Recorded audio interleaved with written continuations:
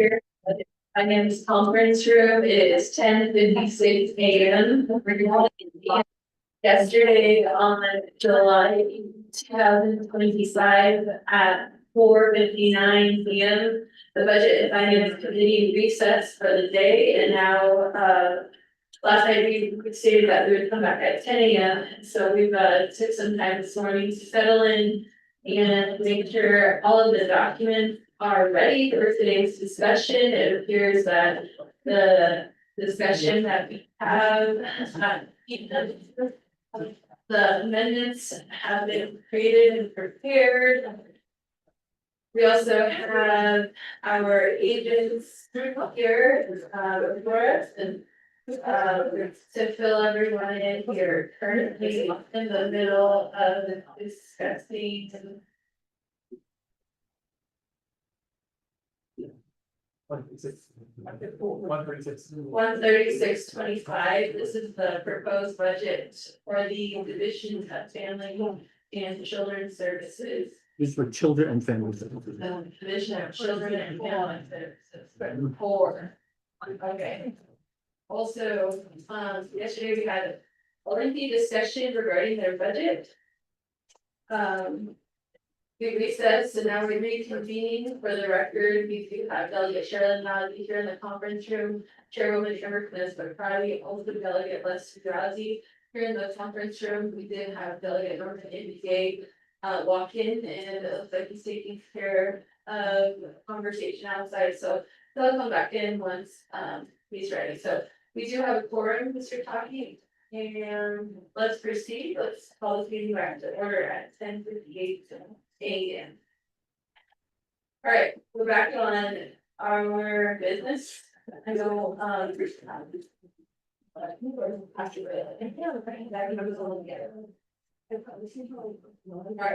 so we're on 15625, this legislation is co-sponsored by Honorable Dr. Amy Nez, and to have our agents here.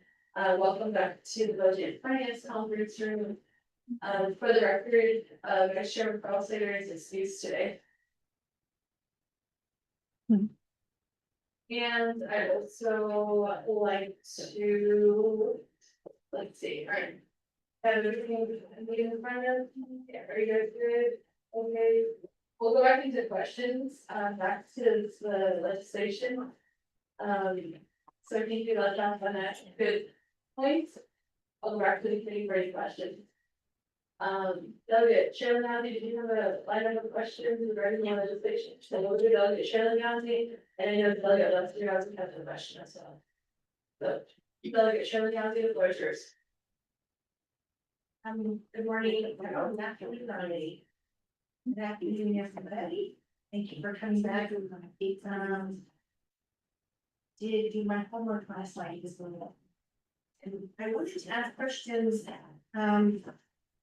We at Budget and Finance have received a report from HR actually, and it was all on just vacancies. And one of the things that really concerns me is when you do the math and you add up all the vacancy, salary, and all of it, it comes up to $77 million. Right, there's not being used. And I want to know, my questions for you would be, how do you plan to fill your vacancies for 2027? And then how are the service delivery and community programs going to be impacted? Programs impacted by these long-term vacancies, how are they? Because I can see, not just in yours, but in other departments where, you know, a lot of this is services to the community. And it's really the frontline workers that we're not seeing, they're not being hired. I really want to know how you're going to be able to put a plan together to really hire these individuals. I know we just talked about it, but I want to plan now. I want to see something where it says, this is my steps, my goals. I want to see that. And I also want to know if You know, are you using any of the funds for other purposes like travel and consultants or special transactions? Because I know that's the other thing that I saw in another report, the budget, request for transfer, like the budget transfer request from last year. And when you look at those, a lot of those things get moved over in the fourth quarter because of a lot of the vacancies. And well, that's kind of my question. So when I look through your budget, you know, I do see other places where there could have been a potential for like electric, natural gas, water and sewage, those kind of been put into fixed costs. And then. And so some of the, so that's kind of where I'm coming from, and those are gonna be my question for them. Thank you. Alright, thank you, Delegate Sherilyn Yasi, for raising the concerns regarding the vacancy dollars. For those that are listening, this is the priority point of discussion that we have here at the Budget and Finance Committee regarding vacancies. We actually had a discussion yesterday about the Johnson O'Malley program. The Johnson O'Malley program is a federal program. This year, they are asking for 98% of their budget to be from the general fund dollars. So that, if that is anything that's telling of the times that we live in with the federal cuts that are happening at, within Congress right now. So if there are major federal cuts happening to these programs that we're depending on, we really need to reevaluate how we are spending our dollars so that we can stretch it even further. So that programs that do service our communities, that they can, that they're afforded the opportunity to utilize these dollars as well. So that's just an example, and on the same points that Delegate Sherman was raising. Before we go back to our sponsor and our presenters today, I'll go to Delegate Lester. I would ask you to run a question. I think that she can also, even if you like something, today you know, for the years on the about, again, your reasons. Those are like this, I would like to have a question regarding business unit number. Everyone that 022, which is the general request for sorry. So under public code 7310 contingency with the losses. There's a flat debt write off of 50,000. So I just wanted to give a little clarification regarding that. And then secondly is bank business unit number 11022, excuse me, 117022. Under capital outlay, there is a request allocation of $130,000 for sailing approved field office for field offices. And it looks like the scope of work, you know, includes floor relabeling, roofing. It sounds like this could be some major work, so I don't know if this is minor maintenance or operations. After repairs would be sufficient enough to be sort of repairs that would be necessary. But there need major repairs. Lastly, I just wanted to extend an appreciation to another line items, which is the tuition assistance for your study with your student or students or like that. Action of all for basic of all SK minded issues and I think you might care.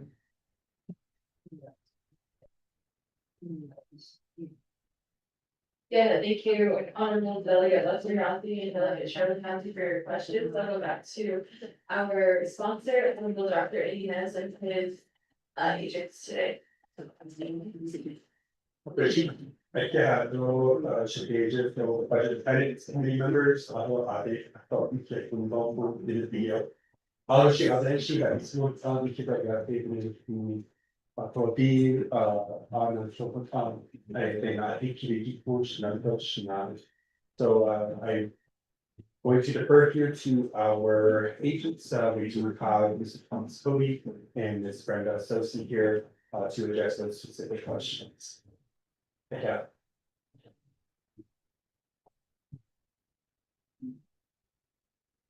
的budget finance committee，的星期三也是一趟会，真是出来那个是那可能是的话就是呢，delegate not committee. We do have a plan. Our plan is that we're going to do salary increases for our division.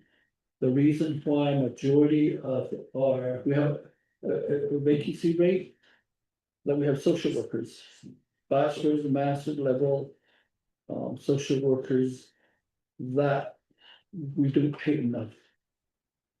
It's not enough for a individual to move from Phoenix, Albuquerque to the Navajo Nation to become one of our social workers because we don't pay enough. So in the last year, we've been working on setting up a salary adjustments for all our employees within the division of children and family for children and family services. So that's our plan. We have it written, we have two of the programs have already passed the point where it's just the automation forms already done. So that's childcare and development and disability all text. Those are the two programs that are ready to get by Rashita's approval, Ms. Tali's approval, they can get the salary adjustments next pay period, whenever she does that. That's what we've been working on. And the childcare, we also cannot open our childcare centers because our salaries are so low. Head Start, we lose a lot of our employees to Head Start. And then the new employees that come in, we're losing them, we're a training ground for Indian Health Services, BIA, the local border towns, because they pay much higher than the Navajo Nation does. So we really have we have a plan to address that issue. And then the other one is the special transaction. And that's the budget that we have for 94,000. Or 125, and that's basically a lot of we went through an electronic case management system. So effective July 1st, we went paperless. So every single case that comes into the Navajo Nation, every single application that comes to the Navajo Nation is all done electronically. And this is just to meet the OOCs and also DPM's financial, and then also the human resource system that we're putting in place. So we want to make sure that we interface with those two. So we went paperless, and we all know that running an electronic case management system of the size for the whole Navajo Nation costs money. And that's where our special transaction is. The other piece is our Dene action plan. We're redoing, and that's part of the Dene action plan budgets that we're hopefully hopefully that we're working on. That's where that comes from. The other piece is our children's code, our estimate that has money and other code revisions that we're working on. So that's a lot of those that comes out of those special transactions.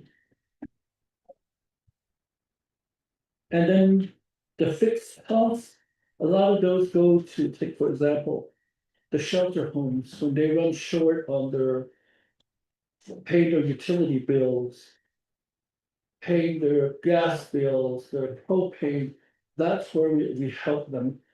And that's part of the money that we have available. And the nursing homes, the shelter homes that we have, that's where a lot of those monies are spent. Let's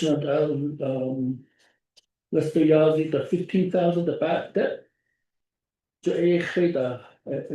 And it's really rare that this happens, but when somebody is disciplined they are released from their duties and they file grievance. And then they win, and that's when we pay them out if we have to. But it's rare, but we have to be, the contingency plan is in addition to the one that DOJ has. Capital improvement, those are just minor repairs, just like replacing the floors, patching one of the roofs that, general services cannot get to. Take for example, fixing a swamp cooler, that's the money that we're using. The other piece is also leveling, a lot of our buildings are shifting. So that's where we're leveling, and we're gonna do contract with those. And, like right now in Ganado, we're gonna redo the whole floor, the ceiling, the inside, its interior, repaint that. That's what we're doing. And then the fencing, when we go to Ganado, the exterior, the boundary fence is so high, but the gates are only 4 feet high. So it defeats the purpose of having this high gate when they can just jump over the main gate. So and the scholarship, thank you. I think we have a lot of students to earn the bachelor's or their master's degree in the hopes that they'll come back. But I think they'll come back if we can get our salary adjustments higher than what we have right now. Jenna,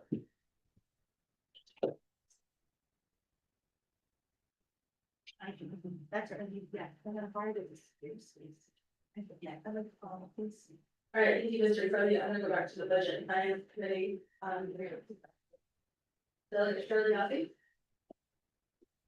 And thank you for your answers. So some of the other findings for your department, the children and family services. According to the department we received, there's 264 vacancies. That totals to 8.76 million. And I want to, you said you have a plan, but I want to see a document. And in your document, there should show your intent, the timeline, is how you're gonna hold yourself accountable. So you should have efficient inventory, your service impact statement, the filling timeline, the barriers to hiring, it should include staff strategy, a budget use plan for your vacancy savings, and a point of contact. It should also have, the priority of who's gonna be, how you're gonna hire those individuals first. Like I said, frontline workers are the ones that I feel, and when I just look at the budget, or look at this, report, those are the ones that are not getting hired, as you kind of stated as well, in terms of social workers and directly see those clients, but in other departments, those could be like the senior central cooks and the drivers. They're not being hired, and I want to see an actual document that shows me how you're gonna follow through. So that's my ask. Thank you. Thank you, Delegate Shirley Duffy, Mr. Taki. We, just collect that information for our notes, so there's a request from the committee to get a study memorandum regarding the policy plan and further elaboration on the impact of the of the unutilized dollars of this town. So Delegate Shirley Duffy, are there any other requests or questions you have at this time? Yeah. All right, we'll go back to the Delegate Shirley Duffy follow-up session. I do see Chairman Eugene Charles here, so welcome to Eugene Charles here for being here today. To Delegate Shirley Duffy.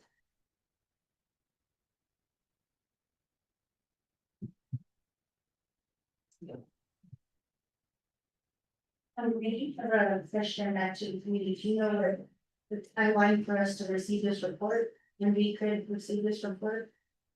As it would go, I would like to know, before we do our big comprehensive budget, how that plays into, what they're asking of us as well. And about it. How much time would you need to be able to get that document? child and family services, I guess that should go back to. Mr. Cody. Okay, I'm trying to, yeah, think about the challenge, I'm trying to think about how. I feel like that is a very simple language you go about this, typically you delegate, which is amend your budget, take your vacancy money. I'll kick it back to you to respond back to, Delegate Shirley Housing, response to the agents. Yes, so thank you, Chairman Parrish, I don't feel she know that, but not the community. So, we also hosted a work session where we heard as an oversight in the health education group service committee.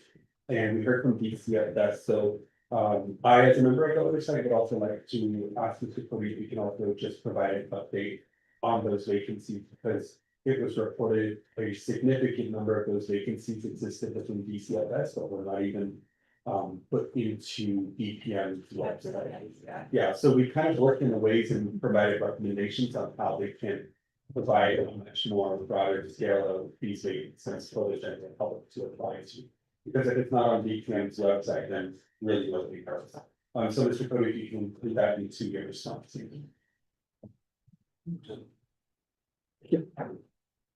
Yes, yes, and although, about showing out the question.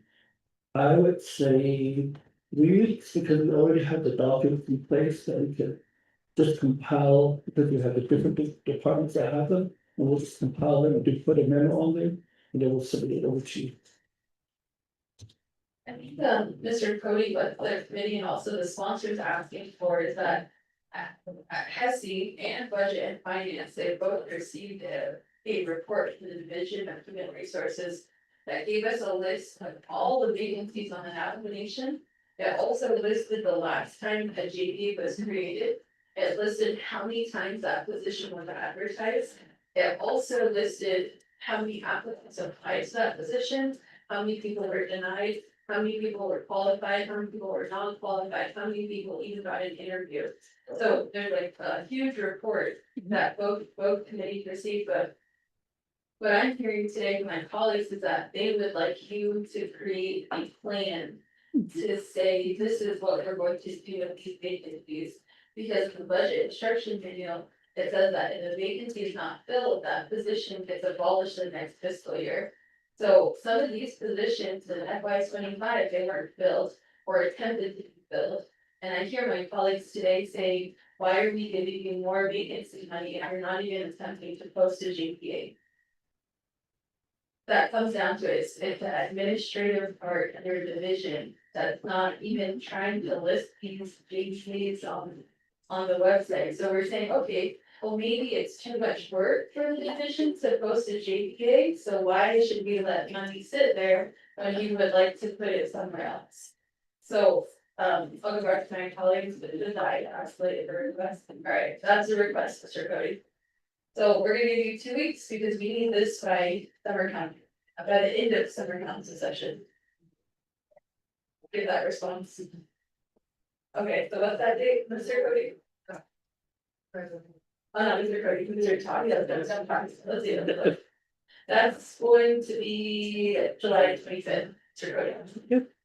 All right, July 25th, Mr. Todd. To get our from the division, and then we'll share it with them as well. All right, we'll move to the committee, anyone else have any questions? We'll go to Chairman Amber, Councilor Craig.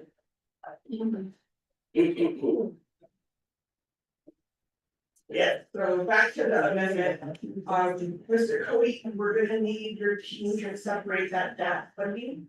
It cannot go into your general funds.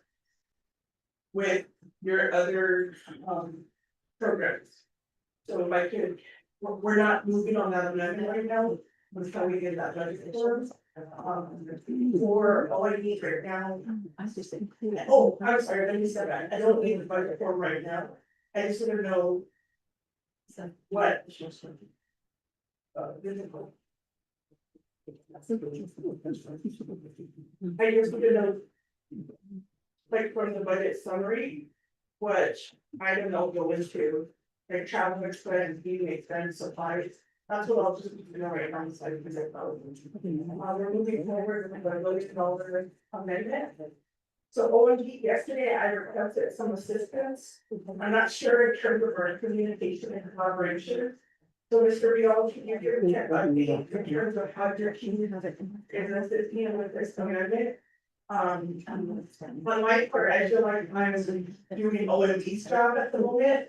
I'm getting the budget forms from the Department of Public Safety. I've asked for guidance on how OMD recommends the amendment. And I'm just getting links there, Chair, so I'm trying to do my best to rectify the situation. But in looking at the misnomer agreement, they put 11 vacant positions.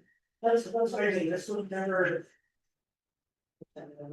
So I need to know if OMB had a conversation with the Division of Public Safety. And if they have recommendations on where to pull the money, or else I just have to start pulling the money from either vacancies. The equipment, they wanted, they were requesting like 10 and police vehicles. They wanted 14 or 11 in positions. And so that's the only information I need right now, Chair. Because I don't even know if they know the impact. Like, I don't know if OMB has notified the program that they need to modify their budget. So if I could get that clarification, that would be helpful. And right now, nobody from OMB is helping with this amendment. Thank you. I thank you, Honorable Brady, for the request. Go over to Mr. Vial for updates on the conversation we had yesterday regarding the amendment to the legislation. Mr. Vial. Thank you, Chair. The members of the committee. ECFS. Delegateness and others that are on you skills. Part of our doing OMB, as was brought up this, we were not aware that it was the intention of the budget and finance committee when they set aside the $5 million, that it was going to go to a number of other entities that is yet unknown. At this point, it's still unknown. What we did is we go by the VIM resolution, and all it says is, police department, missing murder, indigenous persons, project. By him. And speaking of, and furthermore, the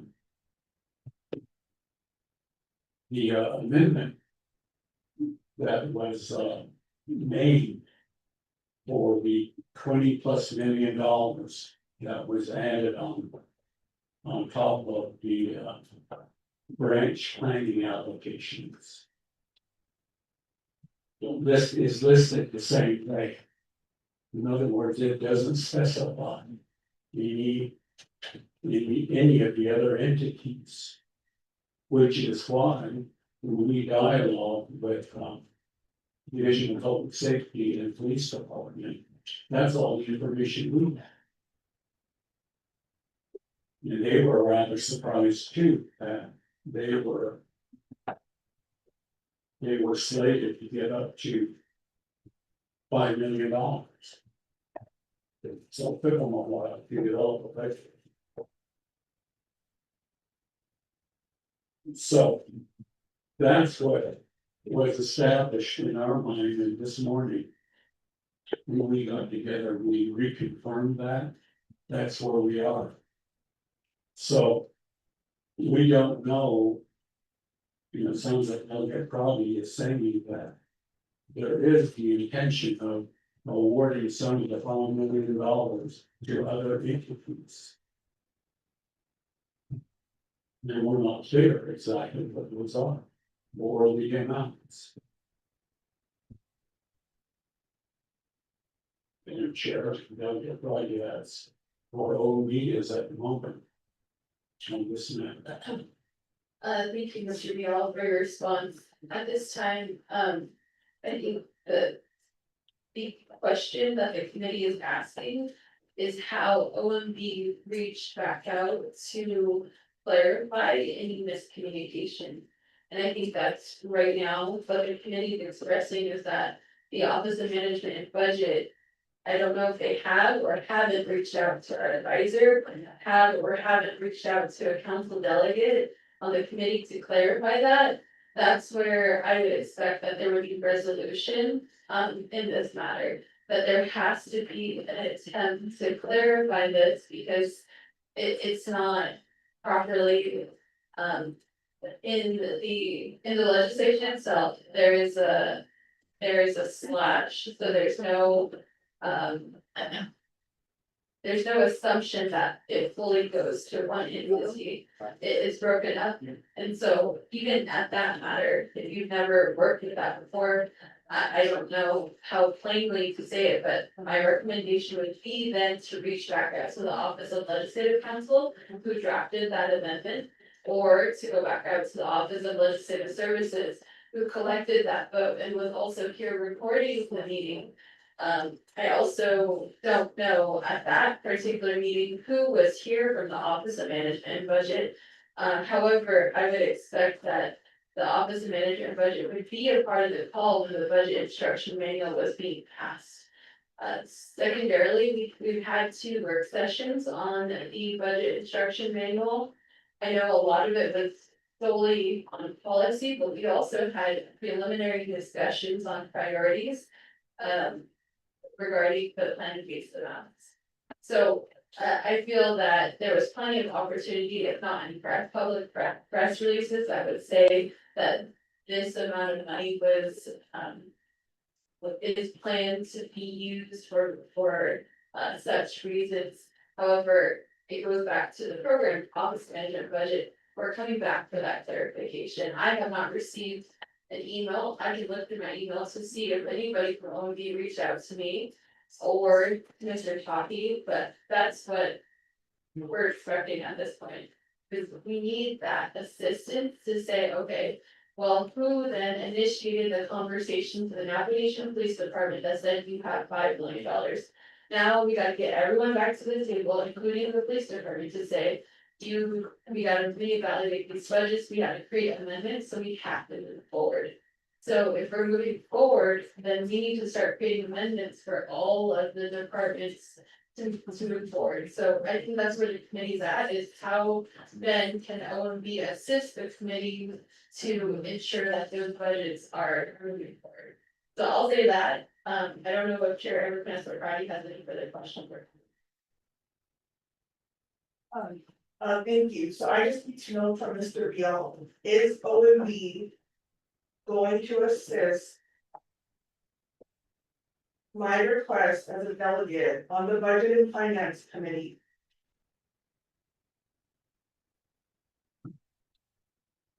to fix a mistake that originated from your office? I just need to know if you're gonna help me fix the issue, or I would just wanna know who your supervisor is. So that I can work with them and get this issue addressed. Because we're talking about a 20 million plus issue. Now we have no idea how OMB. From your comments, that OMB doesn't know how this money was supposed to be allocated. It's a failure. No communication. I've met with Navajo Nation Police Department, Chief Silversmith, the Navajo Nation Criminal Investigator, Malcolm. And we were all aware of the request. So when OMB took it upon yourself to have that conversation and they were surprised, that should have been a red flag. I don't allocate funding based on the surprises. I have all of my receipts here on my emails. I have receipts that I emailed Division for family, for children and family services. Back in May, I have emails that I emailed the Department of Health, back in May on their allocation.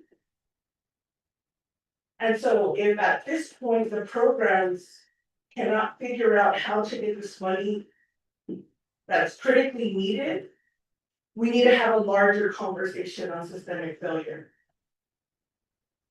So I didn't hear from Mr. Vidal how OMB is going to assist.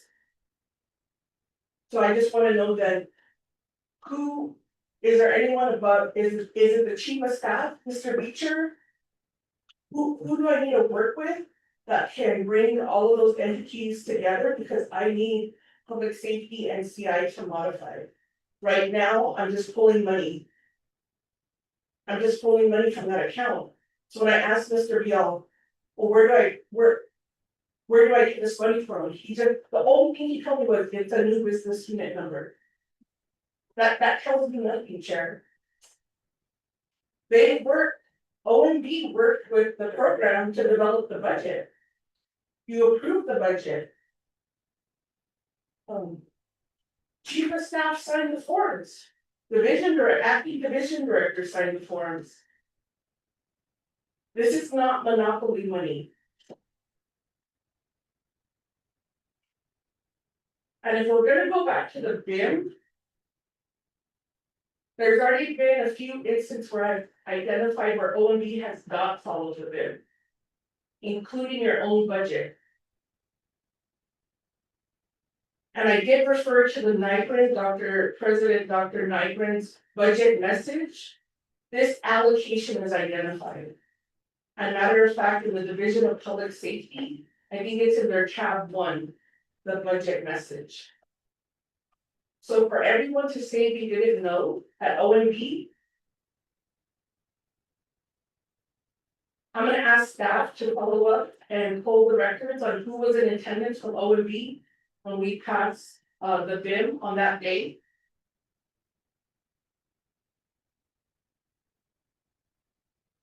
Because either it's a breakdown of communication or a downright refusal.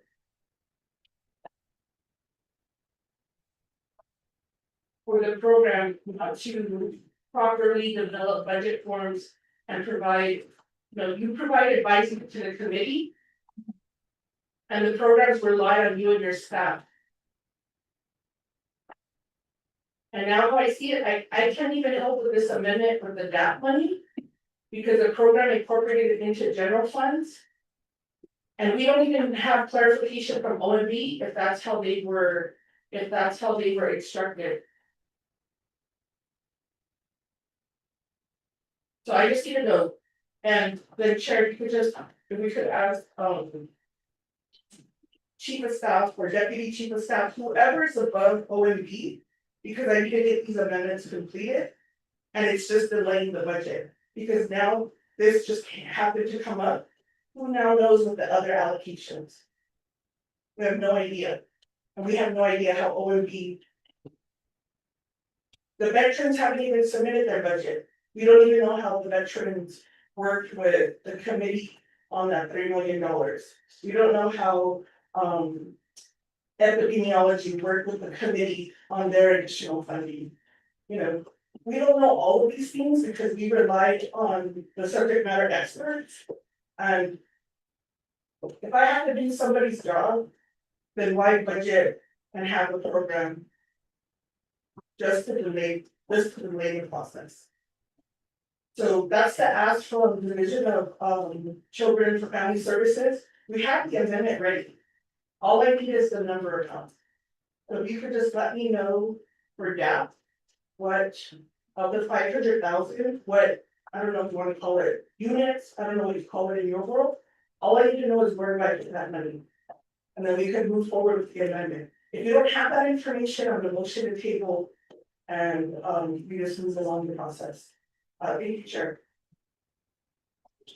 And you said about investigation. And money that this is being established is being based.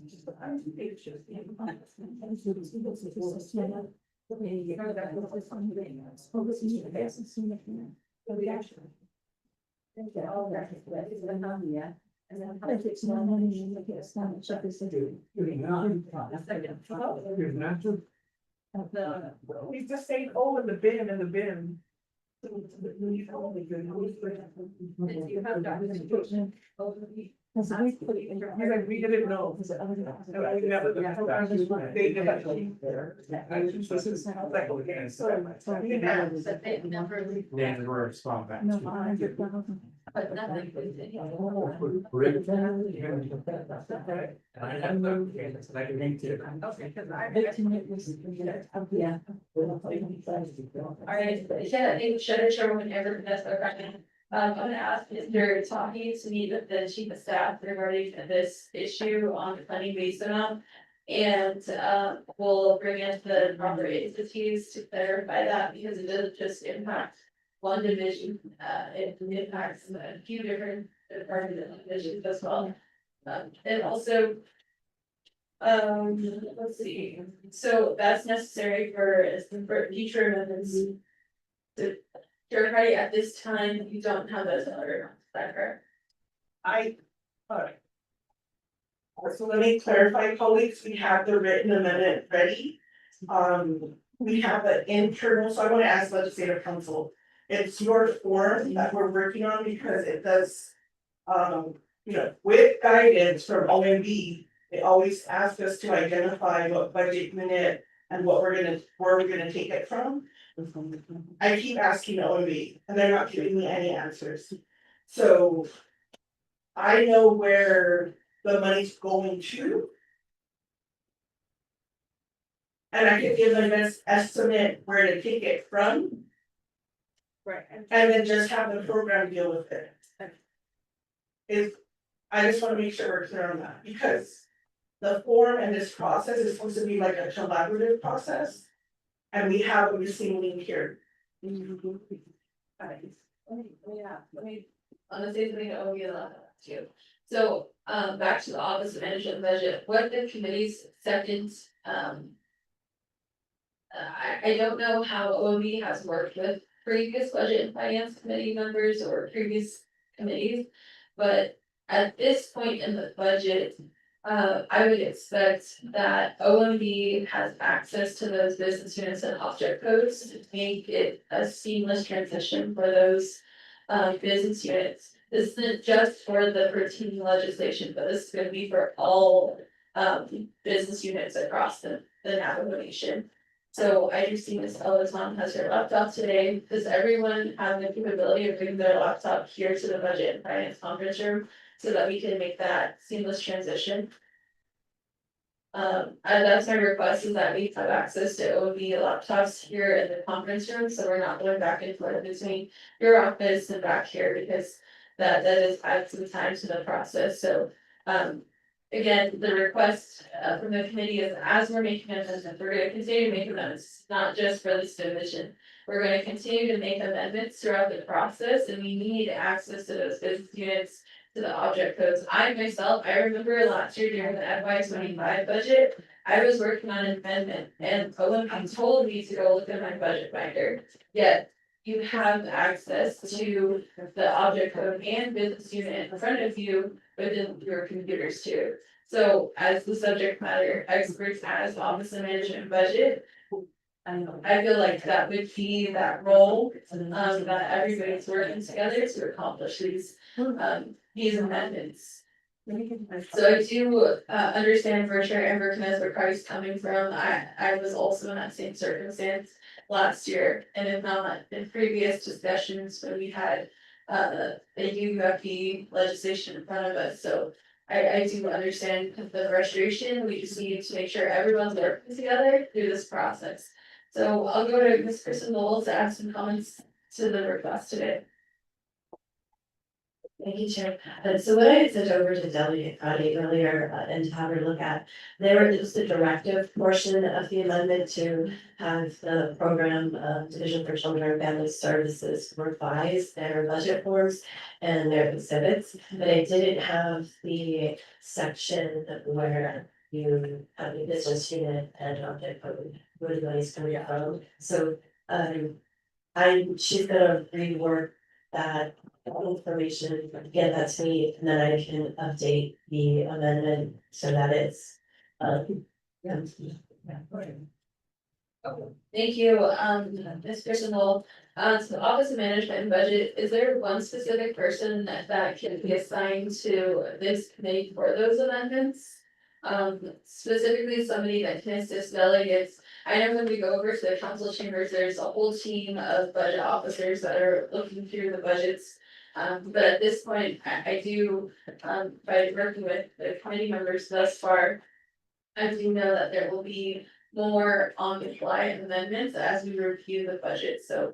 Maybe Mr. Bial or Ms. Tom, if you could add to how OMB is going to add a designated person for those amendments. Mr. Bial?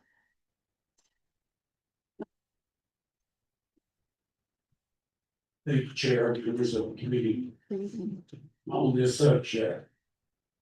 We have, one visit we could be Ms. Tom. She is the budget officer. So she's the supervisor of the budget section. And the various budget analysts that appear before you. And she can be assisted as needed by our systems person, Peter Resource. Can also be available as needed to assist with this project. But just, if I can say a little bit more. Thank you, Chair. In answer to Delegate Grody's question to OEB, is are we gonna help? Yes, we're available to help. That's why we're here. Yeah. But we still don't know, the three of us sitting over here, we don't know the designated entities and the amounts that are supposed to get a part of the line of. And as soon as we know that, then we can help. Okay. You have that information. That 5 county. Yeah. I think, no, we never sent it out to the, I think she sees it. Alright. Okay, great, so we have an established team here that's gonna help with continuous amendments. Ms. Albaton and Ms. Erie Sosi, and then if you could just let us know if that's going, I anticipate that we're gonna meet every day until next Friday, so I know we're gonna get through a lot of legislation, but if anybody swaps out in that time, you just let Mr. Rodney talk, you know. Okay, so to get that information to OMB, I know Chair Friday is working on that amendment, I believe with some of the speaker staff out there. So moving forward, we'll identify our OMB staff that's gonna work with us on amendments, and then Mr. Tony is looking for that information that you're requesting, Mr. Biel. We'll get that over to you, if that hasn't already been shared. Okay, back to the committee at this time, I feel that we're gonna continue to proceed as that amendment is continuing, Mr. Tony. Madam Chairman of the Budget Finance Committee, the Delegate Friday did mention that if we can indicate the date and the time and who was all present. As this amendment did occur, we did share information that was required, so if you want me to let the Budget Finance Committee members know, as well, the audience can provide information now. Wait, so she comes back. Alright, okay, right, 2. 1, okay. Chair Friday, I think Mr. Tony has some updated information for you. The Delegate Friday members of the Budget Finance Committee, when the Budget Finance Committee considered the ban on April 24th, 2025, it was considered at 1 p.m. at a special meeting here in Windsor Rock for resolution number BFAP 21-25. And present from the Office of Management and Budgets are Abel Tom, as well as Dominic Bial and Annette Francisco, who was present from Office of Management and Budget. And online was OMB staff. Okay, yes. Well, there was a political American party at one time called the No. Chair Friday, for the record, I will stepped out, Ms. Albaton and Ms. Erie Sosi have been assigned to the committee for the duration of our agenda for any further amendments that need to proceed with. Speaker staff is finishing the second one. Ms. Gal, I'm sorry, off the record. Can we move forward with one amendment or you want me to go on? I don't need both forms right at the minute, I can do it separately, if that's how you wanna do it, I just need a few minutes to put this into the format. I don't need 10 minutes. Okay, Shannon James just walked in, Ed. Oh, and then we also have speaker set here, good morning. Or good afternoon.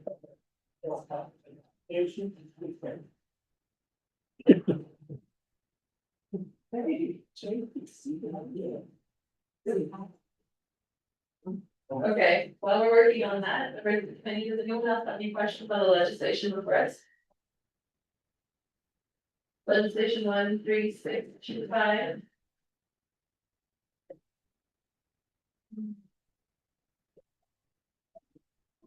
Hearing no further questions, I'm time, let's leave it 2 minutes. All right, let's recess for 10 minutes as well. 10 minutes, we'll recess for 10 minutes and come back. So it gives you time to run over to Starbucks, come with your fast. And you know, it's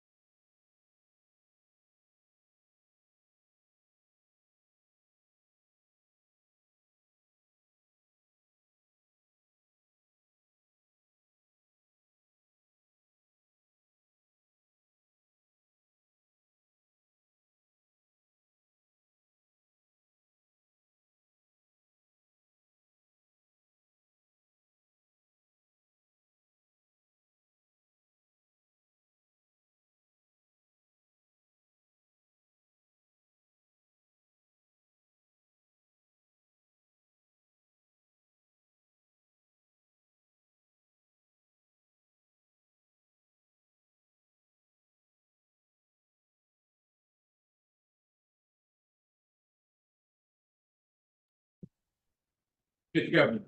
All right, good afternoon, everyone. Thank you for your patience. It is 12:15 p.m. We will reconvene the Budget Finance Committee meeting.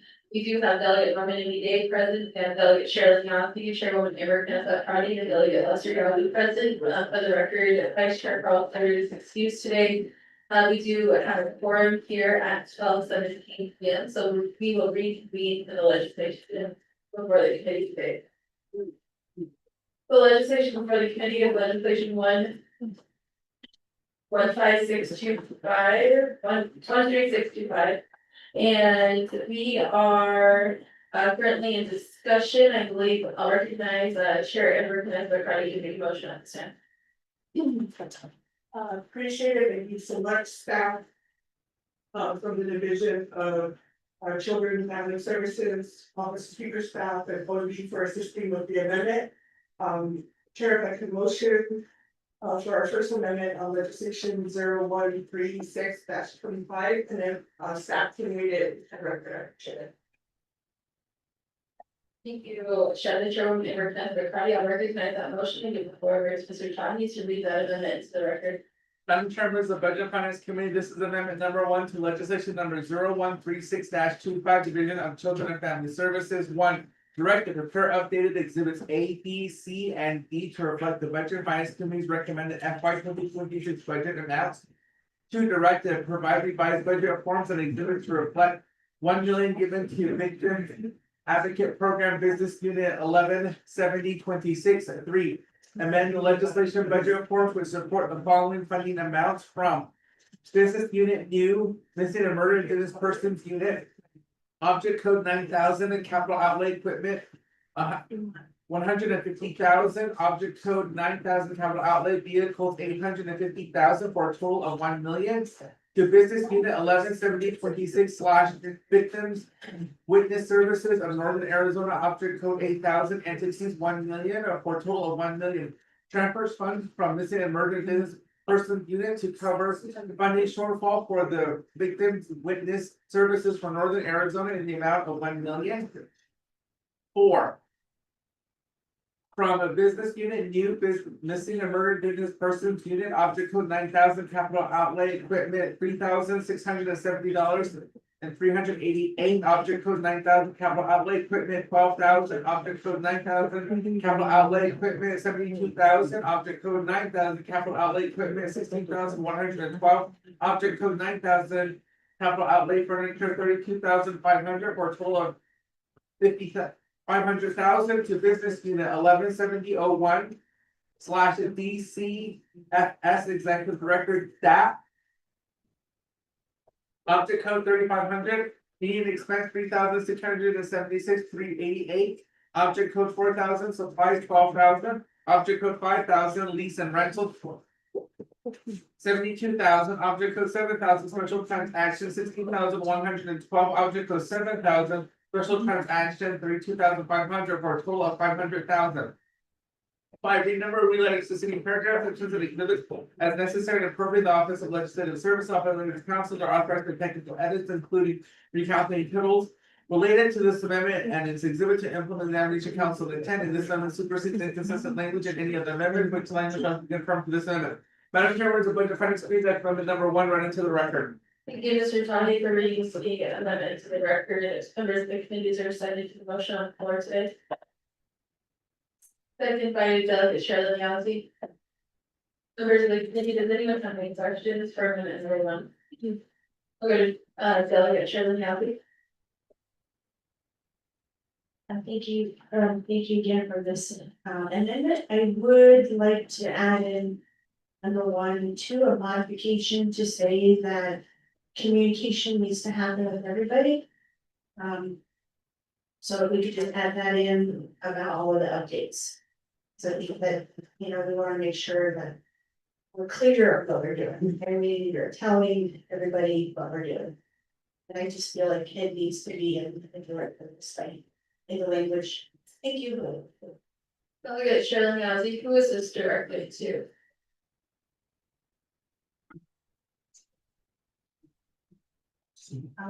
It would be to. Okay, so preparing the exhibits would be, Children and Family Services to the Budget Finance, and if you're needing help with OMB, make sure that they understand. So I think we were assigned an individual. So those three need to be included. And then in number two, same thing with the budget forms and the exhibits. They also need to make sure they're talking with the victim advocate program. All of those four need to be communicating with one another. I think you know, Carolyn, now I'll go back to Mr. Taki. Members of the Budget and Finance Committee to answer. Delegate Shelley Nazi's question, it is in the legislation in 0136-25, section 5 under the directive. Under A, it says the Office of Legislative Service of attach exhibit G, the Health Education and Human Services Committee's committee report that reflects all amendments made to this actions, exhibits, and budget findings and documents that are approved by the Health Education and Human Services Committee. And that serve as the Health Education and Human Services Committee's recommendation to the Budget Finance Committee. B, the Office of Legislative Services shall attach exhibit H to the Budget Finance Committee's committee report that reflects all amendments to this action, exhibits, and the budget findings that are approved by BFC. Thank you, Mr. Ty, for raising that. The Shirley, I believe the legislation was crafted, if you said. Sure. All right, thank you, Delegate Shirley. All right, does anyone else have any questions on amendment number one? Hearing none at this time, we'll go to roll call vote on amendment number one for legislation 013625. Delegate Norman Begay, how do you vote? Green. Delegate Norman Begay votes green. Delegate Shirley Nazi, how do you vote? Green. Delegate Shirley Nazi votes green. Chairwoman Jennifer Vanessa Cardi, how do you vote? Thank you. Chairwoman Vanessa Cardi votes green, and Delegate Lester Yasi, how do you vote? And Chairman Wilkie. Delegate Lester Yasi votes green. We have 4 members voting in the affirmative, 0 opposed, 1 member excused, myself not voting. The motion carries on amendment number 1. Members of the committee, are there any questions for the legislation 13625? All right, hearing no further questions from the committee, I will go to roll call vote on the main motion. Delegate Norman Begay, how do you vote? Green.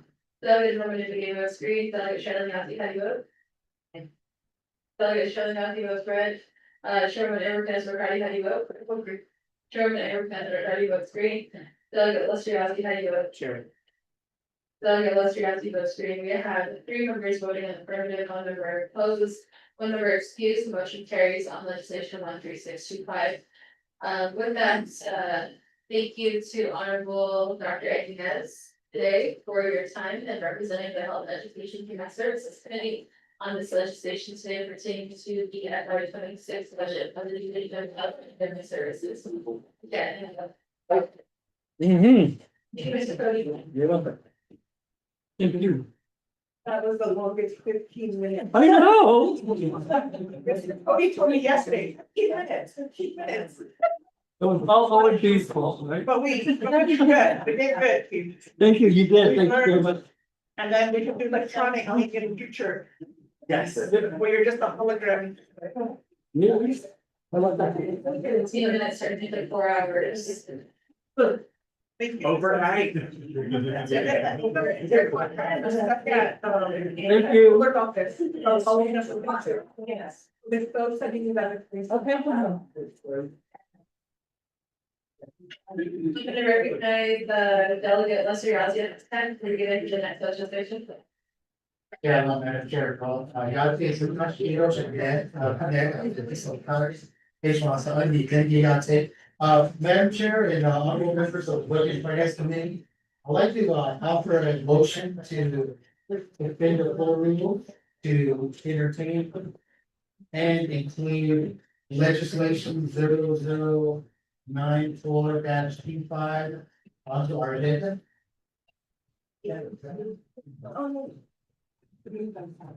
Okay, thank you, delegates. Lester Yazzie, legislation. Madam Chair, that would be legislation 0094-25. All right, thank you, delegate Lester Yazzie, members of the committee. Is there a second to this motion at this time?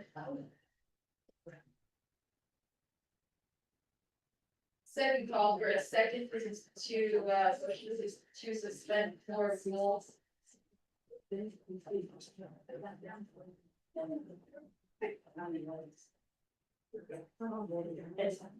call for a second on the motion.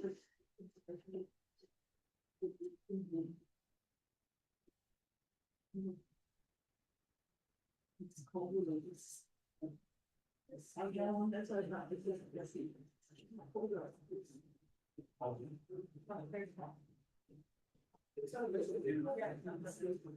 right, thank you. At this time, I do not see any hands raised for a second to this motion. So with that, I'd like us reality, we're gonna move on to our next legislation. So thank you for offering that motion at this time. All right, our next legislation is legislation 13725. The legislation pertains to the FY 26 Navigation Department of Health budget. The sponsor is Honorable Vince James, co-sponsors Honorable Delegate Flynn SBA, Honorable Dr. Anez, Honorable George Schultz, and Honorable Curtis Yamamoto. Who is sponsored? Oh, okay. Honorable Dr. Anez is gonna sit in for Hesse today. And we do have the agents here this afternoon, who is our active division director and her staff today. Office of Management and Budget here, you got Miss Nez here, and everyone's sitting set up, this is the office still here. Okay. Let's give the floor over to the Office of Management and Budget to begin. Or, okay, let me go back to how it was. All right, we're gonna start with the reading of the title, and then we'll do the motion in a second, and then go to OP. Mr. Toppy? Madam Chairman of the Budget and Finance Committee, you have legislation summary tracking number 0137-25 title. The resolution and action relating to the Health Education Human Services Committee, the Budget and Finance Committee recommending and approving the fiscal year 2026 budget for the Navigation Department of Health and related matters that to be included in the Navigation FY 2026 comprehensive budget. Budget and Finance Committee has final authority over this legislation, which we read into the record in its entirety. For Navigation Council Rules of Order, Rule 9 legislation has been read into the record. Recorded by electronic voice recording. Thank you, Mr. Toppy, for that also the record members of the committee. Is there a motion to consider this legislation? Is there a motion to consider the legislation? Motion by Chairman Amber Knessman, do we have a second? Second by Delegate Lester Yazzie. Members of the committee. We'll start with the presentation from the Office of Management and Budget. Floor is yours, that would be. Good afternoon, my name is Eileen Ann, Senior Budget Analyst with Office of Management and Budget. I will go ahead and read the budget summary. For now, the Department of Health. We have 5 table of contents, I'll do 2 of them. So the A will cover FY 26 budget summary by fund type. And they list all the business units with program names, and for FY 2025, the general fund budget total was 13,604,911. And then the next column, the indirect cost for FY 25 was $175,341. And then we beginning with the proposed fiscal year 2026 nomination funds under the proposed general fund budget column at the bottom, the total $14,017,297.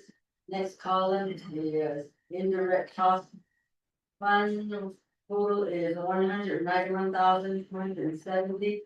And then moving over to external fund cash match. The total is $1,405,232. And then going over to judiciary fund column. The total is $410,370. And then the whole grand total for the program is $16,024,169. Going over to tab B. It covers FY 2025 budget status report as of May 31st, 2025. And then on this one, and this is all the business unit with the program names and the original budget at the bottom total is $12,307,500. The revised budget amount is $21,923,569.49. The actual budget spent is $11,889,253.83. The encumbrance total amount is $271,350.39. Budget available is $9,962,965.22. Percentage spent is 55%.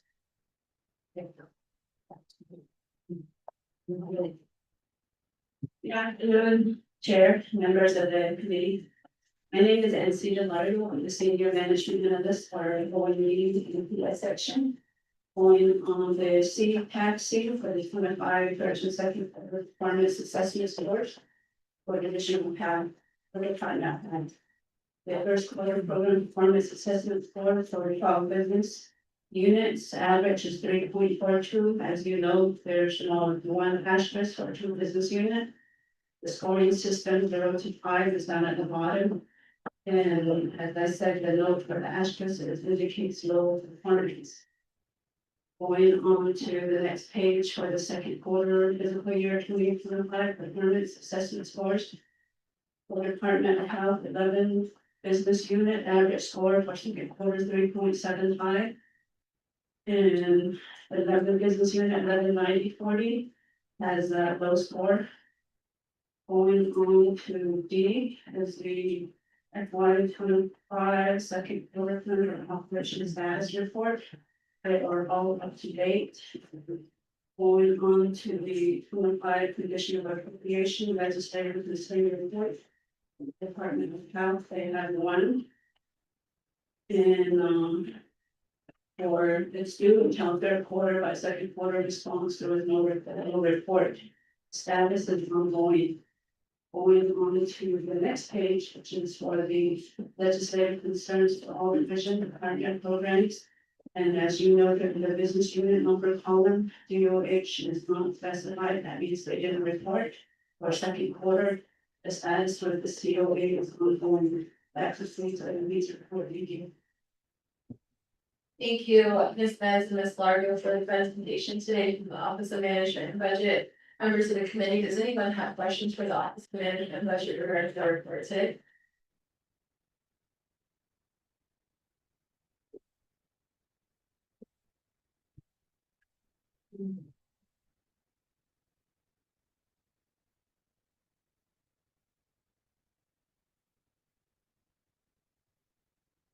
Or Amber, that's the right.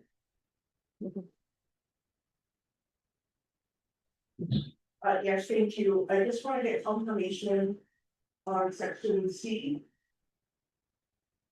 So first quarter performance, since we're a performance measure budget. I want to state for the record that special diabetes program did not submit a report to OMB. And there has been some recommendations. Since our appropriation act does state that budget allocation should be based on the performance measures. We would have to get a better understanding in terms of the funding to go with like a one-time allocation to special diabetes program. Why there was no report, or if it was just like a clerical error that could happen. The committee had also talked about some of the external funding, so that your division may not be, or department have the, any authority. If you come out with a process going to turn in their report, we're gonna look for another process. In the future, so that nonprofit or their community partners. Would have their own distinctions, because. There is an average, I don't really look at the average, I look at program by program. I just wanted to bring that to you, acting director and. Yeah. But then when I look at second quarter, that's why I don't know about the special diabetes program, it's done in the second quarter. So we put it in like special fund, it's fine. But also to echo and actually help that goes to the Utah National Health Systems when they're developing that budget for two. And when they're reporting, because right now they did report that they're failing. So, this is something where we need all programs for any entity that's getting that information funding, they have to comply with the law. So if you have any recommendations, I look forward, I know Dr. Andy myself, Delegate Ghazi and a few other delegates are just saying, how can we create a better, atmosphere for nonprofits to do some of the work. Yeah, those are just, my comments. But I do want to say in terms of the epidemiology. So it's due third quarter, so on our end, third quarter has changed, but OMB is saying that there was no response for second quarter, so help me, I'll wait until and ask the program chair when we start the budget. But I just wanted to support OMB in their quest to make sure that programs are compliant and at least on the record, we're echoing that these are ongoing issues and how the committee can assist and do better. So just right now, I just have those comments. I don't need any feedback from OMB, but I appreciate their recommendations and how to move forward. Thank you. Thank you, Chairman Eric Friday. You just reminded me of something we requested earlier. Mr. Taki did the Office of Management budget, send over those, we had a previous report on legislation where we shared with us that we received documentation from the program. And then, it was for human resources. It was back to the Division of Children and Family Services. Anyways, can you check on that? I'll look back on the notes to go see if there was one OMB report, but they said they received information for a status update. But thank you, Chairman Eric Friday. Members of the committee, is anyone else have any questions for the office manager? Okay, hearing none, it's time again. Thank you, Ms. Naz and Ms. Stark for your presentation today. We'll go on to our sponsor, Honorable Dr. Andy Nez and his agents to begin their presentation on legislation 1375. Gene, if you have Shadeja, Auto, Budget Finance Committee members, staff, and followers who are here, in the conference room is all online. What you see for you then is the budget concerning the Department of Health. You do have the fully division director here with us in Seattle in 13, and others here who are present. So I will allow Ms. Yazzie to present the budget with their full committee. Thank you.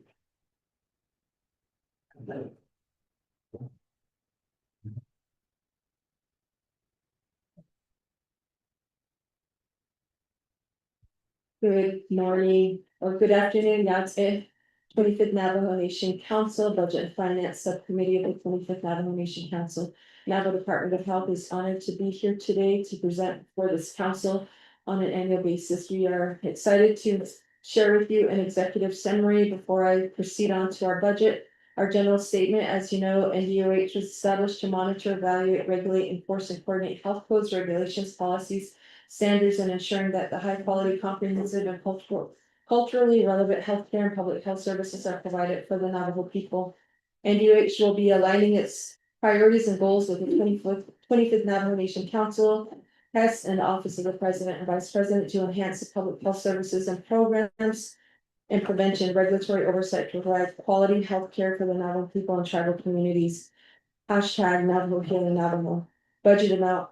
Navajo DOH proposed budget for FY 2026 is $14,017,297, and the unmet needs budget request is $345,208. FY 25 NDOH budget allocation was $12,922,911, and FY 26 there is a slight increase of $1,094,381. $1,094,386. The FY 26 IDC allocation was $191,270, and the FY 26 cash match requested is $441,356. Daltex is requesting $345,208 to support 8 successful essential staff positions with Chinley Agency with 4 drivers, 2 cooks, 1 office specialist, and one accountant. Daltex's Fort Defiance Agency is requesting $512,068, which includes $197,516.39 to fund 5 essential staff. 3 cooks, 2 drivers, and to fully cover current staff fringe benefits and insurance at $299,010.61, not fully funded with the initial allocation. Daltex Crown Point Agency is requesting $482,927 to fund 10 essential position wages, fringe benefits and insurance, and $55,133.61 to fund current staff fringe benefits and insurance, and $7,100 to cover fleet and property insurance for transportation, assets and facilities. Navajo Special Diabetes Project is requesting $2.1 million for One Wellness Center building in Shiprock, New Mexico. This year, our accomplishments is Navajo DOH's Public Health Advisory Notice on the Han February 26, 2025 measles, and NDOH Public Health Advisory Notice, March 7, 2025, public service announcement on measles and hantavirus in newspaper and translated on radio stations in Navajo. NDOH NEC launched its first tribal cancer dashboard. You will see the link there. And in proclamation recognizing June 21st, 2024 as the Navajo Nation Syphilis Awareness Day, and urge citizens to support, reduce, and prevent the spread of sexually transmitted infections and HIV. HES CAP 0425 updated the appointment of HES members as alternate number 1 delegate Chair Vince James and alternate number 2 delegate Dr. Andy Nez to IHS National Budget Formulation Work Group and DSTAT Committee with 638 CEO for WIHCC and TCRHCC as alternate technical advisors. HES CAP 0525 appointing members to the and Human Research Review Board has appointed 6 new appointed members to serve for 3 years, and now NNHRB has a full board, and NDOH plans to hire a research director.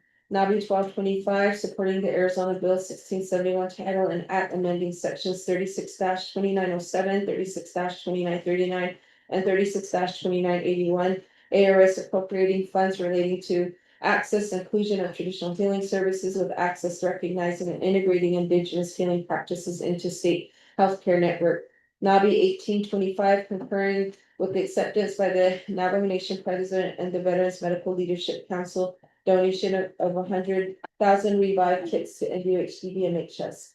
NABI MY 2025 approving and supporting NDOH written comments to USDHHS annual tribal budget consultation with 638 tribal organizations, AISDH 0401 2025 resolution for the issue papers for impacts on the proposed Medicaid cuts on the Navajo Nation.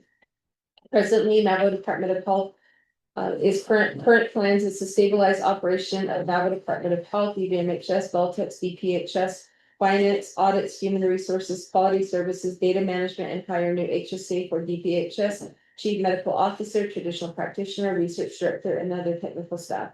Finalize and process the MOU for NDOH programs with TCRHCC, Botaway Gap, NIHS, Pueblo Pintado, and chapters, update NDOH strategic plans and plan of operations to allow manage capital projects for senior centers, wellness center, and treatment centers, and other infrastructure needs for facility operations. Standardized Daltex food menus, activity calendars, training development, delivery services, collaborative efforts, data management, inventory, fleet vehicle and fleet management, cross training, lowering of vacancy rates, hire a consultant to update the senior center facilities assessment, streamline purchasing of food, supplies, and equipment for all senior centers. Daltex submitted an application to P-Card for operational P-Card pending approval, and DOH Daltex will process the bylaws for the senior center advisory council and schedule official elections for each agencies accordingly. Coordinate with New Mexico Healthcare Authority to update and implement the traditional healing approved by CMS for reimbursement for tribes. Conduct a tribal consultation with HES and ACL to update the tri-state agreement of 1979 with Arizona, New Mexico, Utah. For adults. Moving on down to our budgets.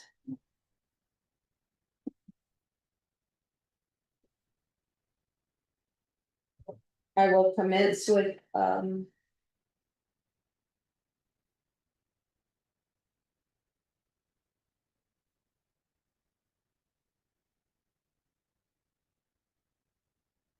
would you like for me to start with tab 8? Thank you, Ms. Yasi. I think at this time, it's okay, you don't need to read lines by line. Okay. Let's go straight into questions. Okay. With programs. Okay, But thank you for the overview. I know I think that was actually clear presentation. Yes, Madam Chair, that concludes our presentation. Yes. All right, thank you guys on for Martinez. I'll go to the committee for and see questions at this time. Chairman, everyone is present. Yes, thank you, Chair, committee members. I want to thank, interim director, Shada for providing, the overview and the impact. I know we'll need to continue to support the district with, the federal changes that are happening. And so this is a snapshot for, general fund at this time. I appreciate that in your, summary, your memo in terms of allocation that you've identified, that you have the division has reverted 3.5 million last fiscal year. But also give me, some deference and compassion to the LTEC program. And so, I'll leave it, the oversight in terms of how to support the division to make sure you're able to draw down those dollars. But what we would want to make sure is that the LTEC program is getting the funding that they needed. They need to sustain themselves. We were able to allocate substantive funding for some major repairs and renovation. I think because of looking at your unmet need request, exhibit E comments. And it states, so let me ask the first one. So exhibit E, before tab 1. So for Chile 8 business needs, 11:30:11. So it says supplement 8 essential staff positions, which include 4 drivers and cooks. 1 accountant, the allocation was not adequate to meet the needs and fund all 8 positions. So I haven't looked through the rest of the binders, I just wanted to see first, are you fully funding all of your current filled positions at 2088 and their fringe and benefits, insurance, but the whole package there. So that'll be my first question.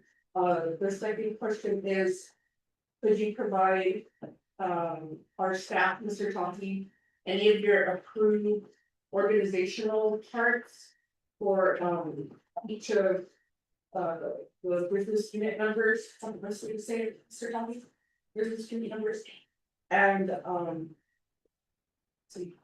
so I asked some questions on the O and B summary. So I want to give you some time for you and your team to look at exhibit E. And then on the next set of questions, we'll be looking at the amendments.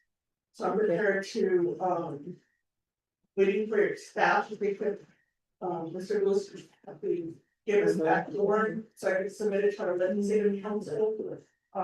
That funding for, Navajo, Utah. Health services, thank you. And then I want to talk about the request yet, to add on to the exhibit E. I want to give you some time to know how to get your staff and everybody together, and then the committee enough time. I really don't want to keep going through the binders. Yeah. So I'm trying to give some trust here, but I'll just review as we're asking questions, but I do want to make sure that filled positions are fully funded, and that there's, we're seeing some interesting changes in how budgets are being put together, but the intent is that, and if you don't know, and you may not know, budget and finance, one of our priorities is to get a 2-year fiscal budget. So we're trying to have a clear understanding for the progress, and like the federal government, like a mandatory budget, right? What do we need? So everybody who's employed, what do we need for utilities, you know, all of these things, we wanna plan it out. So that you're not trying to budget year by year, because that's one of the problems with shortfall, right? You don't know what money you have. And so we're looking at two, of course, we're doing our 5-year capital improvement plan. You know, so there's always the next conversation on what are the needs of not only Deltec with, with equipment and with their brick and mortar, but your other critical programs. And so there's opportunity there to continue to have that dialogue, because the vision from the Department of Health, or I'm sorry, you went from the Division of Health in the 23rd council to the Department of Health, and there was a huge vision for the department to get to the level of like the state Department of Health. So I think that's where we'll rely on the oversight is like how to get in there, because you're gonna need a phase in. We know it's gonna be, you know, navigation, having to look at what can be funded. We're talking about paid study, salary, you know, salary adjustment.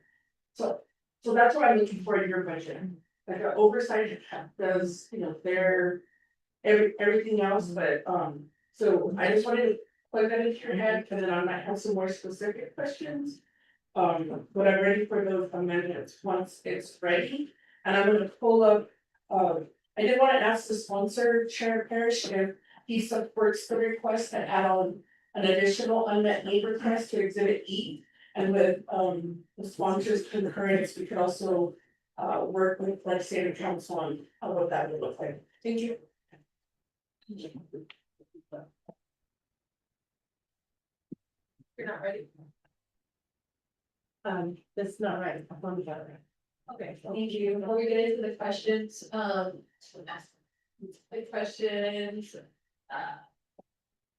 well, excuse me, or Chair Cardi. So Lewis, if you can help, over here on the floor. All right, we're gonna go back to our our co-sponsor on the any guys respond to the questions. Yes, thank you. Shadeja, out of Commissioner, for the comments and questions, so I'll have appointed position director here address those fully funded positions, but also providing an organizational chart as well as their strategic plan when it comes to the statewide agency with Department of Health. And then lastly, I understand that there are updated exhibits E in F. And I think Mr. Lewis is working on those. I'm indicating that because it was referenced regarding the current exhibit E, which you have here, but I'll let Ms. Yagi close on that. Thank you. Well, it's not, I'll fix it.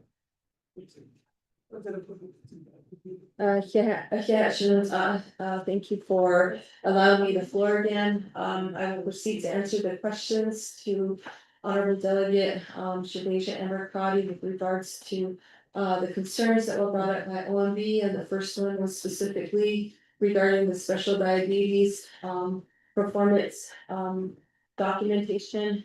We did complete it for that, but let me give you a brief history. For the special diabetes, program budget summary, budget form 2, budget form 1, it was specifically for the modular buildings for Kienta and Shiprock Wellness Center. And so with that, there was confusion with OMB and Navajo Department of Health in getting these documents submitted. Although we had completed them, and as noted, if you look at Q2, special diabetes isn't included in there. When in actuality, it should have been. I think what really threw everyone off was the CR with regards to this budget. So the funding allocation is still there, however, it is only at 50% and will only be covering the Kienta Wellness Center. So special diabetes did still need to get this submitted, so I want to make that clarification with OMB that they need to make sure that they have this on there for Q2 and 3, because Navajo Department of Health was under the impression that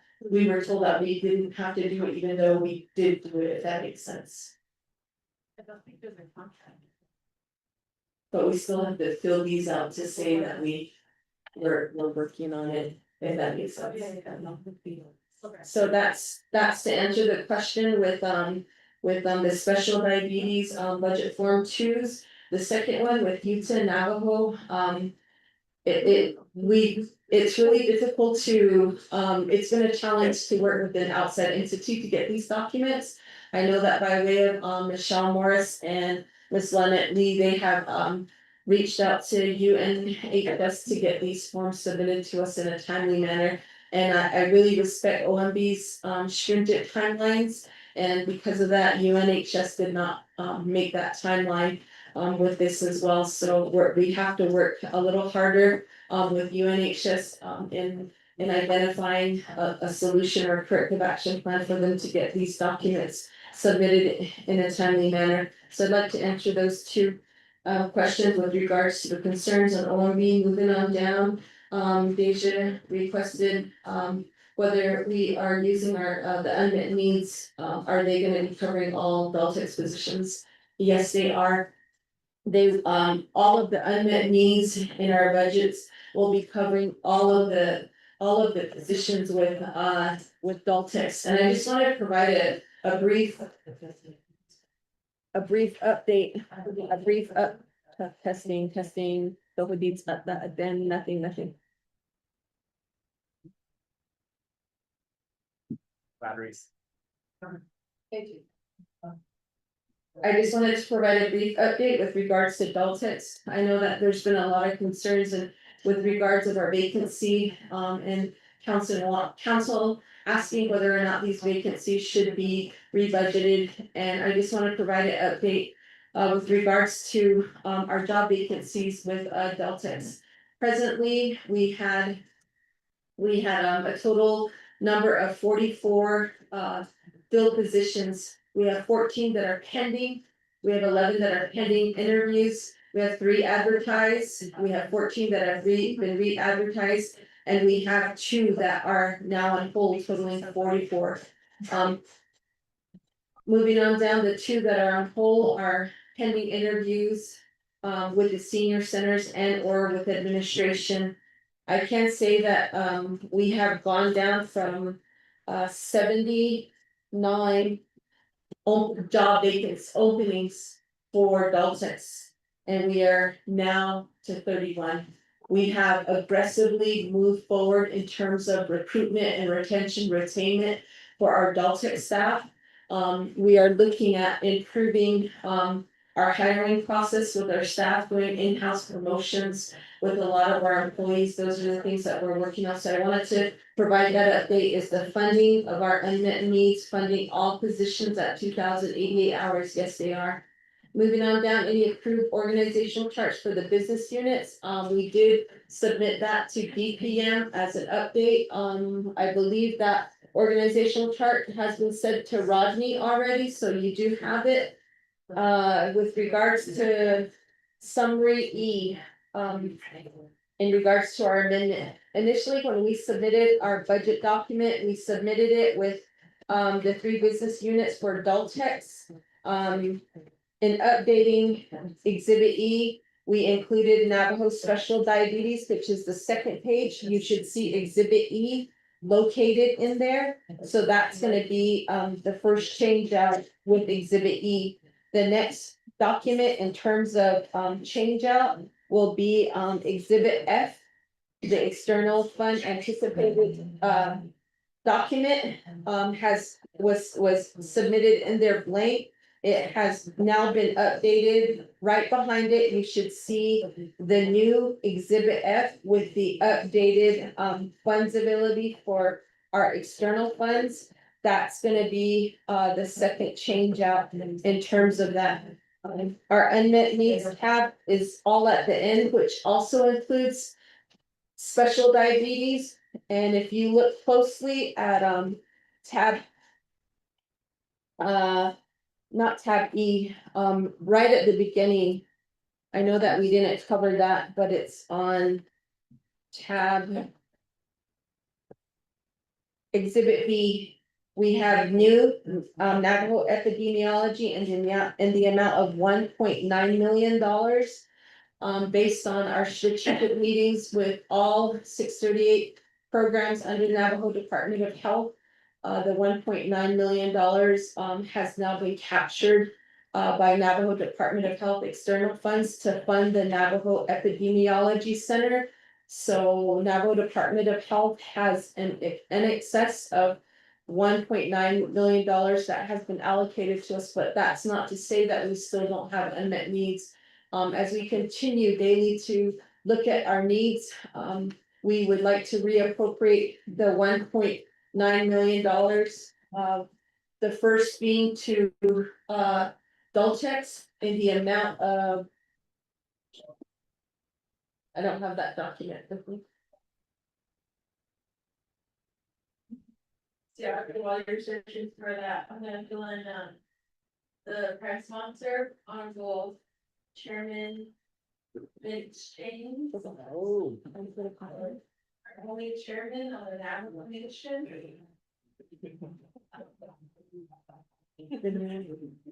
Chairman, so what happened, while you were, took out, is that, the planning based contract was $1.9 million given to epidemiology.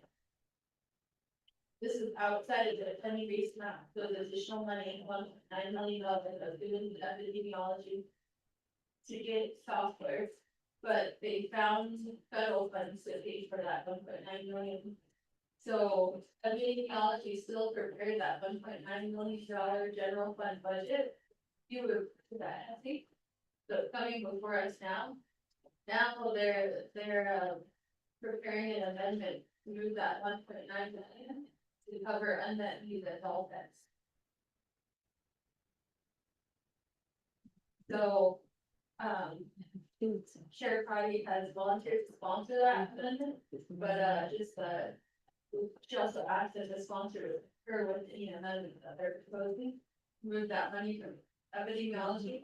That cost is already covered by federal funds, but so it frees up the general funds at 1.9. So they're gonna redistribute it to adults and their other unmet needs in the division. I haven't seen the budget yet, but I think they're almost done with the proposal, so. Kristen set up their Friday, just to really even know what's happening. All right, thank you.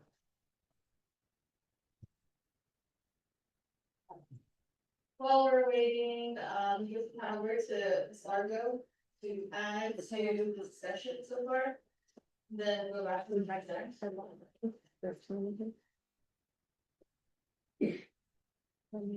Yeah, remember that for the budget formation for the special diabetes program. There has been a memorandum that was sent on December 30th, 2024. For the 20 FY 2024 first quarter the 40 deadline, and the deadline was January 10th. And in that memorandum, there's the second paragraph states that the program performance for that physical year will be used for reporting that specific for the first and second quarters. Those reports will be based on the FY 24 first quarter budget 22 on this criteria. Some will be FY 25 first quarter. That's a memorandum went out and it was emailed from December 30th, that's 4:32.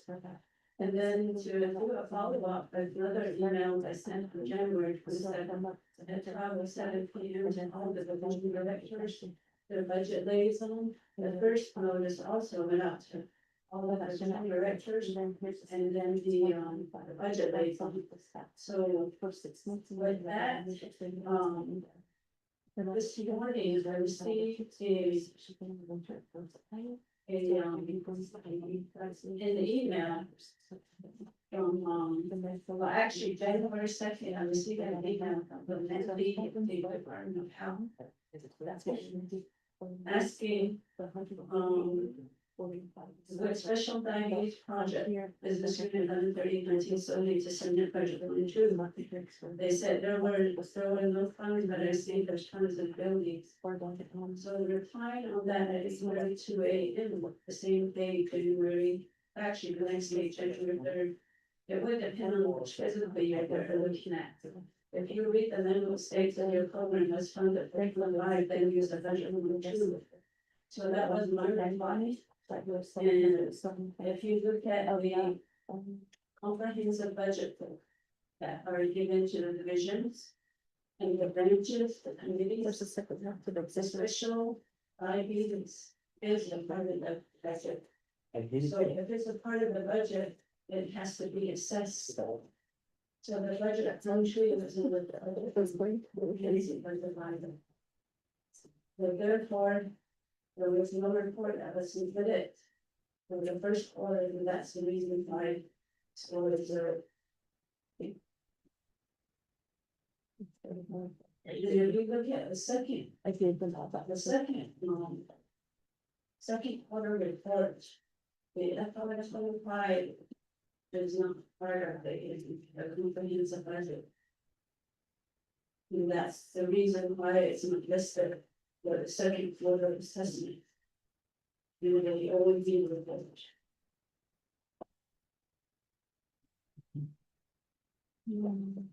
Okay, yes, thank you, Sandra, for that,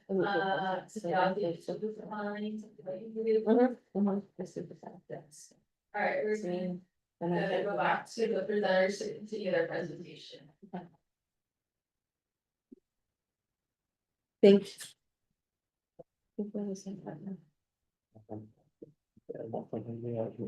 Thank you, my apologies, Chairman Parrish and Chair Parrish, Budget and Finance Chair.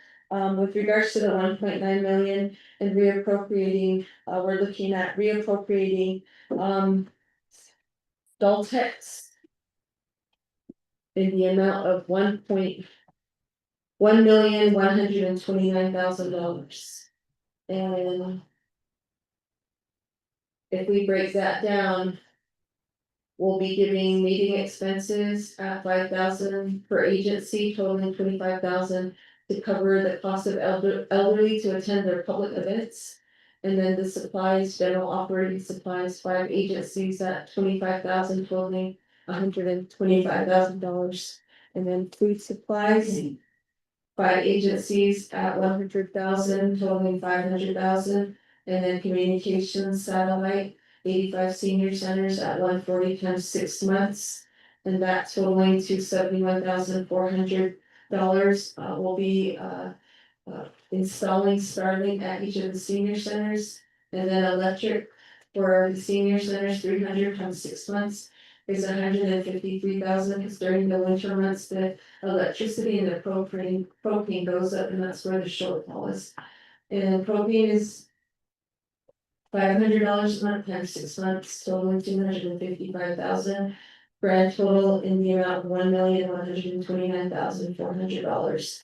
Moving on down, the remainder of the 1.9 million will be going to executive, under special transaction totaling $770,600. And the purpose of this is, right now with, food distribution, they have, about 300,000 that they need to pay in excess, with regards to a matching fund to, USDA from last year.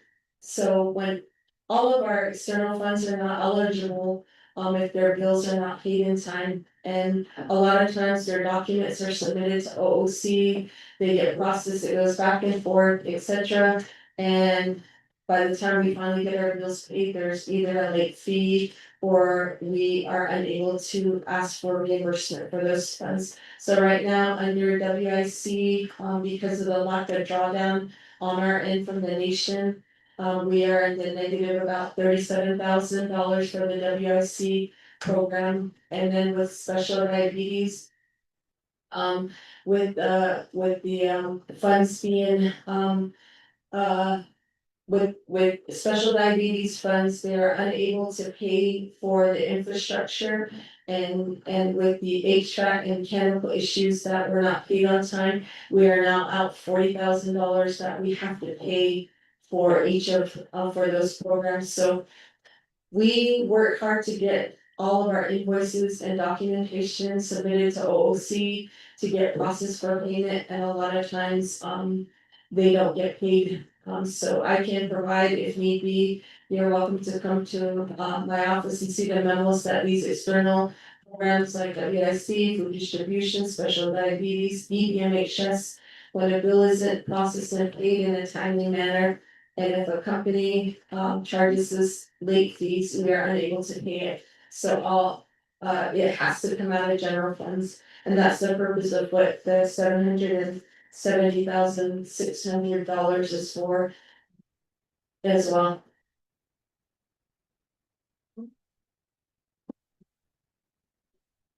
So that concludes the 1.9 million. Thank you, Ms. Ghazi, and, Chairman James, the committee acts if the sponsor concurred or did not concur with the proposed, reallocation of dollars.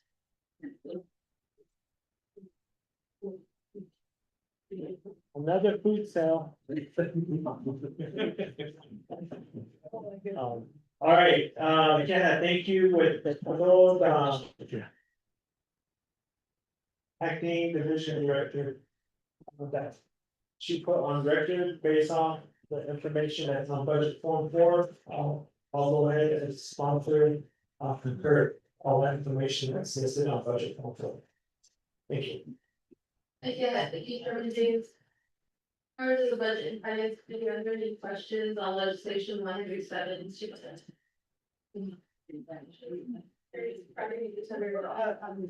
I'm working on that amendment. All right, I'm gonna Shirley Nazi, but let's be honest. All right. Shirley Nazi? Thank you again for this legislation, good afternoon, everybody. I'm gonna ask, I'm gonna bring up similar concerns on vacancies. As maybe I had mentioned before. Human resource had, shared with, budget and finance. Report vacancies, and I'm glad you brought up your numbers, because I'd like to see that in the report, your numbers. But what they had said is in the report, they're showing the vacancies and the positions, they're showing how long they've been open. They showed, if they was advertised, there's anybody that applied for them. And so it's, to me, it's pretty detailed. And when you do the math and you look at the salaries and fringe benefits, there's 5 divisions that have high vacancy counts. Yours is at the top. According to this report. So that comes up to 320 positions at $16.05 million. So that's 20.6% of this total vacancy amount of $77.87 million. So my questions would be, what is your staffing plan to address these unfilled positions in fiscal year 2026? How are service delivery and community programs impacted by these long-term vacancies? And that's really a big concern, because your department provides a lot of services to elders. And then why have certain positions remained open since 2021 or earlier? And are you using any of these funds for other purposes like travel, special transactions, and consultants?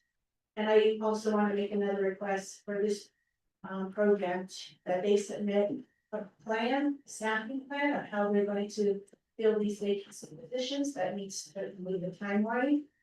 And be very specific, similar to what I asked for the other divisions.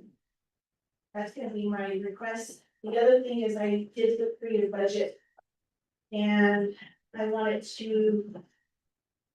On your Navajo Uranium Workers Program, in your budget form too, I just wanna know how come. There's only 3 program performance measures. I noticed in the other programs, they all are filled out, all the way to, so that would be kind of my question. The other one is under the Environment, Health and Protection Program. In your form 3, there is a program supervisor whose hours are at 9:40, and it does say it's cost share with another program. Can you let me know which other program you're cost sharing with?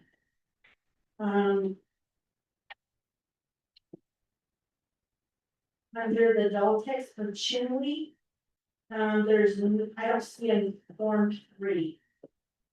That shows your personnel. Under the adult text for Finance Agency, can you go back and look at your type it? There must be a typo because your form 3 shows 46 positions, but when you look at your form, I'm sorry, form 4, your form 5 is showing that there's 48 employees. So you're off by 2 for that. And I don't know if it's gonna impact your budget, your salaries, and your fringe benefits. And then in that same one, the adult things, I'm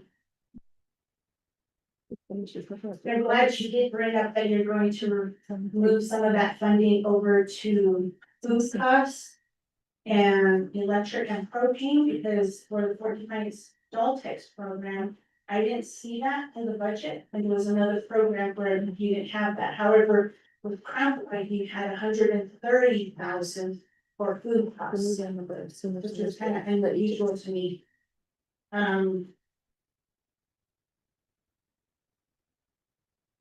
Or no, it was the Tennessee, I'm sorry. Tennessee had 130,000, but there was not any for defiance and another office. Again, can you go back and check your adult text shiprock agency? I think your numbers are off as well, because you have total positions, 46 positions, but in the budget you have 47. And again, I don't know if that's gonna be off on, your budget. The other thing I want to ask questions on is the senior citizen trust fund. My understanding is this is funding for seniors for them to get glasses, dentures, hearing aids.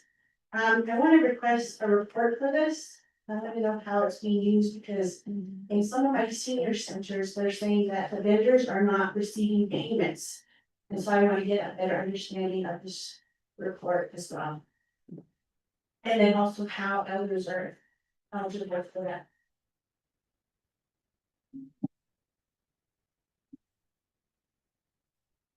Those are gonna be my questions. That maybe we'll start with the question to go back to our sponsor and conditions today.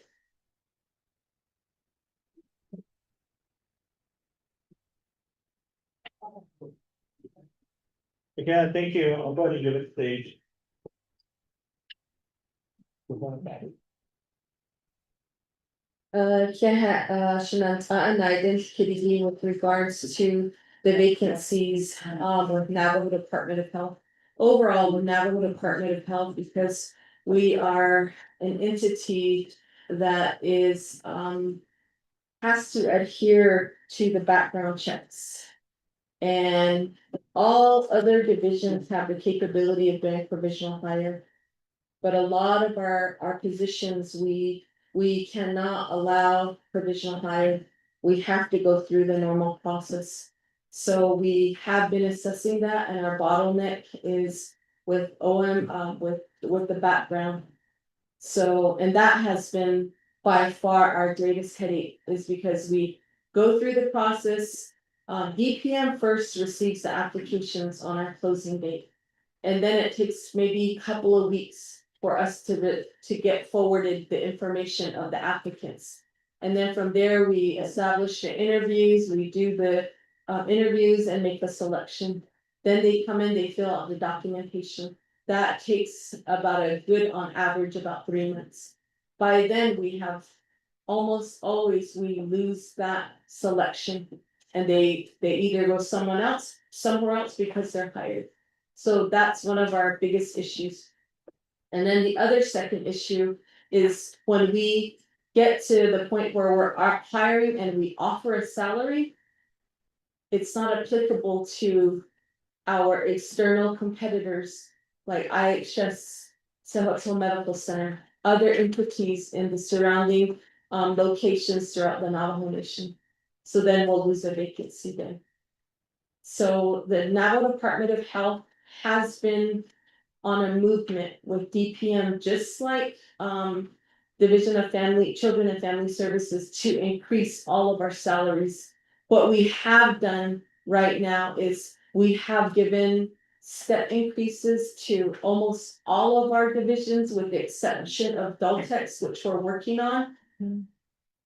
Step increases and our bonuses, it is out there in terms of an expectation when the first thing we did is assess all of our employees. And what I mean by assessing that is every one of our leaders within the NDOH had to go back, have a list of their employees. And my question was, is employee A, employee number one, how long have they been employed here? 20 years. Well, why are they still at step A? They should not be at step A. So that is one of our opportunities, is assessing all of our employees. If they're at step A, they need to, and if they've been doing an amazing job and only been getting COLA increases, well, this year you need to do better on their evaluations, because you can only get a step increase if you score a 4 or better on your evaluation. But the trend here is we'll only score a 3 every year.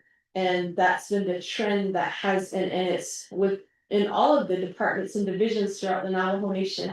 Well, we speak differently now at Navajo Department of Health. If you know your employee's been there 20 years and you know they're doing an amazing job, give them 4s so they can have that step increase. So if you ask those same questions to a lot of the other divisions, you'll probably hear a lot of their employees are still at step A. So that's the first thing we ask from BPM. I need to know all of my employees and what steps they are at. So with regards to our vacancies, that's what we're looking at, and looking at increasing all of our salaries so that we become more competitive. And we are working under our recruitment, retention, and retainment plan to address those issues and establish opportunities. The next thing that we've also done and have finally accomplished is all of our clinicians under Division of Behavioral Health they were on regular salaries, and we fought tooth and nail. Now our clinical people are now on a premium salary, just like others. But it's just working with DPM to get approval on that. So that will explain why our vacancy rates are there. I hope that answers your question. And we do have a staffing plan in place. We do have a strategic plan for Navajo Department of Health that we have been working on. In terms of our service delivery on our vacancy, this is where we've noticed, especially with Daltex, that we have staff who are engaging in multiple duties. And because of that, our acting HSA, Ms. Heather Duncan at City, has worked aggressively since March with the amount of our vacancies. We filled it by 50% from March to today. We are now at an all-time low of 31. And that's in about 4.5 months. We've accomplished that. We have 13 more that we're gonna be working on, but what we're noticing again is our pay scale. So what we're doing with the PCQs is we're gonna be looking at changing the PCQs for our cooks to possibly chefs, so it's more engaging. We're doing a market study research with off-reservation senior centers like with the city of Gallup, the city of Farmington, the city of Flagstaff, to identify a rate that is more compatible so that we are not losing our employees and we're retaining them. So those are some of the things that we are working on in terms of our service delivery on vacancy. But we do, like I said, we have staff working multiple positions. And those individuals, will be getting bonuses if they haven't gotten their bonuses. Those are some of the things that we're working on as well. Moving on down to, using our personnel funding for other travel or other special transactions. When you budget or appropriate funds in personnel, you cannot reappropriate it anywhere else. It is in the bin, so if my funds are in personnel and I try to do a budget transfer to OMB and say, I'm gonna move my personnel money to go on travel or to use it for something else, it will be denied. They will not allow us to transfer personnel when you have funds and personnel to any other object code, so. There's no way we can, transfer funds for travel or any other special transaction for personnel. Moving on down for Navajo Uranium Program, you stated we only have three, three, three performance goals in there. Well, as of last Friday, the sunset clause, was in effect and Rika was no longer gonna be here. However, as of Friday, it's been extended to 3 years. So that is an amendment that we're working on right now to submit our new budgets from last year to replicate this budget. So with all due respect, Shannon, we're gonna be doing an amendment to the Navajo Uranium to leave the budget as is, which will probably throw off the rest of our numbers, but I think we can apply some of the funds from the 1.9 into this to support the Navajo Uranium, so that's gonna be the change that we're gonna have in there. OEH Form 3, you indicated the program supervisor is only at 940 hours. OEH is a program that's under the Health and Human Services. However, we do cost share, so under the HHS grant, a contract grant, the remaining amount of the hours for the program supervisor is covered under the 638 contract. Hope that answers your question. Moving on down for Daltex for Chinle. I did look at that and it is a typo. We will make those changes to reflect it to the budget form. We'll change it from the budget form to reflect budget form 3.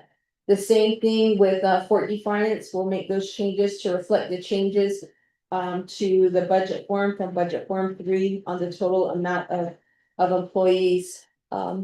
With regards to the dollar amount from each of the for each of the supplies. Just so you know that this general fund budget here, 90% of it is for personnel. Daltex does receive external funding by way of the state of New Mexico. We receive House Bill 2 money. Funds, we do receive homegrown dollars with the state of Arizona and consensus with the state of New Mexico, Utah, and Arizona. We receive Title III funding. So a lot of our Title III funding covers a lot about, not a lot, but it covers at least 50 to 75% of our training, travel, professional development, and any additional funds that support the senior centers in all 3 states for the Navajo Nation. So that is the reason why you see the funding that is there for the different locations, and it is by senior centers. So right now for the Crown Point, for the by agencies, so for Chinle Agency, there's 16 senior centers. For Eastern Agency, there's 22 senior centers. For Fort Defiance, you have 19. For Shiprock, you have 17. For Tuba City, you have 14 senior centers. So a lot of the times the appropriation is based on the amount of senior centers within each of the agencies.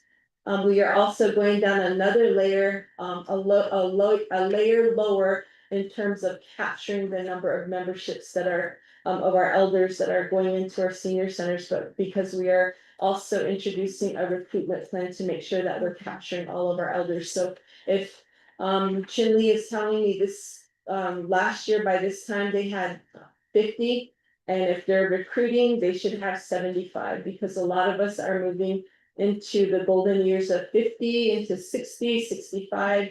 And so we wanna make sure that we're recruiting, and that's something that we need to do better on. With the senior trust fund, the vendor not getting paid, we are addressing those issues with the vendors, and that is, in terms of unpaid bills, those are some of the things that we're working on with the Adultex program, so we can definitely provide an update on the unpaid bills and what we can pay, but I know that, we are in a deficit with our senior trust funds. I hope that answers all your questions, Shannon.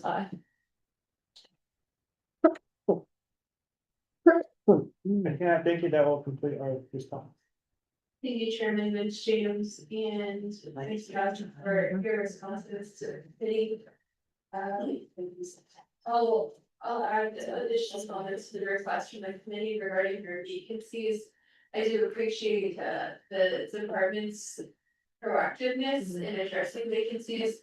The concern is, I don't know if you presented your plan to Hesse, but that'd be very interesting to see your plan to address vacancies.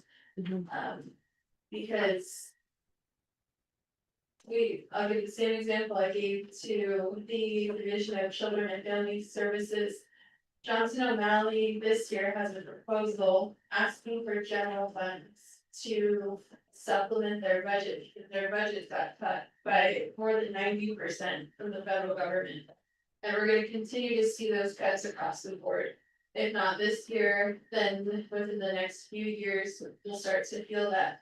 And so every dollar does count, every dollar, how we're budgeting, for the services for our people is really important to consider. And so the vacancy request today, I believe that what Delegate Shirley is asking for, in addition to, the challenges you're facing, is also how does it impact our people? Because let's say you have those 31 people that are not filled. What are our people missing out on because those 31 positions are not filled? What services would they experience if those 31 people were working at the Department of Health? I think that would be a different way to look at the vacancies instead of, oh yeah, pay's not that great, or this and that, and this and that. But what is the light to that? What are people missing out because these positions aren't filled? I'll go back to the committee for any questions. Delegate Shirley Yazoo.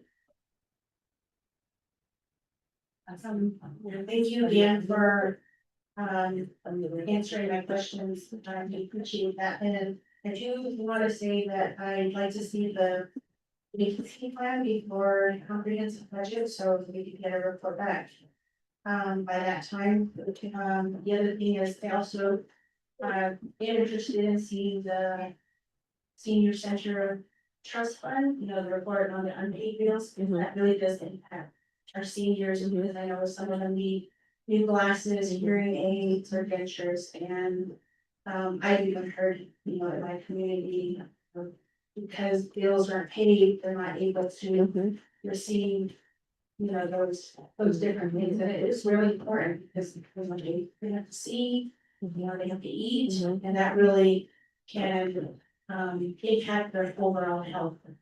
So those are the two requests that I had to make today. All right, okay, thank you. We can get those reports back to the Budget and Finance Committee and the Health Education Human Services Committee by July 25th. We appreciate that. Thank you. Okay. All right, members of the committee, does anyone else have any questions? Yes, Delegate Lester. Thank you, Madam Chair, for the allocation. And thank you, Honorable Chair James, and the presentation from your agents. I'd like to, well, I was good to question page 24 of your presentation, Madam Chair. But I do believe that you have answered that.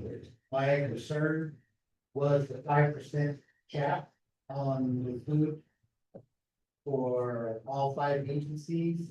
There was a difference, but after hearing that there might be some reallocations of 100 $1,000 for all 5 agencies. I think that will go ahead and supplement the difference in that amount. So my question was, the other one would be just for ongoing agencies. The funding budgeted positions, you stated that they remain underfunded due to allocation gaps. Then is that because of the CR, the Virginia resolution from the previous year? I did cite that, and it just says there's some refunding, that would be on tab 14, appendix J.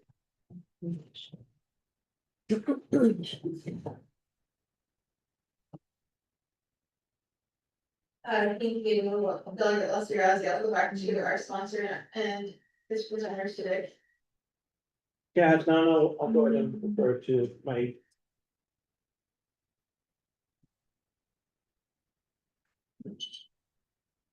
Okay, Shannon, Donathy, also with regards to that, NUH recognizes and will ensure that we do get a vacancy plan submitted to HES and to BNF, as well as a summary report on the senior center trust fund of the unpaid bills.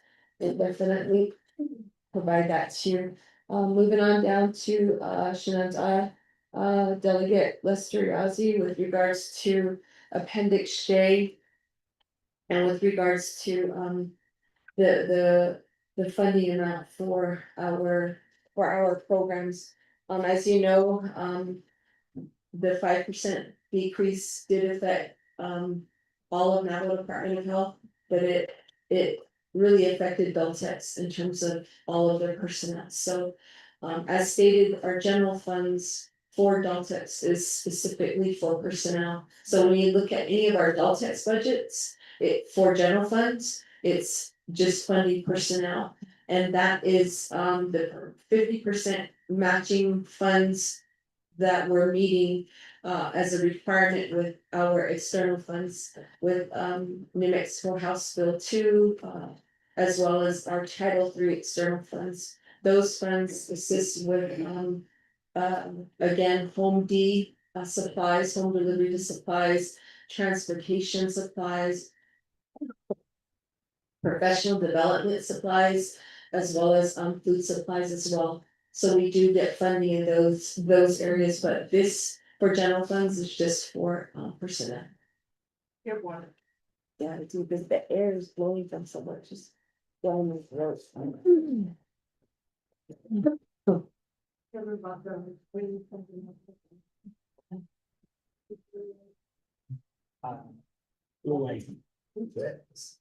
Does anyone else, moving committee have any questions?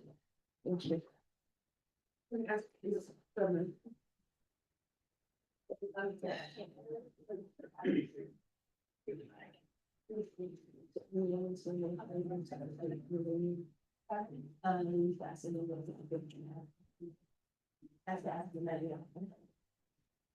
Okay.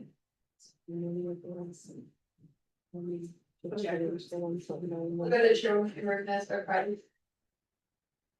Thank you, appreciate it. I just wanted to see this understanding, I know we're talking a lot about vacancies. Like your unmet needs. You decided for some agencies to keep a handful of vacancies fully funded.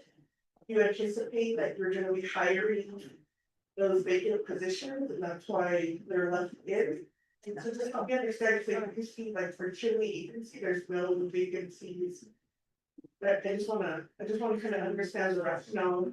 The memo that we received from the Office of President Vice President, that current agencies, that you felt that you would have them hired on board by the end of the fiscal year. Okay. And then future agencies, you have, that's why we're asking for a plan, they have like a plan, and you felt like, they were gonna move forward, but I just wanna make sure that there's some consistency, because we need to add, I don't know if that impact would be in the agency if they're left without any ability to fill some of those positions. So, that would be helpful.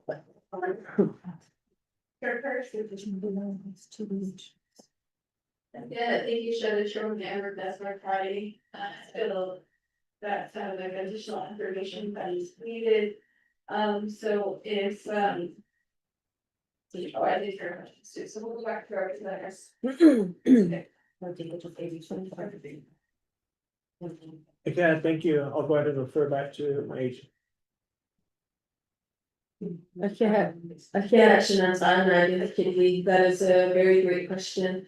So all the positions at Doltex that we have for all 5 agencies are for all positions. We are funding all of our positions, even the ones that are filled, including the ones that are vacant. Because we are confident enough to say that we're gonna fill them all. So our unmet need includes those that are vacant. Let me start. Alright, our attention on Amber Place for Friday, that guys, Saturday. Okay, should we try to see that with, you know, the vacancies that we're taking, I see them in the unmet need, but, so let me give you an example. Let's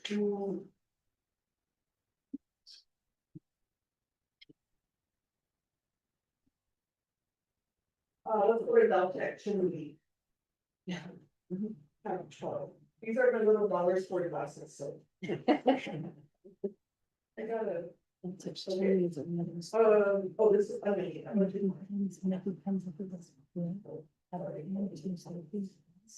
Okay, tab 5, can we? When I'm looking at can we? For your unmet need, we have 8 vacancies that you're asking for your unmet need. But when I look at your budget for 3, they're all filled at full time, which is great, perfect. But this is where I need to know is why aren't some of those vacant positions that you're asking your unmet need on this form? Just because if you go to tab 6, like not picking on Fort Defiance, but for Fort Defiance 4-3. You have an unmet need for 6 vacancies, but you're also funding 1, 2, 3, 4, 5, 6, 7, 8, 9 vacant positions full time. I just wanna know what's the thought, because I just wanna know more, if you feel like you're gonna onboard those individuals. But I also wanna make sure that we're, you know, if there's a reason for opportunity, you know, always try to be very, and we're also just creating like a vacancy pool. So, we just need to understand when you think these positions will be filled. Because then it's not realistic to fill them at 2088 if you're not gonna fill them like on October 1st. And chairperson, it's a ripple effect, because then you're locking up your personnel money. And you're also not paying fringe benefit. And so then we have to supplement fringe benefit later on. So that's why we're trying to get a handle on making, looking at the data, looking charging help with the oversight, their fees or oversight is, that's what we're asking from the body, is like, give us some analysis. Because historically, from the general budget, we're funding like $35 million every year for vacant positions. You know, it's not just one program, it's kind of, and that's how we get rid of the last savings fund. And, you know, former years, that becomes a battle between how personal us. Savings fund is allocated, but I think that's why our employees do not have the salary that they need, because we don't have, permanent or a mandatory pool. I know we try to do like GWA. I use me also something here, like program by program, they do based on merit pay, which is fine, but I think that's like across the board, right, to really enhance, I didn't like. I don't like to hear when other, like, that were, I think that's why church meetings, I was gonna assume. That's why you wanna do that, the minimum wage, right? Like $10. McDonald's, $17, right? So I just wanted to get an idea, which is fine. And then if you could maybe do some consideration, because I just wanna make sure we make sure, at least I highlight that in your unmet need. So that we could have some equalization, that if there's funds available. What does that look like for like, should we, I saw 4 to 5 years, I don't know if there's another agency. One of you guys want to check master. But I don't delegate the gauge, that's a lot of challenges when it comes to vacancies. So something that we've thought about is, can the program start contracting, like, not with the chapter or, you know, the satellite, if there's contracts with someone there so that they can hire locally, because right now everyone's that way wrong. We're trying to pull teams to be more regional or local, but if you could work with delegate one of the gate, at least for the satellites, and that gives you a better idea. So were you saying you have vacancies in all the different senior centers? Or 2 of them do turn. Right. So that's like 2/3 of his district. And so, I'm continue to have that. And if there could be some local, I don't know if OJ chapters. You know, they start, you know, you get the allocation, I know there's a lot of reporting, but, you also wanna make sure, you know, when there's no food or when your fees not paid, I would wanna see that completely behind. I don't know if that's set up in here. Sure. And so while we do that, I'm gonna go to. What might be the elephant in the room is your still in interim status. But I see an increase in personnel. In your position at worth $20,000. So let's talk about that because. I have maybe it's my own value, is I always say that leaders eat last, right? So that's my personal value. So that's why I wanna make sure the seniors have food, they have utilities, their equipment, I've seen a van that the paint is really off. I wanna make sure everything gets secured with adult tech, so we can live through the budget and assist you to get there. Before. Because you're not confirmed yet, so I'm hesitant on this increase. And I know that we had looked at like for political positions. I don't wanna get too much into the weeds of it, I don't know, because this is the budget, so we recommended that increase, just help me understand as a sponsor. But I would wanna make a better commitment that Zeltec is gonna be taken care of. Each of our senior centers are gonna be taken care of at each agency. And that release, like how to expand services like your hot trucks. So that you can go out to more of these rural areas. And like what's the plan for recreational, everything that the older American can. Provides, there's an upcoming conference. So we need to know, like, are you sending elders there to the upcoming elders conference? I have that little email from the former staff that there's a commitment, but I haven't seen anything move forward. So Charlie, this is the kind of energy for Delta. We've come a long way. I remember the first 4 years of my term, you were severely always underfunded. All of your staff were only using red turtle and delegate gave us someone who said, we sure that not taken care of. So I'm glad that we see a budget that sends you most of your needs, but we also need to make sure like how to get you to where you need to be. Because it's our elders that you were working directly with. And you know, when we have emergency, you know, fire, flooding, we see what's happening down south, is it Rio Doso? Rio Doso's, 2 years ago, we saw the flooding in the ship springs, which was an elder, and this whole house had to be, moved. And so I think it's, you're kind of like our canary on the well-being of our elders. Like you're their voice here, and so I would wanna know, make sure that we provide it. I did hear the 5% decrease, that was an executive decision. Because we have up here, OPP somehow found $3.1 million as an increase. That's the only executive program we found that had an increase in their budget. So That's my little board, my little visual board. I used to do that here for the senior centers. We're like, okay, we have 64 senior centers that need food. So those are some of the questions of why I was on this, so that we can have a better sense of moving forward, because I have to be responsible. Right, it's not only like song and dance, like they're like, how are you helping us, how are you advocating for us? It's all part there, chair parish to the bishop. And then it's on Alright, thank you, You're in. members of the budget and finance committee. I'm gonna give the goals that the amendment is ready. So we'll just follow that amendment, so we take a look at the amendment, in the meantime. Are you working on the docket? It's not, it's not, the email is the one that. It's not, You're talking now, I have the, okay, I don't know, I don't think adults have to run. Did you give her the adult check? You want to see the. I have the Utah now, that's it, this is going to be. While we're working on the amendment, I'll give some time to our presenters to respond to those questions, posed by the committee.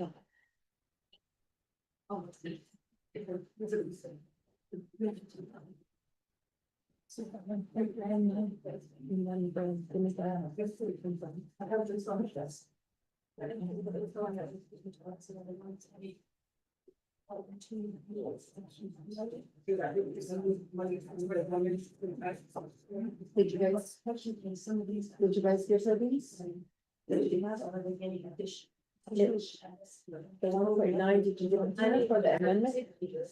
The 1.9 for the amendment.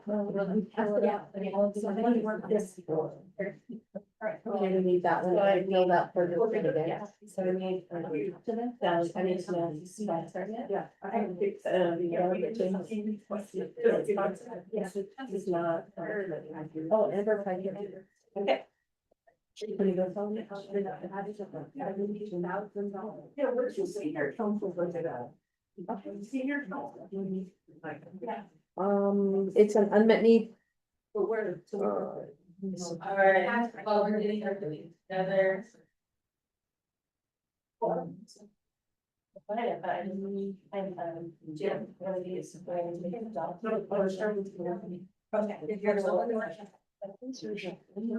We're like Yogi Berra, we didn't know who was on third.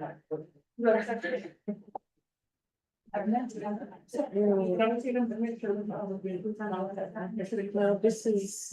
Yeah, it was a shirt.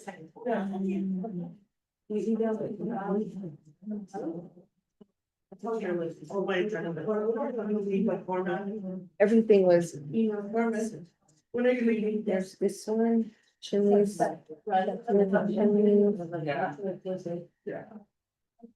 We sent everything yesterday. Is. Is there other?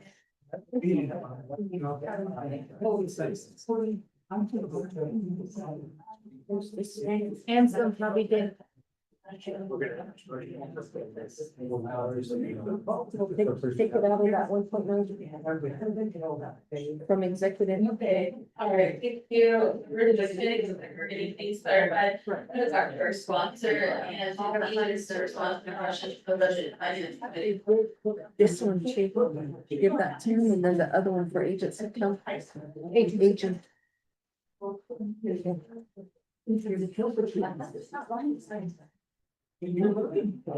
thank you. Chairwoman Parish, members of Budget and Finance Committee. I hear a discussion on regarding the son of a gun out in Eastern. So that food is really good. So my Hesse went out to Elbow. They served us the son of a gun. That's how I know. So it's very delicious food that we had out there that they provided Norman, who's community out there. So it's good to chit chat and chime in on you guys' discussion, especially because some of it's on. So yeah, Nana, Goro, Shimasan. about my English community, there was a quick exchange given the humble. And the question that you provided to me was the $20,000 salary increase. Yeah. Part of it, I mean, division director.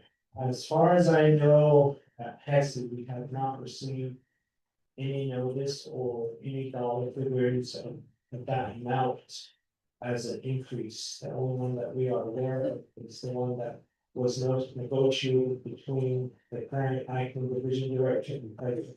We wanted to, so that's the only dollar that we know, dollar amount that we know of, which is part of, the packet here.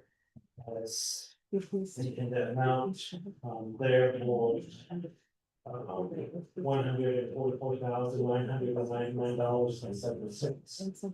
So that was a negotiation that we did. With.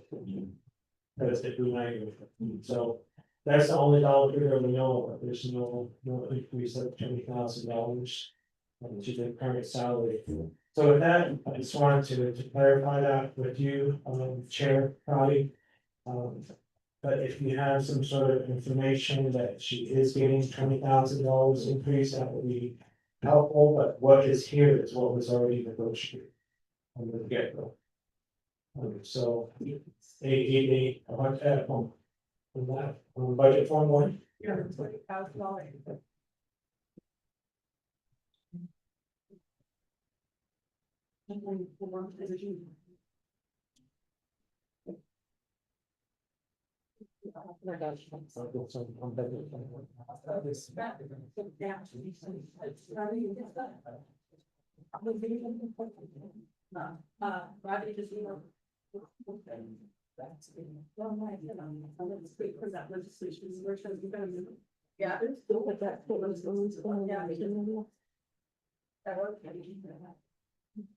Yeah, so I guess. As far as I know, that's the dollar amount that's there before us, but there's no dollar increase in the amount of $20,000. Because that's when it changed from last year to this year, the salaries extended. I guess I'll go ahead and. Yeah. Yeah. Yes, all right. Okay, Kagoshina, so with that, I'll have, my agent also elaborate a little bit on that, and we'll go from there. And then the rest of the questions, so, yeah, thank you.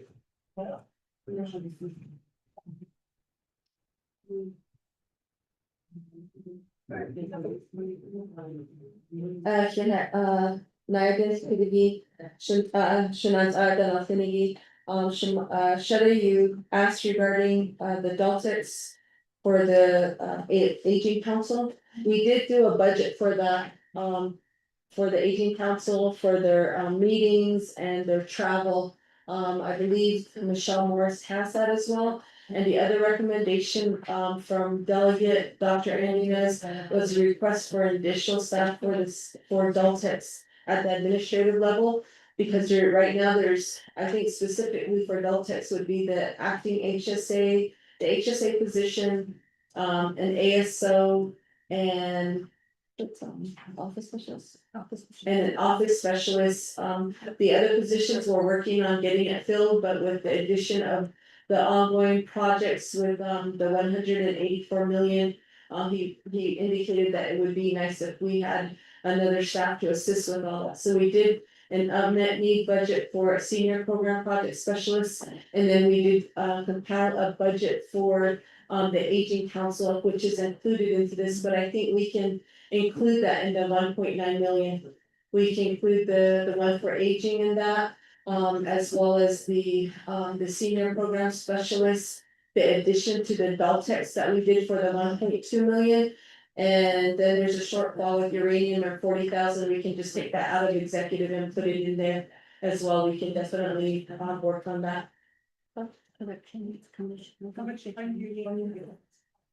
We have it already, we just need to put it on the cover sheet. On the budget cover sheet, they indicated we had to fill out. Let's see, how about this? We can recess for 20 minutes and then start prepping for the next legislation too. Because the next legislation is the insurance services. There was questions on that legislation regarding the increases in their budget. I think, insurance services already emailed their responses back to Mr. Hockey, and I was emailed out to the committee. That's the 650,000 for the meeting. So FYI, we can, recess for a second while that amendment's being prepared over, I'll go back to the presenters. To hear where, their response on it. Why don't you do one on one?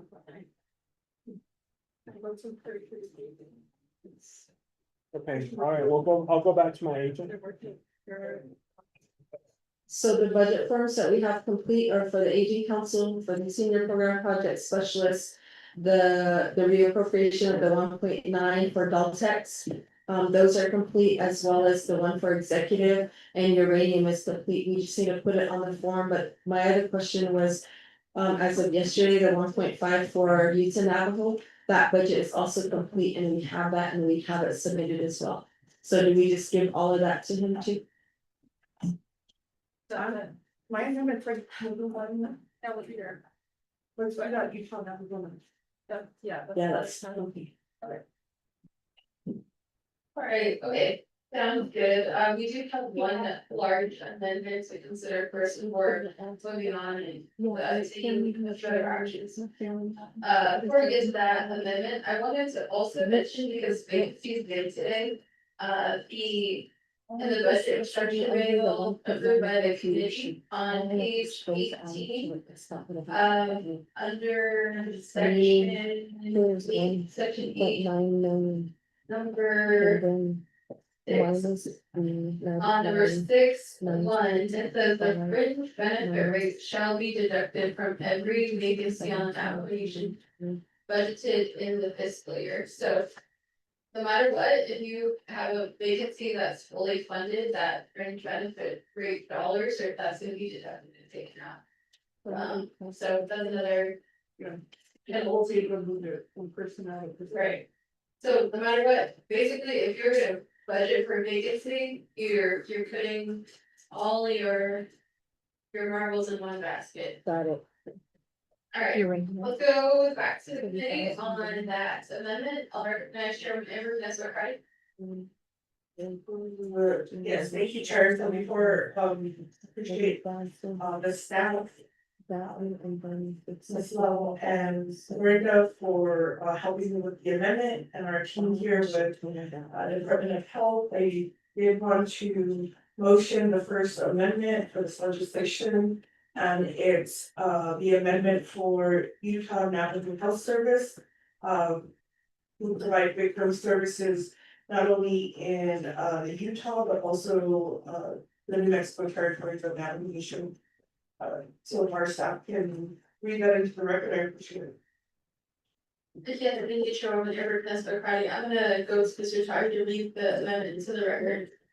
Madam Chairman of the Budget Finance Committee, you have amendment number 1 to legislation number 0137-25, nominated to the Department of Health.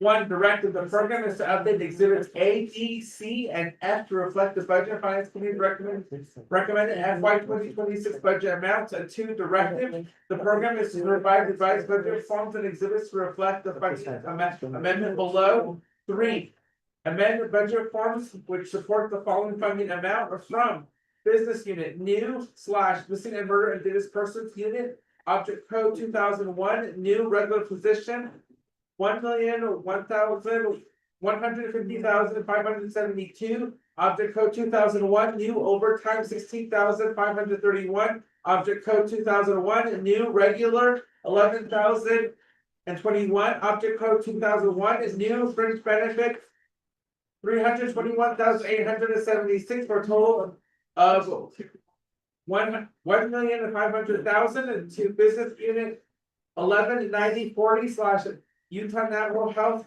System Inc. Object code 8,000 assistant entity grant So it's. 1,500,000 for a total of 1,500,000 to 10 Navajo Health System equal enhance and expand victim services across the Navajo Nation, which include but not limited to building and strengthening victim services in the areas that border or on the Navajo Nation.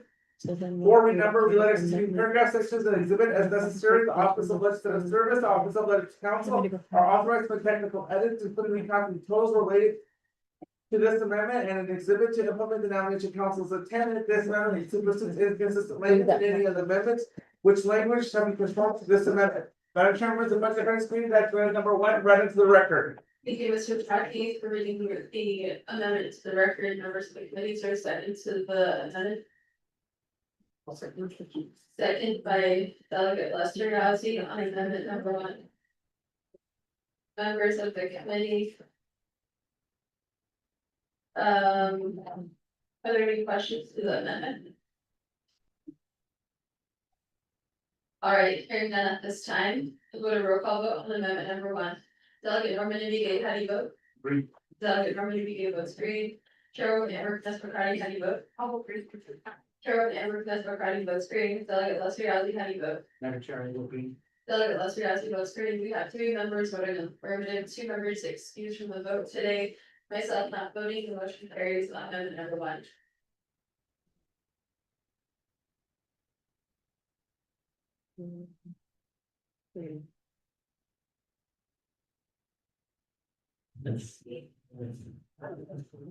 Correct, the chair. So I have a little tab. Exhibit, I was just on that base. Mr. Topic, did you go over the amendment we just passed? I believe that's amending the E in this legislation, is that correct? Madam Chair, members of the budget finance committee, we're amending exhibits A, B, C, and F. Wait, we'll do that. Hopefully they go in. can do that one more first, since you have covered most of the amendment. You want? Thank you, Mr. Topic. Mr. Topic, with the delegate Sharon Yazzie has been the time supported, can you make sure that we also include language that amends exhibit E, because delegate Sharon Yazzie may prepare some of those unmet needs in her legislation. So we'll be sure to name that and for that discussion. Yeah.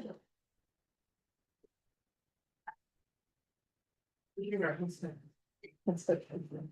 That we have a whole fruit basket back here, Veggie treatment, veggie trays too. there's one for myself. I think for delegate Sharon Yazzie's amendment, I would take another 20 minutes. Okay, so can I ask, I just want to ask one question. But sure, that's what I'm Okay, Chair, well, we're not on federal budgets, but I just want to ask a question regarding exhibit F. I do see, the decreases, but because we're talking about Delta. Is this a typo? You're saying this year you received 5.5 external, I'm talking about external funds, exhibit F. But next year you only anticipate, 594,000. So is that a typo, or are we expecting a $5 million decrease in external funds to the program? If so, we need to create a plan right now. Or start talking about a plan, so help me understand that dramatic decrease. I also see that for your breast cervical cancer program, which I'm sure the oversight will be helpful on, but I wanted to zone in on that. That amount right now, thank you. Thank you, Chairwoman Amber Desmocrati, the sponsor organizations to respond to those questions. I'll give time over to acting division director. He also. Yeah. Legion, I just kidding. With regards to long-term aging, that is a typo. I will have that corrected.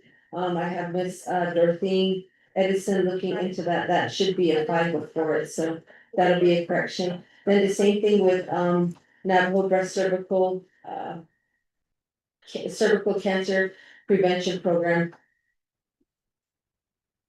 Okay. I'll have her bring that up right now. It's right under the like truck right on all of it. I mean, if they're missing one. So I think, yeah, copies of all the amendments so far. Alright, Wait a minute, on the T-billing it up. I'm emailing them to Ms. Yao and go the budget section. comment doesn't bring to this, or just third up to yours. But he's got a staff here that does have. I'm for.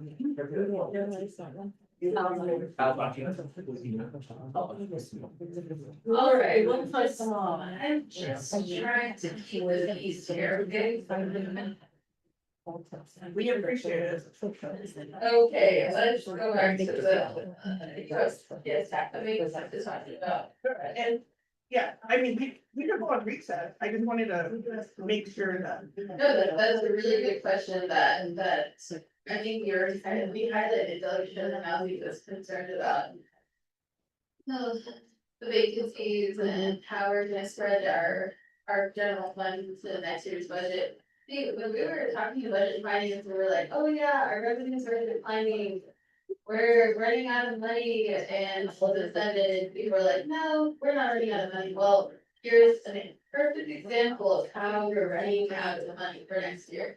Alright, let's go on 20-minute recess, we'll take a break, hold on, that is being created, so, we'll come back at. Let's just say even, we'll come back at 2:45. Recess. And.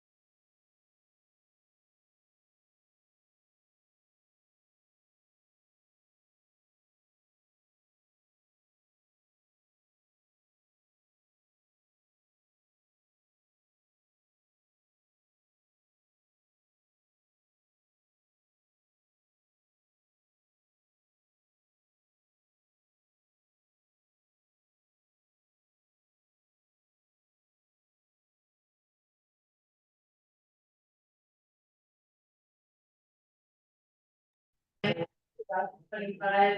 We are here in the budget and finance conference room, we'll reconvene at 3 o'clock p.m. Delegate Norman Gate is in the conference room, Delegate Sherilyn Young is in the conference room, Chairwoman Amber Casper-Carty is in the conference room, and so is Delegate Lester Yazzie. With that, we do have a forum here. I would like to go back to the committees, continue asking questions on the legislation before the committee, which is legislation 013725. There is an second amendment being finalized at this time, so I would give us a few minutes as our staff are working on the amendment for two. Thank you to insurance, employee benefits and workers' compensation, the Division of General Services for being here. It looks like they're back. So glad everyone's here for those questions. The first one is going to be for risk management, and then that will be for the general services budget. So at this rate, we will plan to get to both legislation today.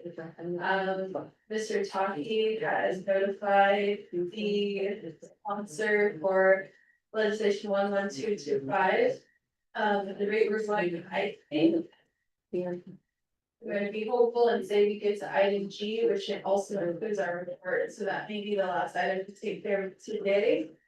Otherwise, we'll come back tomorrow morning at 10 a.m. So just gonna give everyone a heads up on where we might be, but at this time, we have not heard back from the chairwoman of the Research and Development Committee, so once we get into that, she's gonna be on her way.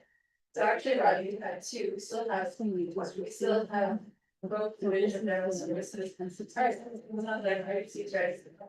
Good with my phone later than that. So CA needs to be on call and. See where we get. All right, with that. Ready? Ask your questions. Yeah, I could ask you a question. These are all these. Okay, so any Mitch. We're gonna go ask you questions and then you can. Okay. To Chairwoman Amber, that's required to ask questions on legislation 13725. Okay, appreciate it, and, well, just let us know when you're ready with the amendment, all ready for the amendment, I wanted to, bring your, the new exhibit E.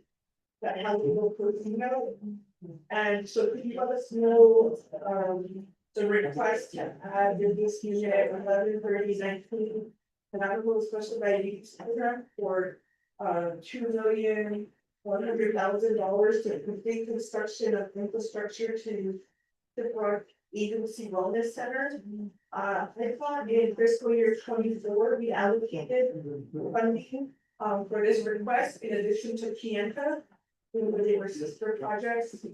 But I know as chair of New Mexico, this was a request that the program made to New Mexico Governor Lujan Grisham. I'm not sure if you got any New Mexico money on it. And I want to just talk about your additional meetings that you mentioned for unmet needs. So we'll need to also include for exhibit E. So we need to work on that amendment because it. I think at oversight, there was some different opinions, but we'll craft an amendment for exhibit E, so your staff can provide a new exhibit E. In this document, so like from this document to this document, that'll be helpful, and then new numbers, since we're gonna have an amendment, so hopefully meet some of your amendments here.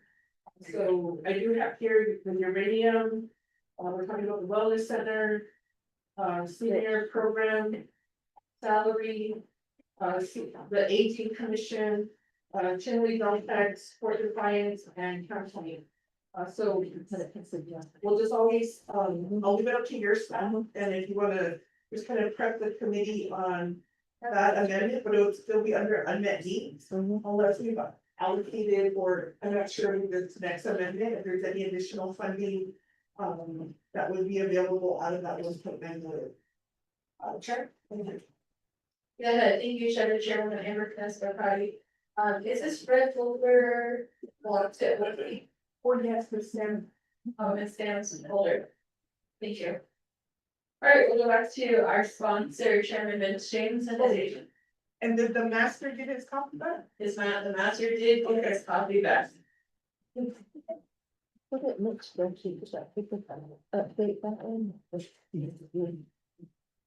All right, thank you again. So with that, I'll go ahead and give it over to Department of Health. Thank you so much, Deja, for this time here, and as well as Budget and Finance Committee members. We will be updating Exhibit E with the addition of the action items that are our unmet needs at this time. Is there anything? You asked about the status of the shiprock. Oh. So if you look on tab, I believe it was under tab 15, you'll find the unmet needs for the Navajo Department of Health and Special Diabetes Program. And under tab 15, you'll see our unmet need budget summary. And you'll see a statement summary with regards to the Shiprock Wellness Center. As you all know that with any type of infrastructure project, CPMD is the lead agent for this. So with that, Navajo Department of Health, by way of working with Chairperson Parrish from the Budget and Finance, we did have an appropriations for the Shiprock Wellness and the Kianta Wellness Center. And during the continued resolution, we had the opportunity to expend funds up until March 31st. With that, 50% of our funding was returned back to general funds. As a result of that, there was only an amount that was enough to cover the Kianta Wellness Center. And so with that, our unmet need is the 2.1 with Shiprock Wellness Center.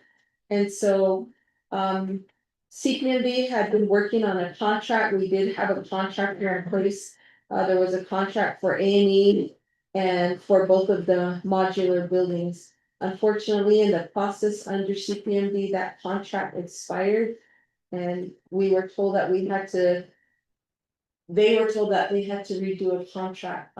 After long-term communication, we respectfully requested from DCD to accept the responsibility to be project managers for this project. So we've been working on this diligently and closely with Chairperson Parrish with both wellness centers for Kianta and for Shiprock. So if you read in detail down there, in February is when Navajo Department of Health, by way of special diabetes, requested to serve as the lead agent to procure this, so that we could continue procuring the modular buildings with both of the locations. So there was an RFP that was done, a contract was awarded, a company was selected, and they built the modular buildings. But in terms of paying it, that was never completed by way of CPMD. And so now we're going through redoing the contracts for the same company, completing justification letters, and working closely with the Department of Justice to get this completed. The modular buildings are complete for both locations. It's just a matter of obtaining the short funds for Shiprock Wellness so that we can pay that modular building as well. And with regards to advocacy with the state of New Mexico, Navajo Department of Health is establishing an infrastructure plan. So we are assessing all of our buildings. And we know that's this is one of our unmet needs. Our other unmet needs is the food distribution program as well, which we submitted just recently. We submitted into the New Mexico ICIP an infant plan design and construct for a long-term aging facility. It is in the portal now for the state of New Mexico, so I really encourage our leaders come January to lobby for those funds for plan, design and construct for our aging center. And the location is gonna be at the Gamerco site. As you know, the Navajo Nation purchased 570 acres of land in Gamerco. As you're going into Gallup, right after you pass Navajo Tractor, you hit the first brand new light. And it's to your southwest, the southwest corner, and you drive down Carbon Coal Road, you'll see land that was purchased by the Navajo Nation, and that's where the new GIMC Gamerco site is gonna be.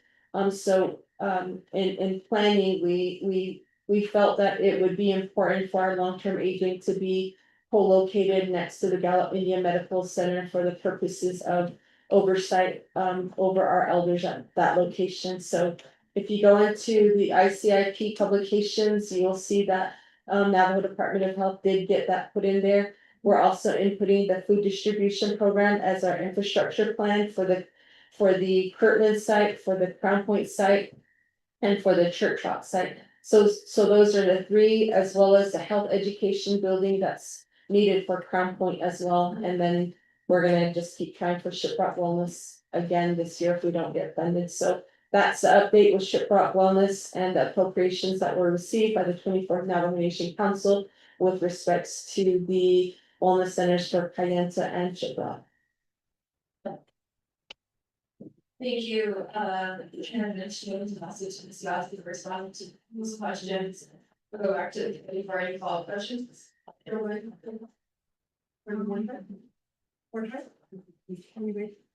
Ms. Knoll. And Mr. Taffy, how much more time do we? That's. Yeah, I would say about 5 minutes. And then final review. Go back to Chairman, and we're next, Friday. Okay, appreciate it, thank you. Appreciate it. The county director for providing that insight. What I wanted to ask was also, for New Mexico projects. Projects are also eligible for the TIF, the Tribal Infrastructure Fund.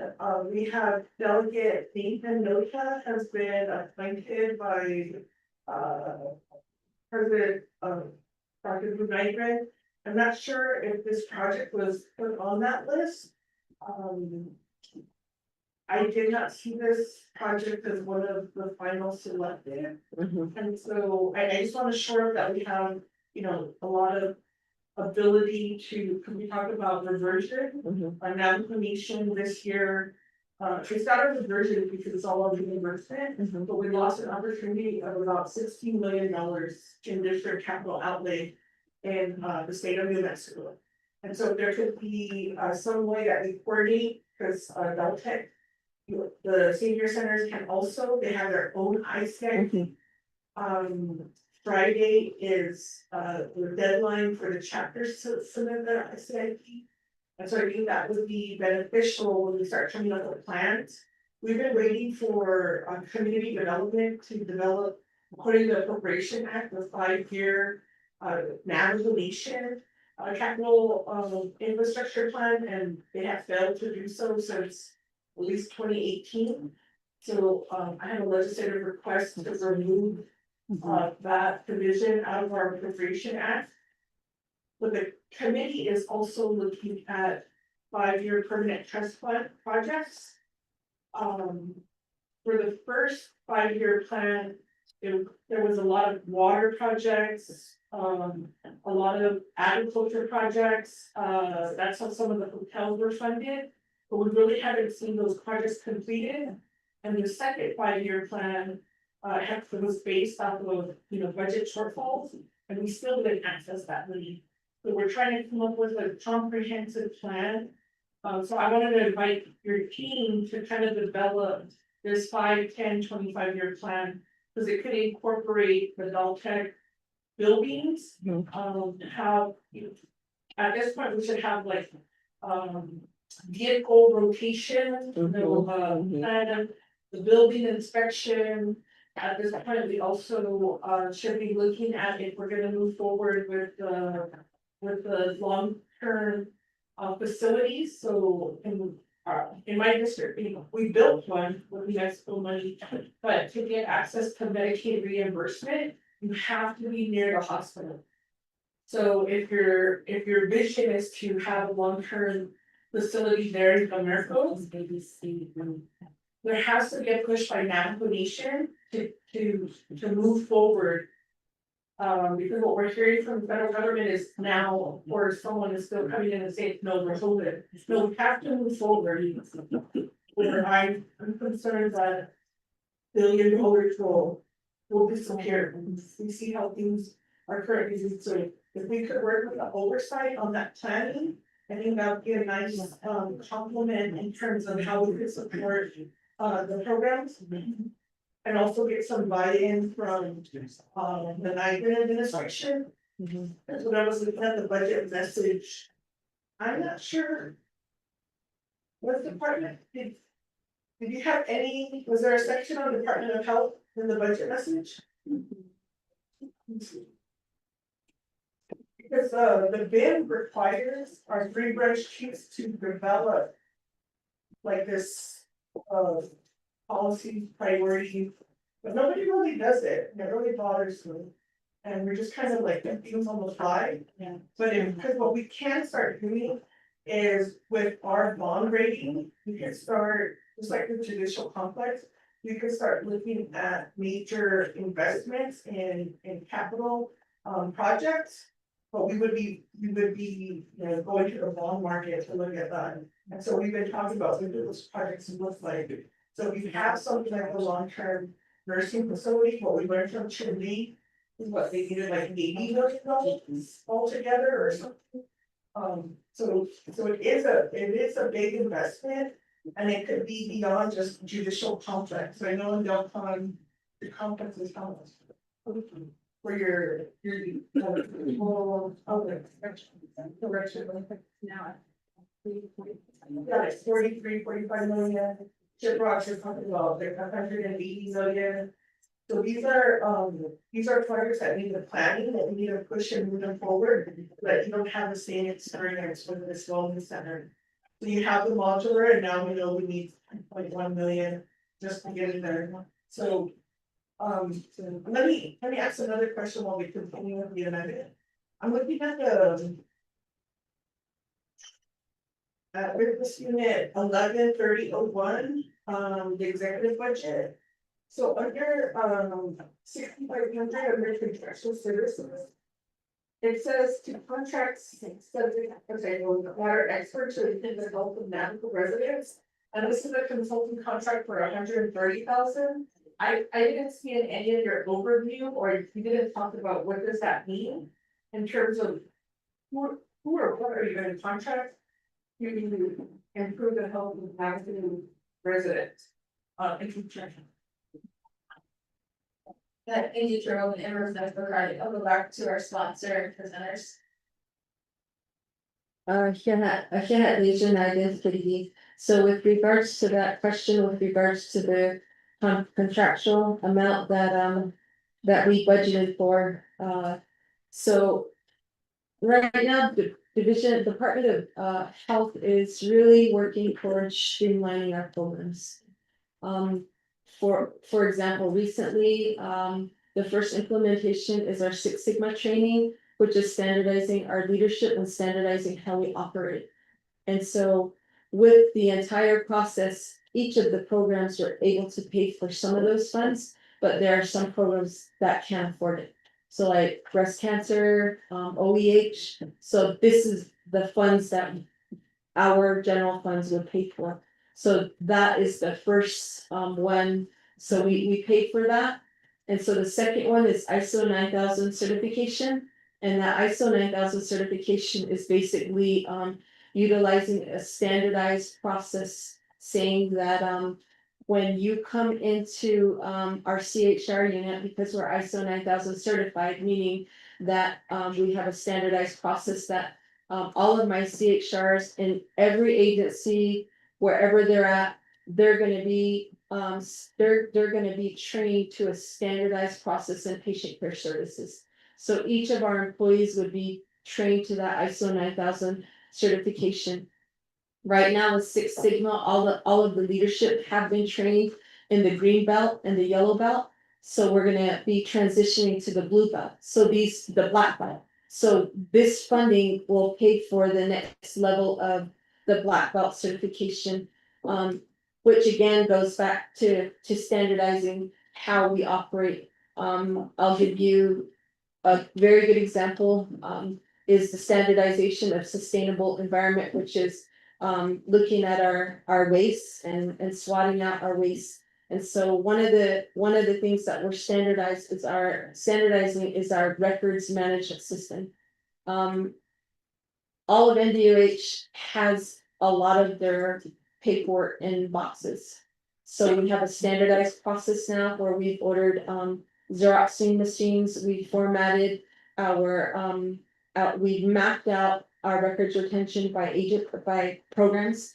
And so we're gonna have a set standards by years, how long, and we have staff who are engaging in this process, so we're gonna be scanning all of our documents, because what I found is you get there and it's like, oh, the last director, whatever. So these are the examples of our standardization processes throughout Navajo Department of Health. It doesn't matter which division you're gonna be in, they're all gonna have standard operating procedures, so that when someone new comes in, whether it's in Daltex, whether it's in CHR or public health nursing, or with clinicals, they're all gonna have a standard ops procedure where they train to that, because right now, one clinical director does it differently in one area and then another one in a different area, in a different treatment center. Same way with CHR, the patient care services are done completely different. So we're identifying our subject matter experts in these areas, and everyone's gonna provide ownership to and feedback to the process, and we're gonna be standardizing that. But that costs money to train them, to get them to that system thinking, and so that's what that's for. Mhm. Oh, can you determine the students also this value, I'll go back to the committee. We call questions, how's it on this way? On its way. What exhibit, what's the update? I was looking at this for Friday. Okay, are you gonna add it to that amendment? More meditation. Yeah, we'll go back to this gathering. I just wanted to quickly add, Alicia, you asked about our infrastructure plan. NDOH has a strategic plan that we've been working on, and our number one strategy is infrastructure, which is development of quality, reliable, sustainable, and resilient infrastructure to support the well-being. So that's our number one goal in terms of strategies. We have 6 strategies that we're working on, and we're going back to the table. In addition, within each of the departments, they have priorities that they're establishing to make sure that we're meeting those goals. So like for Daltex, she has, I think, 5 strategies, and that's again, standard ops. Just streamlining our process, like even vehicles, standardizing our fixed costs, like with everyone. So like we know New Mexico side is CDEC, Hamas Electric and Alamo, Socorro County. Then on the Arizona side, it's N2A, it's APS. So we're really standardizing all of our processes in terms of our fixed costs. Thank you. Okay, thank you, Ms. Godley, for continuing to answer the questions from the Budget and Finance Committee. To have a second amendment here, I know the sponsor that. Amendments reviewing the legislation, making the amendment. I'll take something. Okay, we'll go back to Chair, and we're connected to credit. Okay, appreciate it. While we're reviewing the document, if we could just get, we just get a digital copy of, your strategic plan. So I just like to make sure that we're identifying opportunities and to review into those input you're interested. And it's refreshing to know the focus on health and how we're gonna move forward. Because we really see that could be a economic development driver. When you start creating and looking at health and the different areas, you could really grow your own. And they can move along the process to provide resources to our people. And I appreciate that, because when we look at the Division of Economic Development presented before the committee. Their number one project was Church's Chicken. So it's a breath of fresh air to see a different department really looking and focusing on the enhancement and betterment of our people. Appreciate it. Thank you. All right, thank you, Chairwoman Emmer, and I start calling members of the committee. Yes, mental health is important, so I know through this budget process, we're able to be considerate of one another's needs to take breaks, so I hope that we'll take more recesses throughout this process to go touch some grass or some dirt outside. We don't have grass outside. Here's like a thing to go touch some grass here. All right, I'm gonna.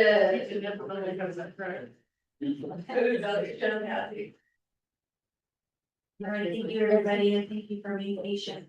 I amended, I make a motion for amendment number 2 to move some additional funding into our adult at senior center. And some of them will be on food, internet service, electric and propane. So get that be right into the, thank you. Okay, thank you, Delegate Shirley Yazzie. I'll go to Mr. Tahi to read that proposed amendment to the record. Madam Chairman, for the Budget Finance Committee, this is number 2, the legislation number 0137-25 Department. Naval Department of Health, 1, directed the program is to update exhibits A, B, C, D, E, and F to reflect the Budget and Finance Committee's recommended FY 2026 budget amount. 2, directive, the program is to rewrite budget forms and exhibits to reflect the funding amendment below. 3, amend budget forms which support the following funding amendments. From business unit, new / Naval Ecology Center, object code 6500, new contractual services 40,000 for a total of 40,000. To business unit 113011, Daltech / the chimney, object code 5500, communication utilities, internet 4,000 for a total of 40,000. For the funding amount to be covered in a funding shortfall. 4, from business unit new / National Geology Center, object code 6500, new contractual services 75,000 for a total of 75,000. To business unit 113015, Daltech Shiprock, object code 4,000. Food and supplies is 75,000 for a total of 75,000. The funding amendment is to cover a funding shortfall. 5, business unit new Geology Center, object code 6500, new contractual services 165,000 for a total of 165,000. To business unit 113012, Daltech 45, object code 4,000, supplies 75,000, object code 5500, communication utilities, internet 40,000.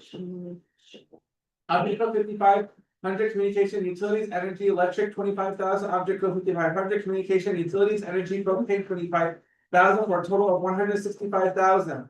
The funding amount is to cover funding shortfall. 6, business unit new from Naval Geology Center to object code 6500, new contractual services 165,500 for a total of 165,000. To business unit 113013, Daltech Crown Point for object code 4,000, supplies, food supplies 75,000, object code 5500, communication utilities, internet 40,000, object code 5500, communication utilities, energy and electric 25,000, object code 5500, communication utilities, energy propane 25,000 for a total of 165,000. The funding amount is to cover the funding shortfall. 7, remember we let us seek paragraph sections and exhibits to specify appropriate the Office of Legislative Service, Office of Legislative Counsel to authorize the technical edits, including recalculating totals related amendments and its exhibits to implement nomination council. So can this amendment supersede inconsistent language in any of the amendments which language shall be confirmed to this matter? Madam Chairman of the Budget Finance Committee, that's amendment number 2 read into the record. Thank you, Mr. Tahi. Delegate Shirley Yazzie, does that satisfy your? Yes. All right, Delegate Norman begins in the second that motion today. Thank you, Delegate Norman Begay, members of the committee. Is there a second, or are there any questions to the amendment? Hearing no questions for amendment number 2, we'll go to a roll call vote. Delegate Norman Begay votes green, Delegate Shirley Yazzie votes green, Chair Member Cass votes green, and Delegate Lester Yazzie votes green. We have 4 members voting in the affirmative, 0 opposed, 1 member excused. The motion does carry on amendment number 2. Members of the committee. Does that have the new exhibit? If that had the new exhibit E in English. All right. So all or not? so no, we have one. 1.9 million, it's not equaling up to 1.9.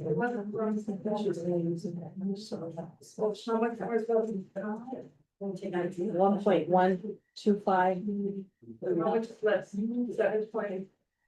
She is 1.9 minus 775,000, leaves a balance of 1.1 million. That's less than what we had originally appropriated for them from the 1.9. We appropriated them 1.1 million to Daltex out of that 1.9. And it included, funding in there for public outing too. Same thing, internet, utilities, propane, food. So it's less, almost a 500,000 than what we appropriated. I didn't even know she was there. When you explained it, you said that was a separate budget, the 1.9 budget. This is the epidemiology budget. That's just for their subscription or whatever. That was the first offset. 1.9 million was allocated to epidemiology. So she took that 1.9 million, and gave like some of it to adult text and supplement the adult text budget. So what was it all about? This the old, the one we had originally done. Michelle, where's your screen from? Because each agency was supposed to I know, receive but that's finance right now. 75,000 I'm talking. for food, There was, internet. they should hear yeah, should run about 75,000. They'll take tribute Equal out to 40,000. 1.9. Maybe some of it. And here's the 1.9. And here's the 1.9.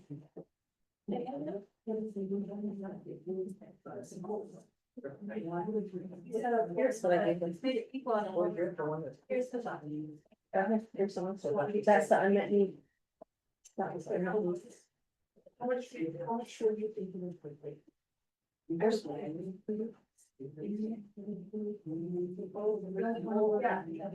Where's my corn paper, Michelle? I gave it, thought this was. I know, remember, that's why I went over it with you. And he says, Can you make whatever's left over for the should run over center? All I need is, Okay, I'm gonna ask for another recess. We're gonna recess for 30 minutes, we'll come back at 4 p.m.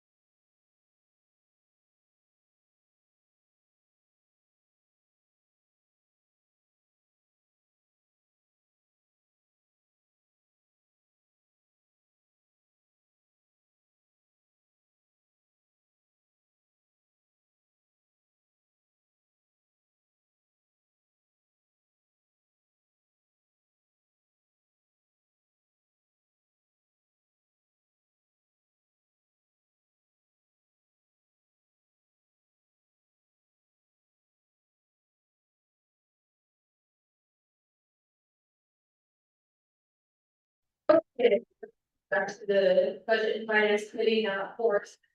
At this time, we do have a quorum, here, Delegate Shirley Nasby is present.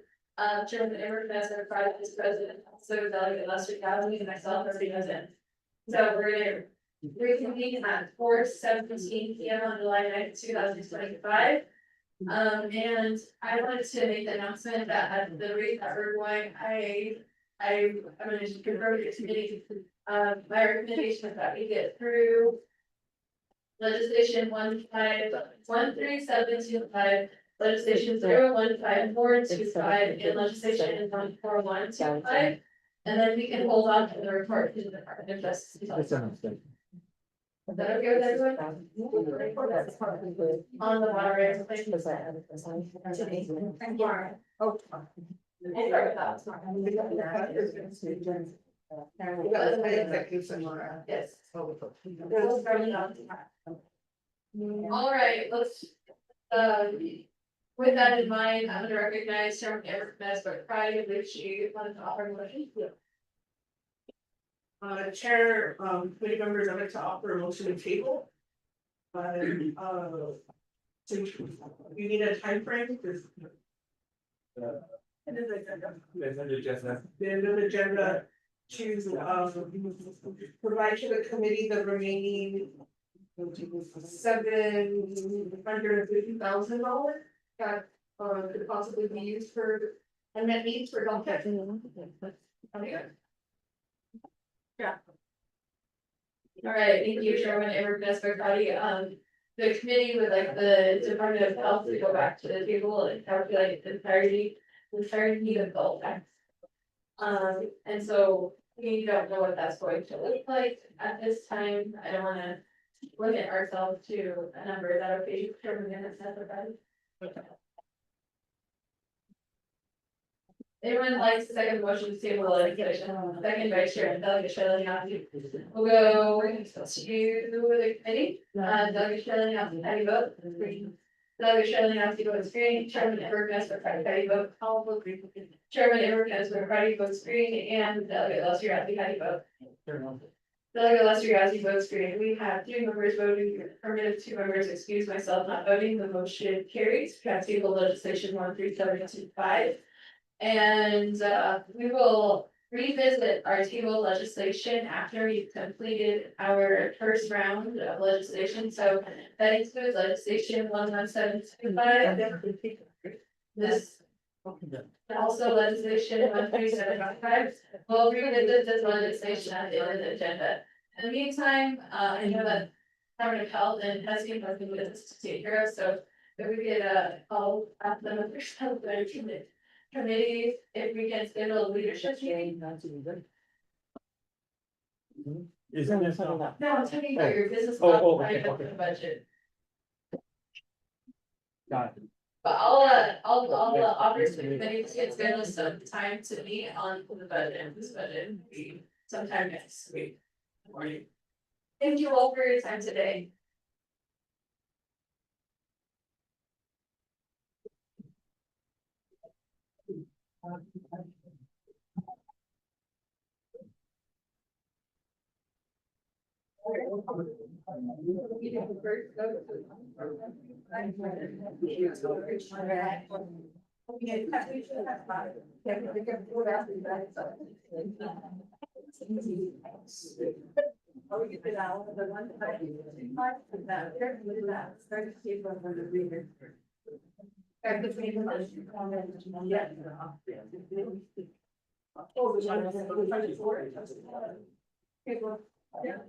Fine, then I'm fine moving. Okay, let's. That's right. I still get sponsored to legislation 15425. Legislation 15245 was tabled by the Budget and Finance Committee last week, and the committee put it on the agenda to have this legislation on the agenda. Legislation 15425, and members of the committee, there, motion to take the legislation up to the table. Motion by Chairwoman Amber Vanessa Friday, do I have a second? Second by Delegate Sherilyn Yaffe to take the legislation off the table. Members of the committee will go to roll call vote. Delegates Sherilyn Yaffe, how do you vote? Delegate Sherilyn Yaffe votes green. Delegate Amber McCarthy, how do you vote? I vote green. Chairman Amber McCarthy votes green. Delegate Lester Yaffe, how do you vote? Madam Chair. Delegate Lester Yaffe votes green. We have 3 members voting in the affirmative, 2 members excused, myself not voting. The motion does carry to state legislation 015425. Members of the committee, I will recognize Delegate Lester Yaffe as a co-sponsor. Do we have any questions on legislation 015425? Chairman Amber McCarthy. Oh, yeah, I think we appreciate it. I want to thank, all of the staff for sitting down with the committee and reviewing, the management plan. So if Ms. Sam can, or, if the team here can provide that resolution number to, Mr. Talkie. My concern is, that, fund management plan was developed 25 years ago. And there is, language in there, that requires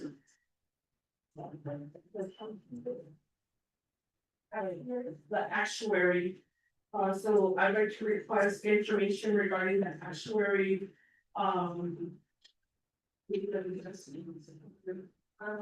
To review the actuary analysis and his insurance committee. Okay, so the last 5 years to review the actuary's analysis of the insurance payments.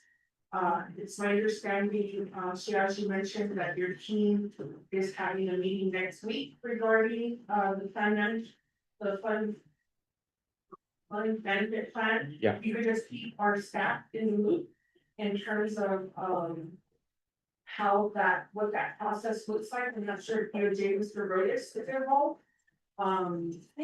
But it would be important for us to kind of understand, the initial.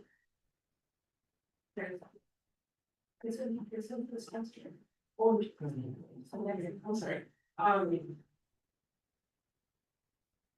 So I just wanted to state that for the record, because I am concerned on the questions that I asked regarding, the additional funding. That was available, that it was just simply like dumped into consulting, or there was another portion where it was dumped into, right? We could be a little bit more finesse about how we move forward and look into the opportunities back to the employees who are basically like the shareholders of this city. So I just wanted to state that for the record, and I did pull up our budget and finance strategic plan. And we didn't identify this particular fund, but if Mr. Conley can just flag that in the future. So that we could, I don't know if we can modify our resolution, but we would need to incorporate it into our strategic plan. And figure out the timeline and what that would look like as we deal with the procurement act. The appropriation act. And the 5-year permanent trust fund. 521 RRR bond financing. And so I know we have a lot on our plate, but we just want to monitor to see the timeline. Thank you, Chair, so that was just my comments and moving forward. And we'll just monitor this account, and my hope is that consultants are not just being hired to expend those dollars, but that we're being very prudent and ultimately for the benefit of the nation employees. Thank you. Yeah, thank you, Chairman Amber McCarthy. Thank you again to Mr. Sam for providing that explanation to the committee. That was very helpful. Ms. Sam, if you could just remember all the papers that you had tables together, Mr. If you could just give that to a copy. And then everything you had in your packet to explain about insurance premiums was very helpful. So that'd be great documentation for this committee to have. Otherwise, members of the committee of Zoom, I was having questions at this point. I must recognize Vice Chairman Carl Slater. Thank you for writing Vice Chair Slater. And I also must recognize Executive Director Shauna Midvale, who is with us today. And thank you to Mr. Marcus Ghazi for working with the committee on some of those loose ends. Members of the committee, second call for any questions on the legislation for the committee. Third call. All right, hearing none at this time, I'm gonna go to roll call vote on the main motion held by Delegate Norman McGay, second by Delegate Lester Yazzie. Delegate Norman McGay is excused from this vote. Delegate Cheryl Yazzie, how do you vote? 3. Delegate Cheryl Yazzie votes 3. Chairman Amber Vanessa McCarty, how do you vote? I vote 3. Chairman Amber Vanessa McCarty votes 3. Delegate Lester Yazzie, how do you vote? Delegate Lester Yazzie votes 3. And Vice Chairman Carlos Slater, how do you vote? 3. Vice Chairman Carlos Slater votes 3. We have 4 members voting in the affirmative, 0 opposed. 1 member excused, the motion does carry. Thank you, Mr. Dale, and Division of General Services, Government Insurance Services, Risk Management, Employee Benefits, and the Workers' Compensation. Thank you. All right. Our next legislation is legislation 014125, also the Division of General Services. So Mr. Sean Dale, you're comfortable where you are. I did see the prime sponsor here, Chairman Vince James, awesome. All right, we're gonna continue. Mr. Taki, could you read that title into the record?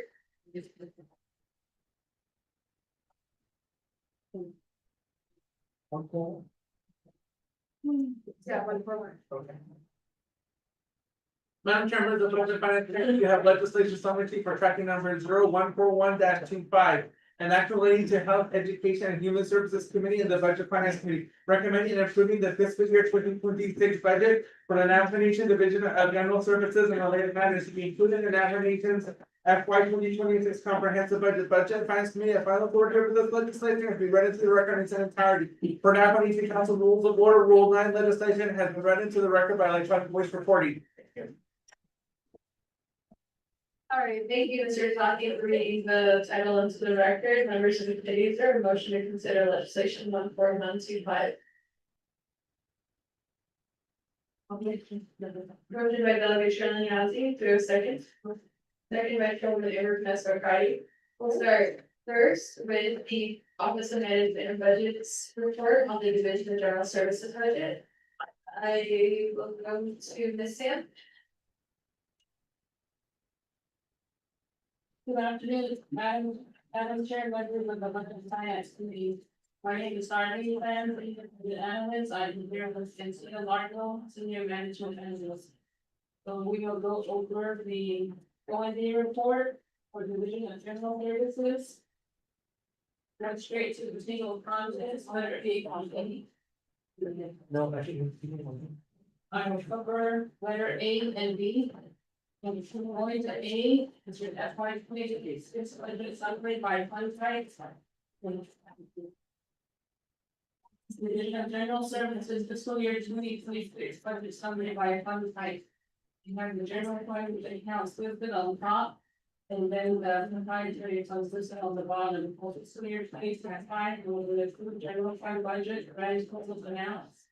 99,289,924, indirect cost fund 2,496,307. Totals for fiscal year 2026, application budget, general fund amount 4,614,560. Indirect cost of course 723,296, proprietary fund 94,066,761. For a grand total of 1,100,617. Next is your FY 2025 budget status report as of May 31st, 2025. First page is the general funds, there are 9 business units. And this by the way, already on my first page, original budget is 4,107,737. Revised budget is 8,846,171.01.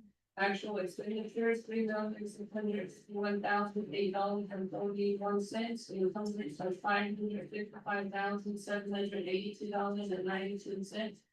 Budget of noise home $4,639,379.68. Overall expenditure rate of 46.55%. The target level at May 31st, May 67% expended. Asterisk, one asterisk is under expenditure, which would be 57% or less. over expenditure and is represented by two asterisks, which would be 77% or more. We see 1, 2, 3, 4, 5, 6, 7 programs for under expending, overall. The general fund accounts are with under spending at 47.59. Next page is the same setup, but it is under proprietary funds. There are 18 business units listed. Original budget ran for 5,769,989.5.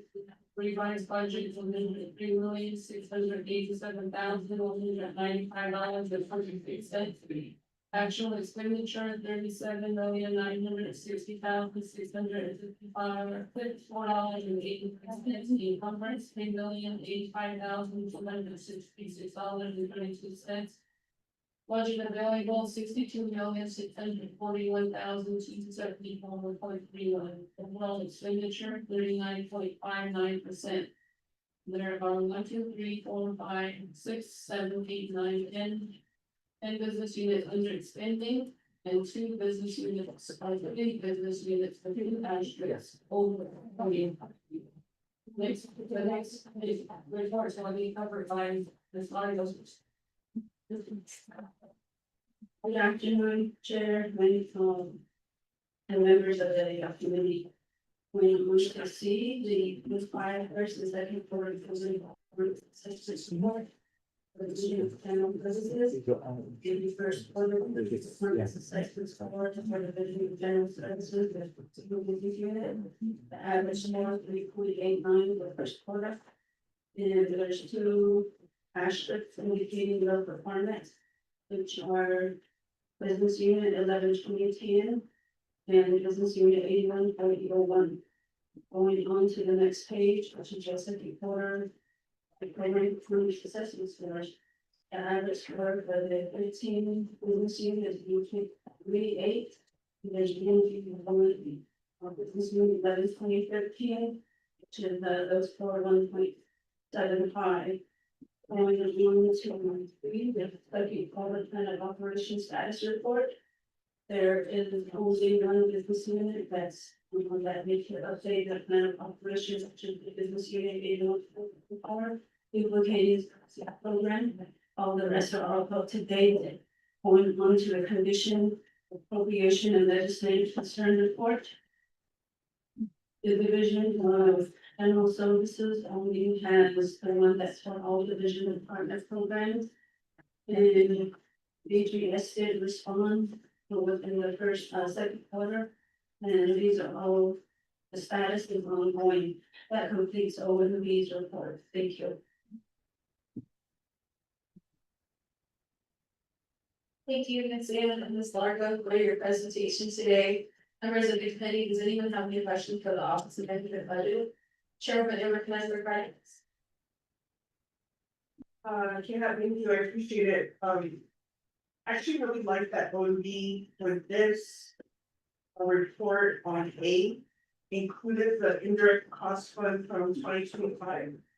It's really nice to, so, I think a follow up for Mr. Vial as you allocate indirect costs.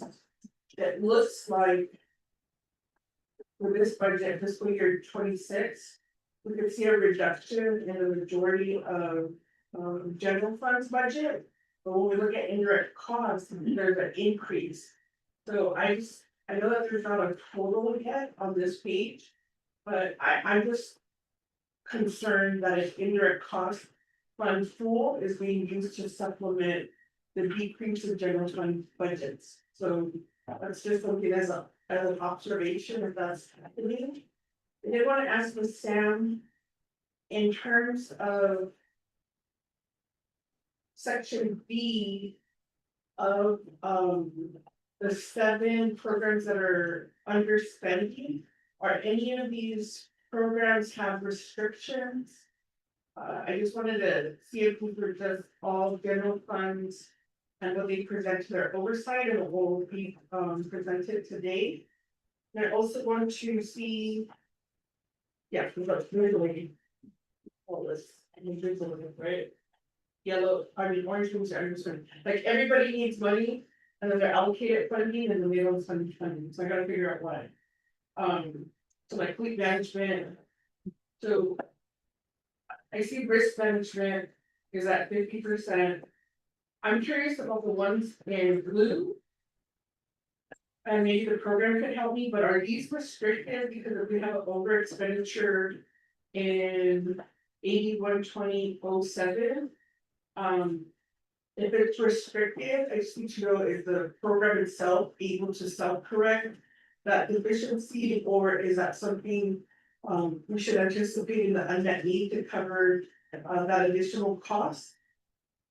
And I'm looking at some of these other proprietary accounts, I believe. I don't know if all of these in blue would you consider proprietary? If they were, you just would look at this. And this is like going back to the budget we just approved under risk management, because they're, they're asking for a budget, but you're severely underexpending like a physical damage. I do see the crime, I know we've talked about the crime fund in the past, so I just want to know the restriction and how the program, I could ask the program and how they're gonna rectify these situations. And, the last thing I want to make a comment on is it is looks like employee housing general fund appropriation is failing their performance assessment scores according to the second quarter for performance-based budget. And it looks like for your plan of operation on section B, duplicating services needs to update their plan of operation. But I also want to ask if it looks like the admin was updated just 2 years ago, 2023. But when we had a conversation about facility maintenance and their fixed costs, it looks like we need to adjust the plan of operation to allow for the small contracting or small construction. So I just want to make sure how all of those limitations impact your over and under expenditure. So Ms. Salmon, you could just let me know, are some of these just so restrictive or have a specific purpose that we would need to know as a committee and the work with the oversight to try to adjust some of these fund management plans. Ms. Salmon, thank you. Thank you, Chairwoman Amber McCarty. We'll go back to the Office of Management and Budget to Ms. Sam to respond to the questions.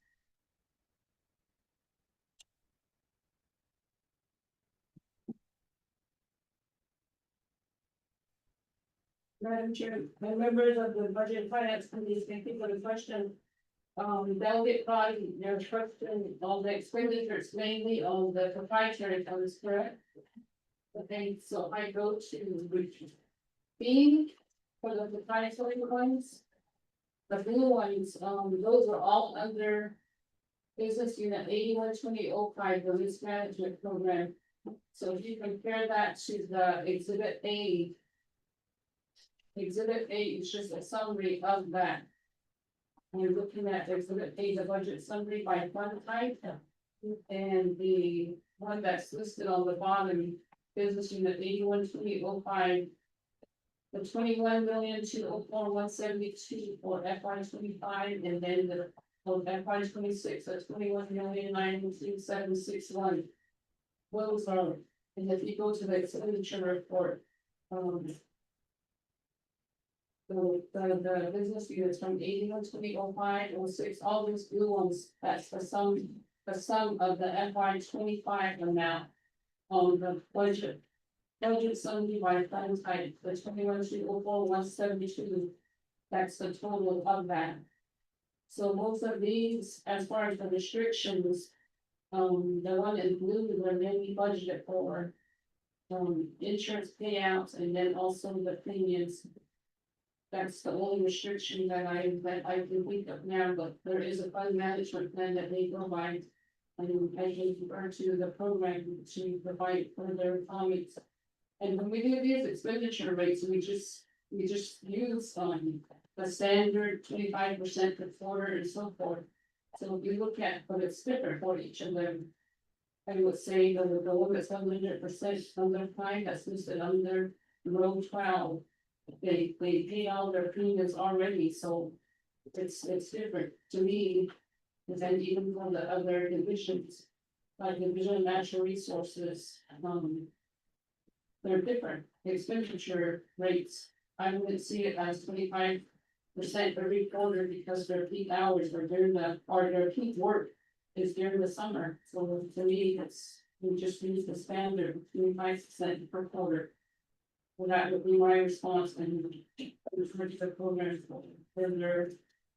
further explanation then on the budget on Tuesday on the plan of operation that you questioned, from that to be a slide on here. Thank you, Ms. Seaman for responding, Chairman Amber, Mr. Cry, would you like, we can get into the presentation of your exhibition. All right, the risk committee, does anyone else have questions for the office of Administrative Budget? Hearing none at this time, I'll go to the primary sponsor, Chairman Vince James and his agents to begin their presentation. Yeah, Donna, good afternoon. For this division, we had a request for $100 million in the unmet needs. Oh, this, it's kidding. They got it. Trying to make the blood flow. All right, so we got Nana, so the legislation to be in the background non proposed 0141-25. For general service budget as making. Although based on the budget. The binder has been provided to you. And we did go over it at Health Education Human Service meeting. So with that, I'll go ahead and give the floor over to Shanella, Division Director. Dale here, and I'll have them go over the binder with you guys. In the dollar amounts for each of the departments, and then there are representatives, staff, from this division also. That will be on standby to answer questions if needed to. So again, thank you, and I'll go ahead and give the floor over to Shanella, Division Director from Sudan.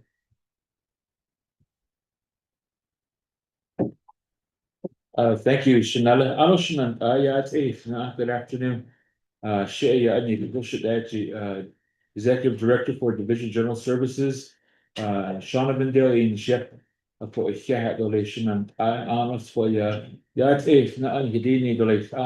my left here is the delegated Deputy Division Director who assists me in our budget, Mr. Marcus A. Yazi. Sponsor and Honorable James. Budget I'd like to read off on Exhibit A and then any additional items through the other additional exhibits, as well as an unmet need request that we do have from facility maintenance. So that would be one of our requests we have. Without further delay, I guess I could start with going over our fund budget summary for FY 2026. We're not asking the programs to be better. I don't know if you have an executive like impact statement, or we could get into questions. But thank you, Chairman, and Mr. Projects, Mr. Gill. If you just do a high level summary of your proposals, if you want to touch on your unmet needs or your impact statement regarding your plan for the budget that you're presenting before the committee, otherwise. The committee will ask about object codes as needed, so for sure. That'll work, thank you. So overall, in a nutshell, the Division of General Services, our budget has been.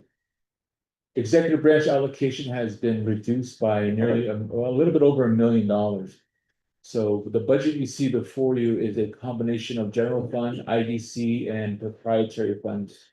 The proprietary fund accounts, we're fortunate because we have to generate our revenue.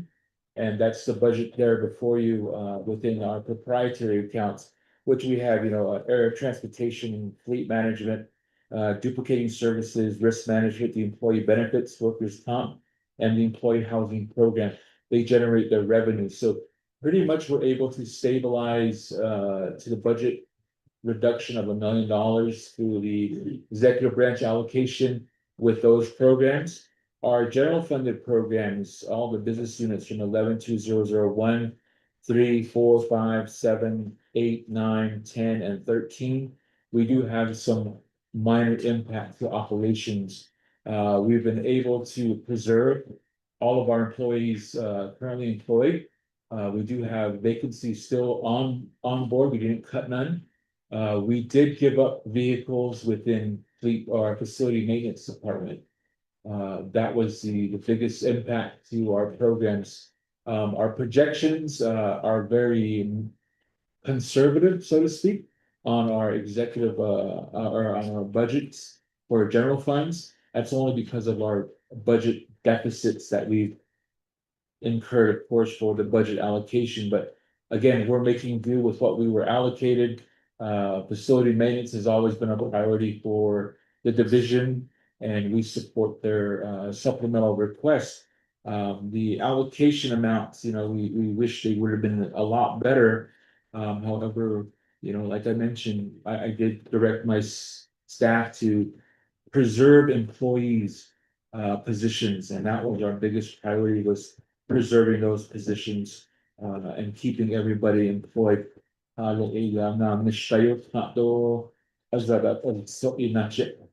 that was our biggest focus. We have made some sacrifices from our general fund business units, so that is where we'll be going. The unmet needs from facility maintenance, this will have an impact on as far as supplies for the facilities, restroom facilities, cleaning supplies, air filters, those type of materials used to keep our offices fairly clean in the amount of $351,011. It's a very minimal amount that we've requested again. Our expenditure rates, we do understand that this was May 31st, and a lot of the maintenance that we do comes around the summertime. So you'll be seeing a lot of those come down within the summertime. With facility maintenance, a lot of the maintenance occurs during the summertime and then into early fall. With the other programs, we have a lot of maintenance programs. They're the same way, employee housing. Of course, you can't change a roof in the middle of wintertime. So you start that project in April, bid it out back by March, February, goes through our lengthy process, and we finally get a contract, maybe if we're lucky by June.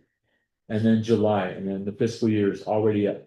So those are the complications that we're faced with within general services. However, that doesn't deter us from keeping and asking for, additional funds to keep our programs operating, meeting the minimums and providing the maintenance services for our tribal buildings, employee housing, and our fleet management. So that's pretty much a high level overview of where our budget stands. As I mentioned, I wish it was a lot more healthier from the general fund standpoint, but of course, we're willing to make do with what we've been allocated, and we're a division that really helps one another out. His nature, so so on average, our buildings right now, just for your information, it runs about $1,100 per building with our current budget. That's how much we've allocated per building for maintenance, for repairs, renovation, which is far below the national average. You need about $15,000 per building to maintain a building that's safe and comfortable, includes HVAC, rain prevention, drip prevention, HVAC cleaning, repairs. So that's the average that we have. So we're far below that. But like I mentioned, we're making do with what we have. Budget overview. I do have the program managers here as well for the entire division. Who are ready to answer any more complicated, or if you want their perspective on the budgeting, they're here available for you all. Thank you, Mr. Dale, for providing that presentation, and Chairman James for responsible legislation for the committee today. I'll go to the Budget and Finance Committee for any questions. I'll start with Chairwoman Smith, right? yeah, sure, so I did see your executive summary, and I appreciate that, that the programs were able to comply and meet the personnel needs. It does look like it impacted, your employee housing program. Then you said air transportation, but when I'm reviewing your unmet needs, I've only seen a budget for facility maintenance. So if, I'm actually trying to find, is exhibit E of this in the booklet, but she would have that here. It should be, first. First half percent. Okay, we're looking at that, you know, exhibit E, so I guess it was sponsor, chair. I see facility maintenance, the only, the comment that I'm gonna make is we monitor the expenditure rate. And so, seeing that, you know, travel or, access to those vehicles are important. You do have a very low expenditure rate actually in that item. You're asking for $200,000 more to meet your need. So we would want to see like, what's the realistic approach? To, so that you're not under expending, and so like across the board, how we talked about the under expenditures. I just wanted to ask them for employee. There. In tab 2 after the green, okay, tab 1, first page. It does say that employee housing program to cover expense for records, management department, and facility maintenance department personnel listing. So if these, if employee housing program was used, I'm assuming they should have an unmet need, or did you feel like they had a surplus to cover that cost that wouldn't impact? And then, oh, I'm supposed to ask these questions again. We need your updated organizational charts, approved organizational charts. You can send a digital copy to our advisor, Ron Copy. Because that's how we're supposed to know, when you're, how you're allocating for your personnel and making sure, you're allocated appropriately. And then my second question, because in our budget rules, we have a section in there that, responding to the committee with comments or with questions, if you knowingly provide this information, there's provisions where, like, it's like rule 3 of our budget, like, we did it. I guess I should get, I guess I should get that, so I can read it. So I just wanted to say, I wanted to make sure, so I don't have to look at each, budget for, but did you fill all of the positions to 2088? Did you provide the fringe and other areas that are needed to have the personnel that you currently have? I don't know if you want to talk about vacancy.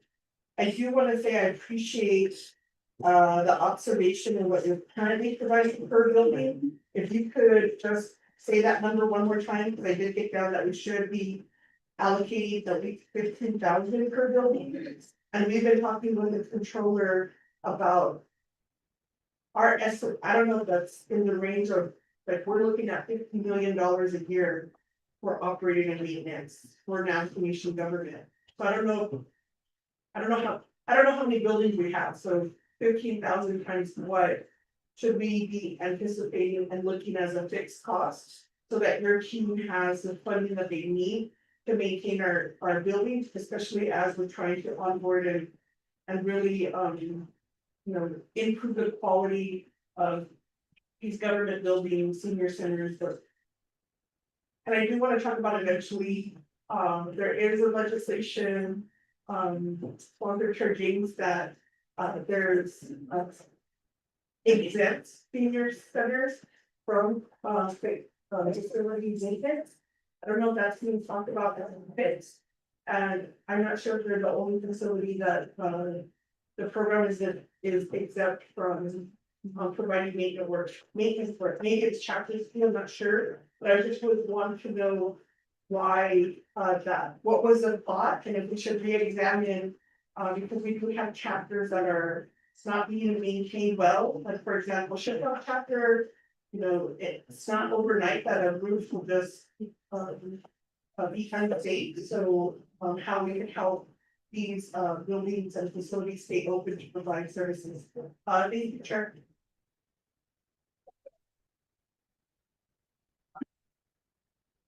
Yeah, thank you. Chairman Aaron, Councilor Carney. Let's go back to our sponsor and his presenters today. Again, thank you again, Budget and Finance Committee. I'll go ahead and refer to. Well, thank you, Shannon. So before I turn the floor over to Mr. Tooley to address the vacancies and the request for the unmet needs, I'll go ahead and talk about the again, the building maintenance costs, national average is $15,000 per building. That's to maintain current condition of buildings. The Navajo Nation's average is about $1,007 per building. And we know how much building material costs currently. So that would be the number that we've rounded off based off of last year, or that I've rounded off based off, last year's FMD's allocation. That includes personnel and supplies per building. Senior centers, chapters, any other program that has maintenance in their budget is excluded according to the facility maintenance plan of operation. So there was an audit finding, an audit conducted on facility maintenance in which they're providing assistance to division programs, chapters that already have, divisions and programs that already have maintenance. It's a form of double dipping for that program, which is why they were told if there's a program or department that has a maintenance person, they can't provide that service. So that is the reason why. And they also get money separately for facility maintenance employees. With chapters, probably I'm gonna say around the 19th council was when they excluded chapter housing. Facility maintenance used to provide maintenance services to chapters. Enough chapters lobbied the 88 member back then, and they had a special carve out of facility maintenance dollars was taken out of facility maintenance and given directly to chapters as an allocation directly for them to provide their own maintenance services. So that excluded facility maintenance from continuing that service. That's, I think, the 19th council way back when. So that's why they backed off of chapters from that point. Their money was taken and given directly to the 100, I think the 110 chapters back then. So that's the real brief update, but Mr. Tooley can address the vacancy issues and then the supplemental needs requests. Again, as I mentioned before, though, the supplemental is to restore our vehicles. Our priority was to preserve positions and including the benefits. And then that caused us a shortfall in our vehicle operations and supplies as well. So the supplemental would actually restore our vehicles as well as continue the supplies, cleaning material. But I'd like to ask Mr. Tooley to provide an update on the vacancies.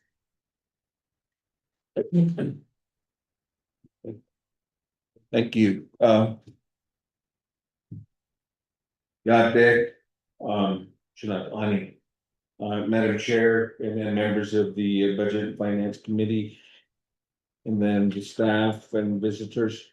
To regards to your questions on vacancies, facility maintenance has had most of the positions filled, and as you know, people move on. Because of the salary rate, especially with the custodial staff. We recently lost 4 custodians within like 3 weeks because of those issues. We are currently advertising positions. There's a couple of maintenance technician positions that we were trying to reclassify to a higher pay rate. And that's pending DPN review. So those are some of the issues that we're currently facing, and I think this has been repeated numerous times where facility maintenance is trying to keep staff employed with our department. But when you have competitors like such as McDonald's offering $2 more, $3 more, then that becomes difficult. So we were really counting on, and it was reported that the DPM was considering doing another salary study, and so we were hopeful that would change the issues that we've been having to retain our employees. And what we're doing is as added bonuses, is we're trying to offer bonuses to them to try to keep them employed. So that's what we're doing with our department, and we've been here and there trying to advertise and recruit for these positions. So that's basically what we're doing. In terms of the vehicles, we due to the budget cuts, we were forced to reduce the number of vehicles that are in operation, and these vehicles are, although that they're beyond their service limits, we really need them to have our staff do their work orders. So that's basically why we're asking for a supplemental funding to keep those vehicles that we have. And so that's basically my presentation, Madam Chair. Thank you. Thank you, Mr. Julie. I'll go back to the committee for any follow-up questions. Vice Chair Slater? Thanks, so it looks like the only unmet need is the facility maintenance department and, division director, you said 15K per building? Yes. So what would the total amount be if we were actually?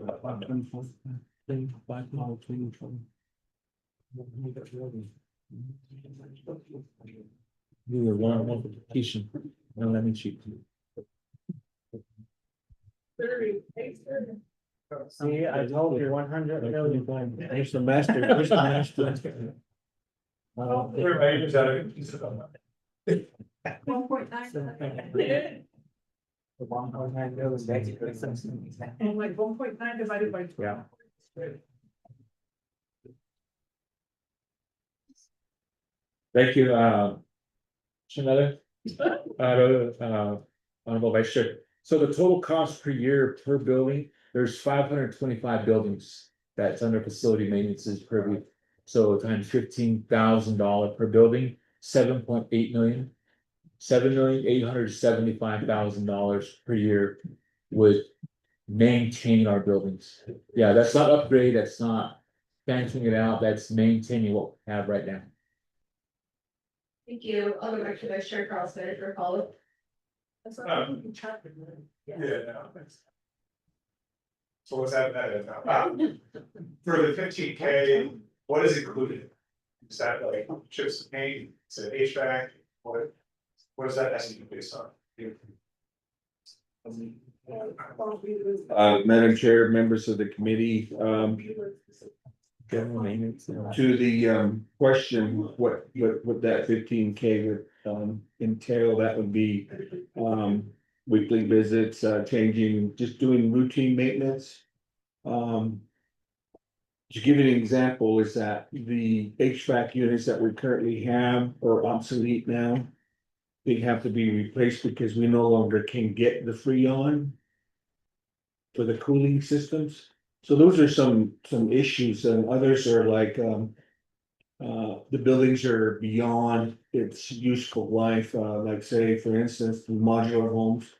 That's what they are using in some of the places, is that they're using those as offices because they don't have any other alternatives. And so, and then they're moving into buildings that have been used by BIA back in the day, and then they just want those renovated as opposed to getting new buildings. So we were working on a plan to try to maybe provide some alternative building methods, maybe high rise to kind of consolidate the services that some of these programs are offering, like CHR, Daltex, Division of Health, that kind of thing, and just put it in one building, one central location, so that people don't have to. Drive around, kind of like a maze. Trying to find some of these offices, and so, and that could really reduce the cost. But the recently, built buildings like the corrections building in Crown Point and, Chinley, Kianka and Tuba City. Those require, 24/7 maintenance technicians. And so all we're doing to assess, it's still under BIA maintenance. All we're doing is that in case if something is urgently needed, like to address a heating system issue, and so that we'd have to go over there and try to correct it immediately.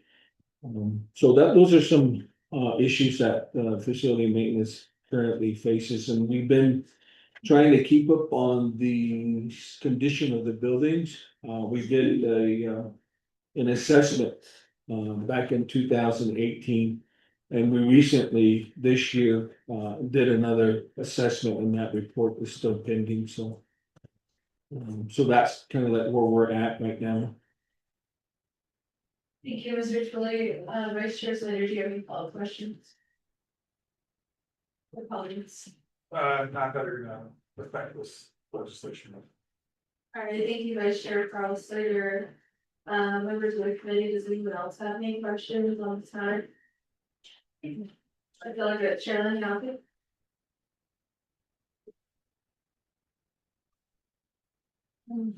Good evening, everybody. Thank you for continuing to be here. I wanted to go back to, the expenditure.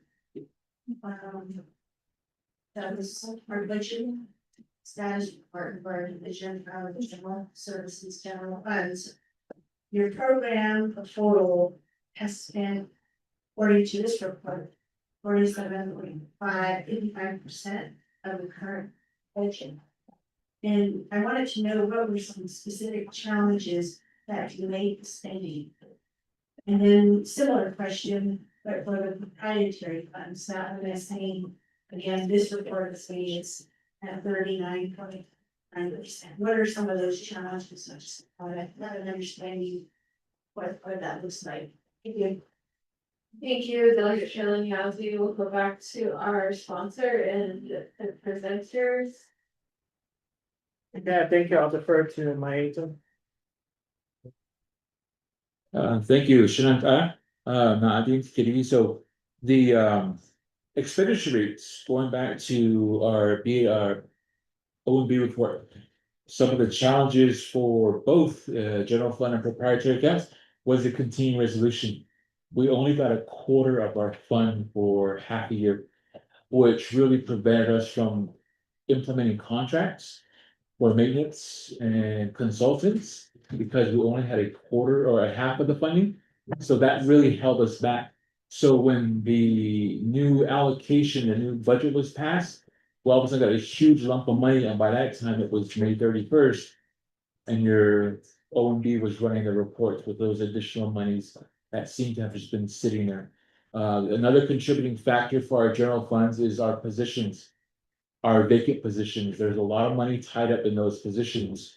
As mentioned by Mr. Chuli from facility maintenance, it's really hard to compete with our competitors. Just last week, we tried to convince a young man to stay with the division, but he said, I'm making $5 more at judicial. I'm making $10 more over here. So we're losing a lot of staff. And they're starting to realize that our pay scale is really low. Division General Services, none of our programs have any premium salaries or any higher level salaries within the Department of Personnel Management. We've asked numerous times, and it was like, just give them a bonus. But a bonus can only go so far, yeah, and you lose half of it through taxes anyways. So it doesn't really help our employees to keep them there. So that's why we have a hard time filling these positions. We've gotten creative though. So let's say an office assistant is making $11 an hour. We're able to reclassify and give them more responsibilities and get them a higher pay at a senior OS or at an AA, which is, $5 or $6 more, which is helping their income as well, which is keeping them on site. But it's getting them to be qualified as the other position, so. And then the turnaround time of personnel management is pretty difficult. We have 3 reclasses pending right now for about 7 months. So that's the other challenge, and we can't fill those positions, or we can't move those monies out because in anticipation of our reclassification. For the proprietary account, there's a little bit of personnel issues. But with proprietaries, they're able to reallocate some of those monies to different line items. So proprietary accounts are the only ones that can move from personnel to, let's say, operating. Or personnel to your special transactions. They're able to move their cost savings out. So personnel is a small factor, but the ones you see here on your proprietary accounts, the biggest contributor to the unspent balance, I would say, is risk management. From a risk standpoint, that's a good thing. Because that means you have less claims. If you're saving money, you have less of a loss to the Navajo Nation.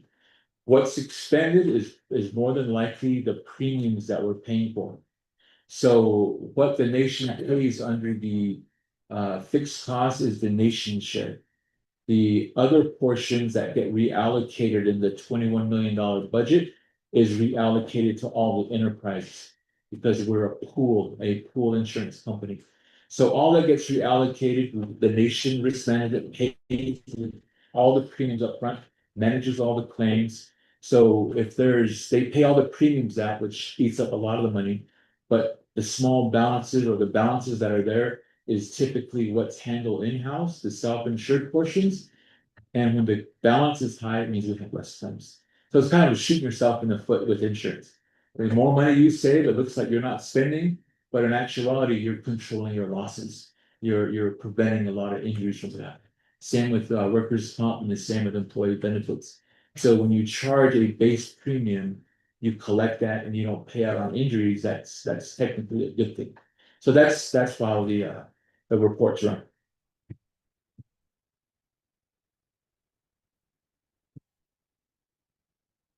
All right, thank you, Mr. Dell, for responding to the question from the committee. Number of the committee, give all all right, Doug Sherlin Yasi. You, answering that. So proprietary is kind of our own. Yeah, so kind of like our little home business. Yes. Makes sense to me, with that. We want that. I get that. So with the top part. To general funds. Is there, I guess I want to kind of hear like, for your plans, since we're not doing the. And I know a lot of other programs have brought up the challenges with the continuing resolution. And we're not doing that this year. Do you have some plans on how to make sure we're spending that money? I know you did bring up the general wage adjustment, and I know as the committee, I think they've been asking HR to really get that and pull it out. If there's anything that we could do to try to help do that. In a more, I don't know, timely, I don't know if that's the word, but how do we get that, completed? Because I feel like that keeps coming up in all of our budgets, because, I understand. Salary and our pay is low, and we want to incentivize, but do you have any ideas on how we do that? And how you're gonna try to make sure you're still moving the money? Those are my questions, thank you. Thank you, Delegate Sherlin Yasi. I'll go back to our sponsor and presenters. Okay, thank you. Refer to agent. Thank you, Shanella. So, yes, this past year, we've been getting creative with a lot of the ideas. Like I mentioned, we've been reclassifying certain low pay positions to higher pay positions. So we're hoping and anticipating that will attract more applicants to fill these vacant positions. The other step that we've taken this year is we've used our cost savings in our personnel for general funds, and we're putting it into temporary employees or interns. in hopes of sparking interest to begin work with the Navajo Nation. So we're really actively recruiting, the young lady who helped put our binders together, Jessica, she's been doing this for 3 years under that program. So she switched majors and now she's more interested in accounting. So we're continuing to spark those type of interests with our younger employees. So we do have, how many temporaries? 10 of them right now that we've used cost savings from various programs. They all include maintenance, there's office workers. So it's sparking some interest and they're interested in coming back, to work for the Navajo Nation in some of these vacant positions. So that's the other creative step we've taken to try to implement. We know we can't really rely on our personnel office to really push these hiring or wage adjustments fast enough. So we're taking that internally. Well, let's move these monies this way and see if we can obtain interest from our younger generation who could learn from a lot of the older employees who have a lot of institutional knowledge. And to me, that's more valuable than getting an education and then coming back or being denied work. So if they're able to rub elbows with some of these seasoned employees, it really helps them. Thank you, Mr. Dale and Chairman Mitch James. I'll go back to the committee for any comments. I'll just do one more. Delegate Shirley Cassidy. Thank you, that is a good idea, I do like that, you're trying to. Create, I guess, a recruitment program with that. I appreciate you thinking outside the box. You did bring up also, you have your older employees and I'm guessing that, some of these younger interns or the interns are kind of job shadowing those individuals. Do you guys also like put a lot of that, knowledge from those that have been here a long time into like the SOP? Are you starting to kind of do that work just so that, because they have a lot of knowledge on, a lot of things, but is that something that's done? I'm sure maybe I'm sure with maintenance, it is, but sometimes you have to do creative. But that's my follow-up question, thank you. Okay, thank you, Delegate Shirley Cassidy. We'll go back to our sponsor and presenters.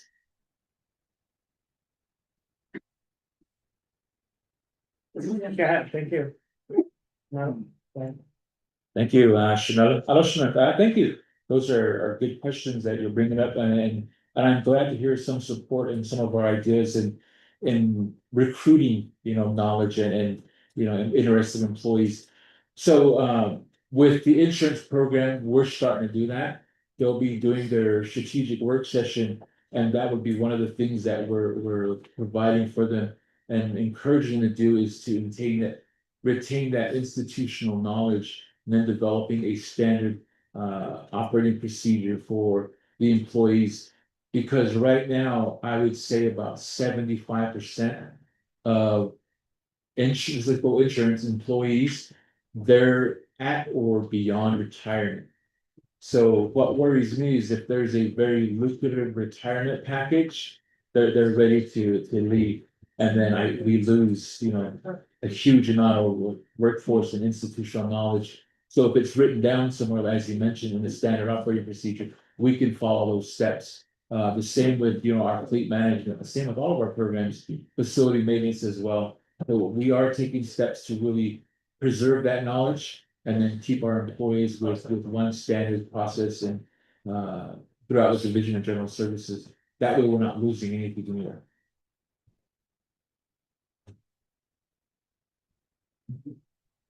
Thank you, Mr. Dale and Chairman James for responding to the questions from the committee. Members of the committee, does anyone else have any questions to the legislation?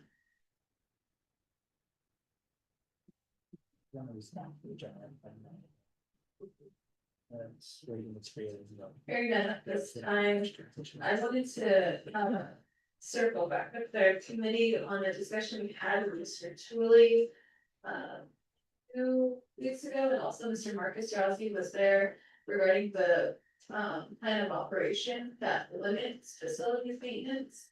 So I know today that Mr. Tooley and your team here are presenting with the thought to set aside $7.8 million for repairs for the nation. I think that's commendable. We're working with the controller, as Chair Crowdy had mentioned, and he is recommending $50 million. But at the time we were having this discussion, what Mr. Tooley had mentioned was that the plan of operation limits facility maintenance from doing major renovations. I don't know if since the time we had that conversation here at Budget and Finance, if you created or presented any amendments to your plan of operations and Health Education Human Services Committee. Because that's a real opportunity right now. I'll say that is that if you had that plan of operation amended in that discussion with HESI, I think that would strengthen your reasoning to have that a part of your amendments at this time. But I don't know if you presented those legislative amendments to HESI, to those amendments to your plan of operation. But I guess with that thought, I'll go back to Chairman James, maybe to respond on behalf of HESI and also the division here, because I think it's necessary. We do need those changes so that we can make sure that our buildings are maintained. So Chairman James. Okay, now I'll go ahead and refer to the division. Thank you, Shinado. BNF members, I'll defer to Mr. Tooley to provide some insight on the proposed amendments to the plan of operation. Thank you, Madam Chair, members of the committee. We've already started to work on that amendment or the draft to redo our plan of operation. I think I shared that the day after we met. That's the first draft, and so we haven't had the opportunity to sit down and really pinpoint some of those improvements that need to be made in our plan of operation.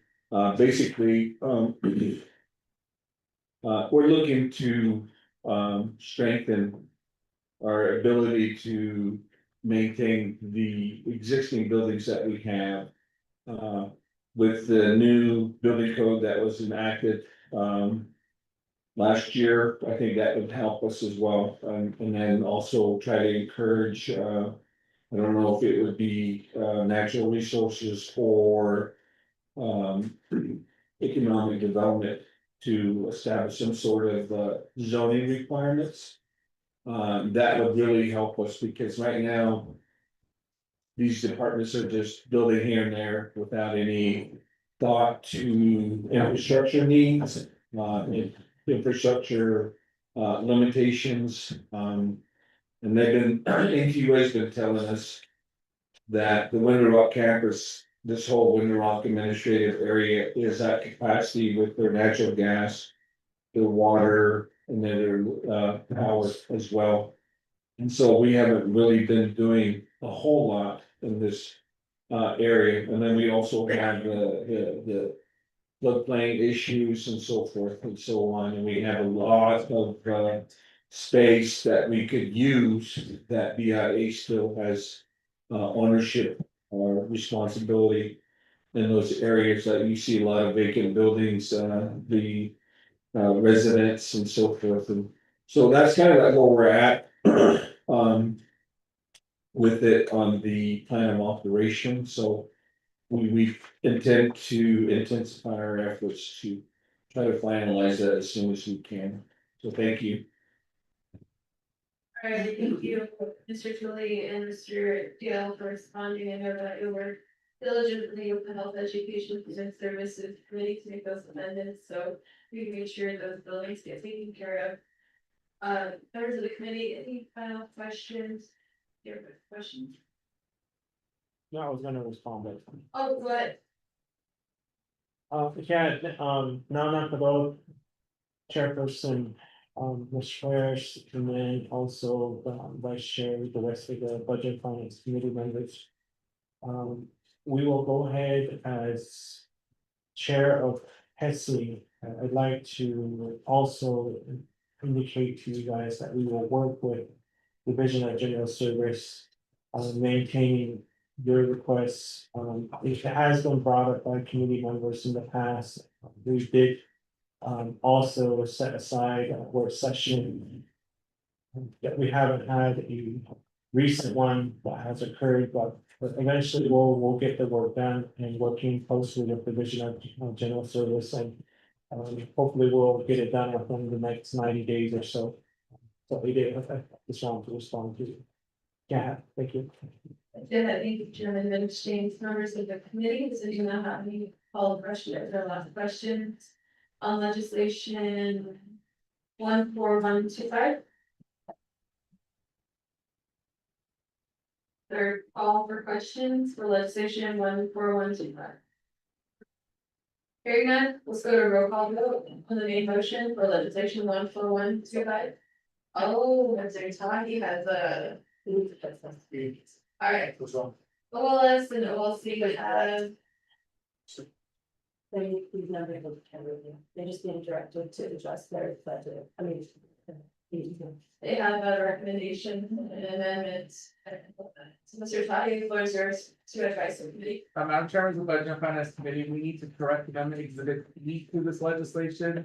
The current legislation for exhibit E includes both the proposed general fund budget as well as the indirect cost fund, which is in the current exhibit B. So the new exhibit B that's attached to you guys, that was attached into the folder, is the correct form that reflects what was given on this proposed general fund budget. But we still need to correct this when we pass this to give us the updated one as the committee will be in the exhibit P. Column D. Alright, thank you, Mr. Tati, and is that language prepared for the amendment? Yes, Alright, Ms. Lowell. It's for head of the committee, that information was sent out to the committee for the amendments. Members of the committee, would anyone like to, we go to the sponsor real fast. Yeah, thank you very much. Can we get a copy? Of that amendment? Do you want a hard copy? Or, you know, I don't have any in mind, so.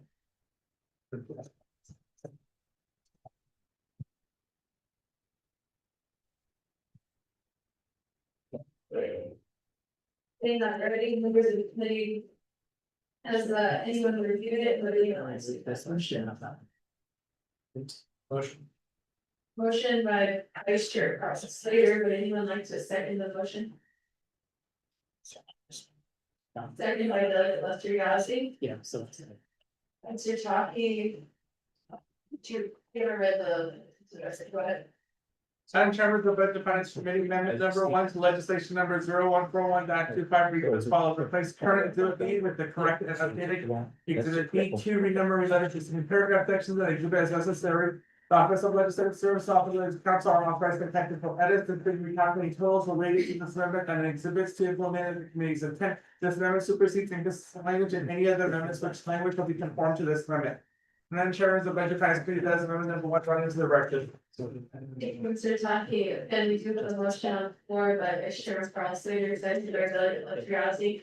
Members of the committee, are there any questions? Chairman, Member McCarthy? I appreciate the amendment, appreciate staff touching that. The question is, I'm not sure if you answered. You mentioned on your form that you had to take money from employee housing for personnel to cover personnel costs. So is there a need for employee housing, or is your proprietary fund going to cover?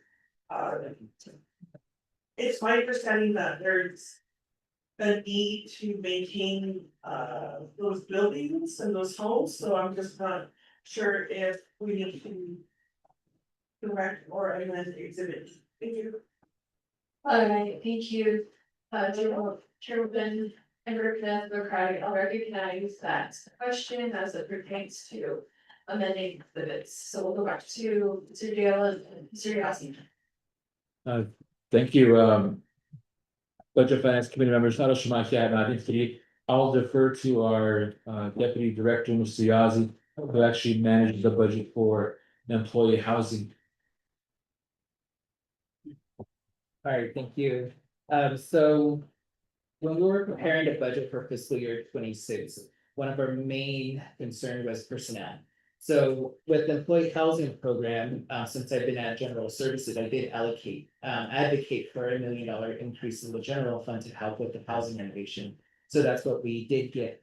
And then, so now I still replenish that general fund within the past 3 years I've been at DGS. So with this year, facility maintenance and records management, I believe there was one more.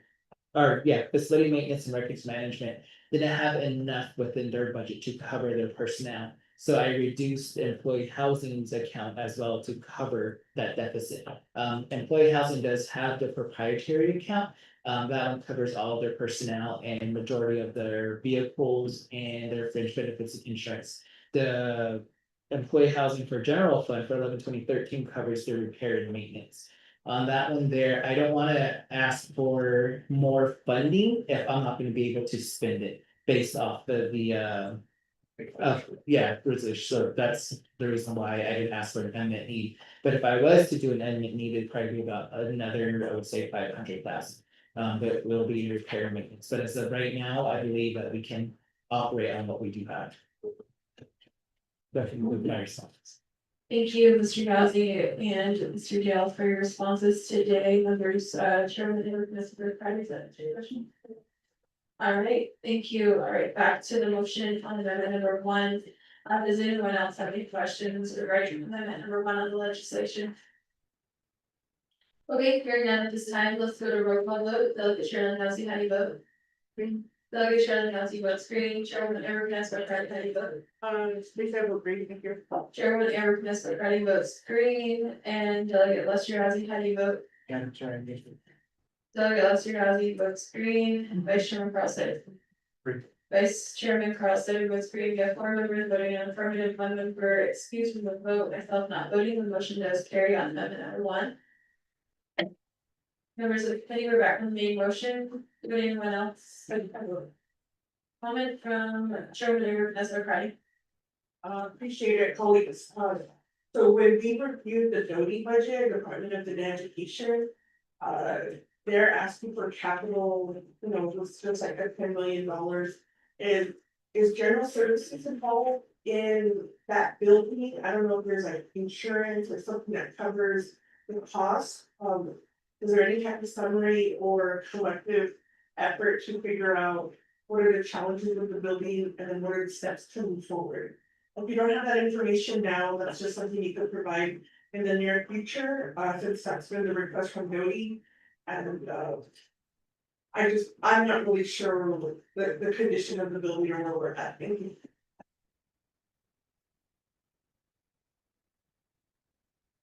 All right, thank you, Chairwoman Amber Knesset Friday. We'll go back to the sponsor and the Division of General Services. Yeah, thank you. I'll refer to Shanella. Mr. Dan. Thank you, members of Budget Finance.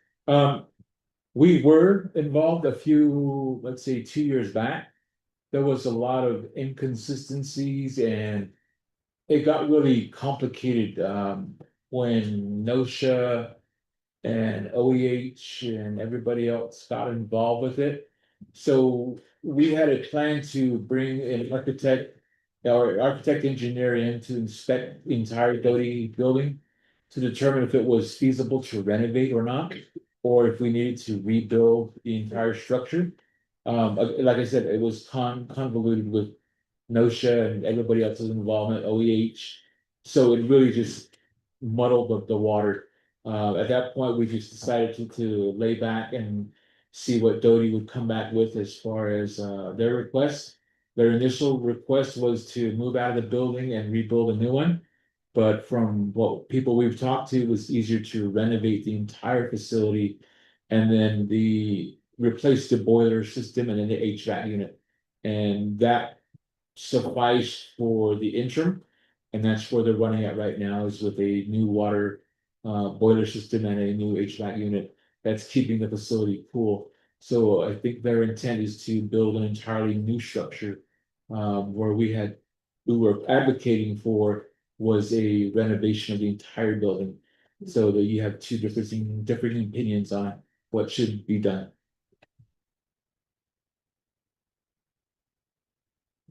Yeah, thank you for that. Just to let you know, we did start a discussion as well as into who has the final authority when we're closing the building. Is it NOSHA or OEH? Who supersedes who, and we started that discussion as well. So this is an FYI, colleagues, for you, pertaining to those two, NOSHA and OEH. Yep. Yeah, thank you.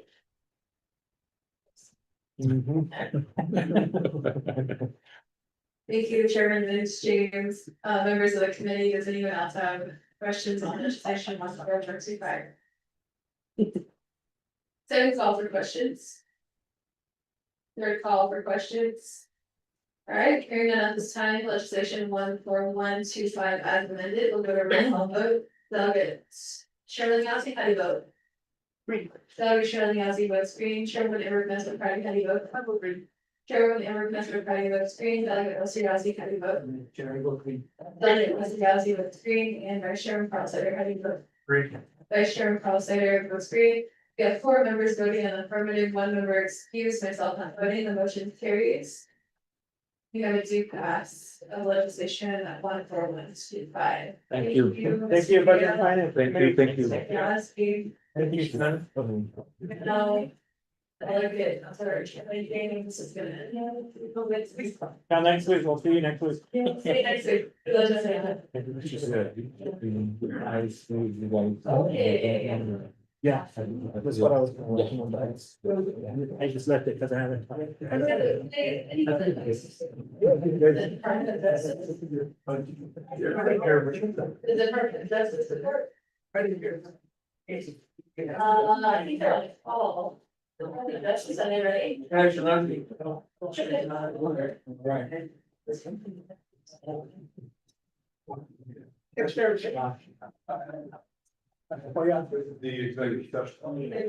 Oh.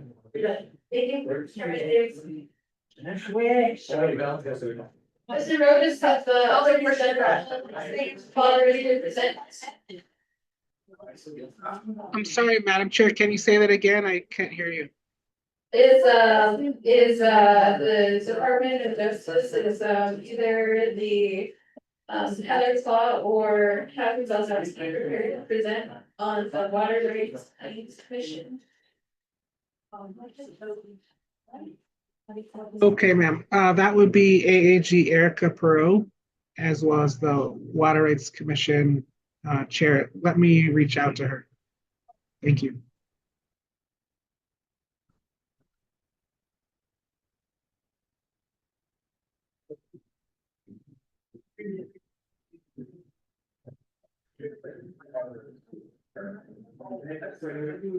Okay, is the Department of Justice ready to present? Thank you, Mr. Phillips.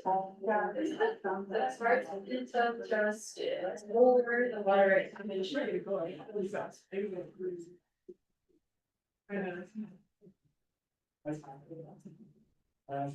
Any notifications, the water rights commission? Motion to recess. All right, well, our presenters are not ready. So we'll come back to our agenda tomorrow morning at 10 a.m. We're going to recess today at 5:40 p.m. and come back tomorrow morning, July 10th at 10 a.m. Right. How do you feel?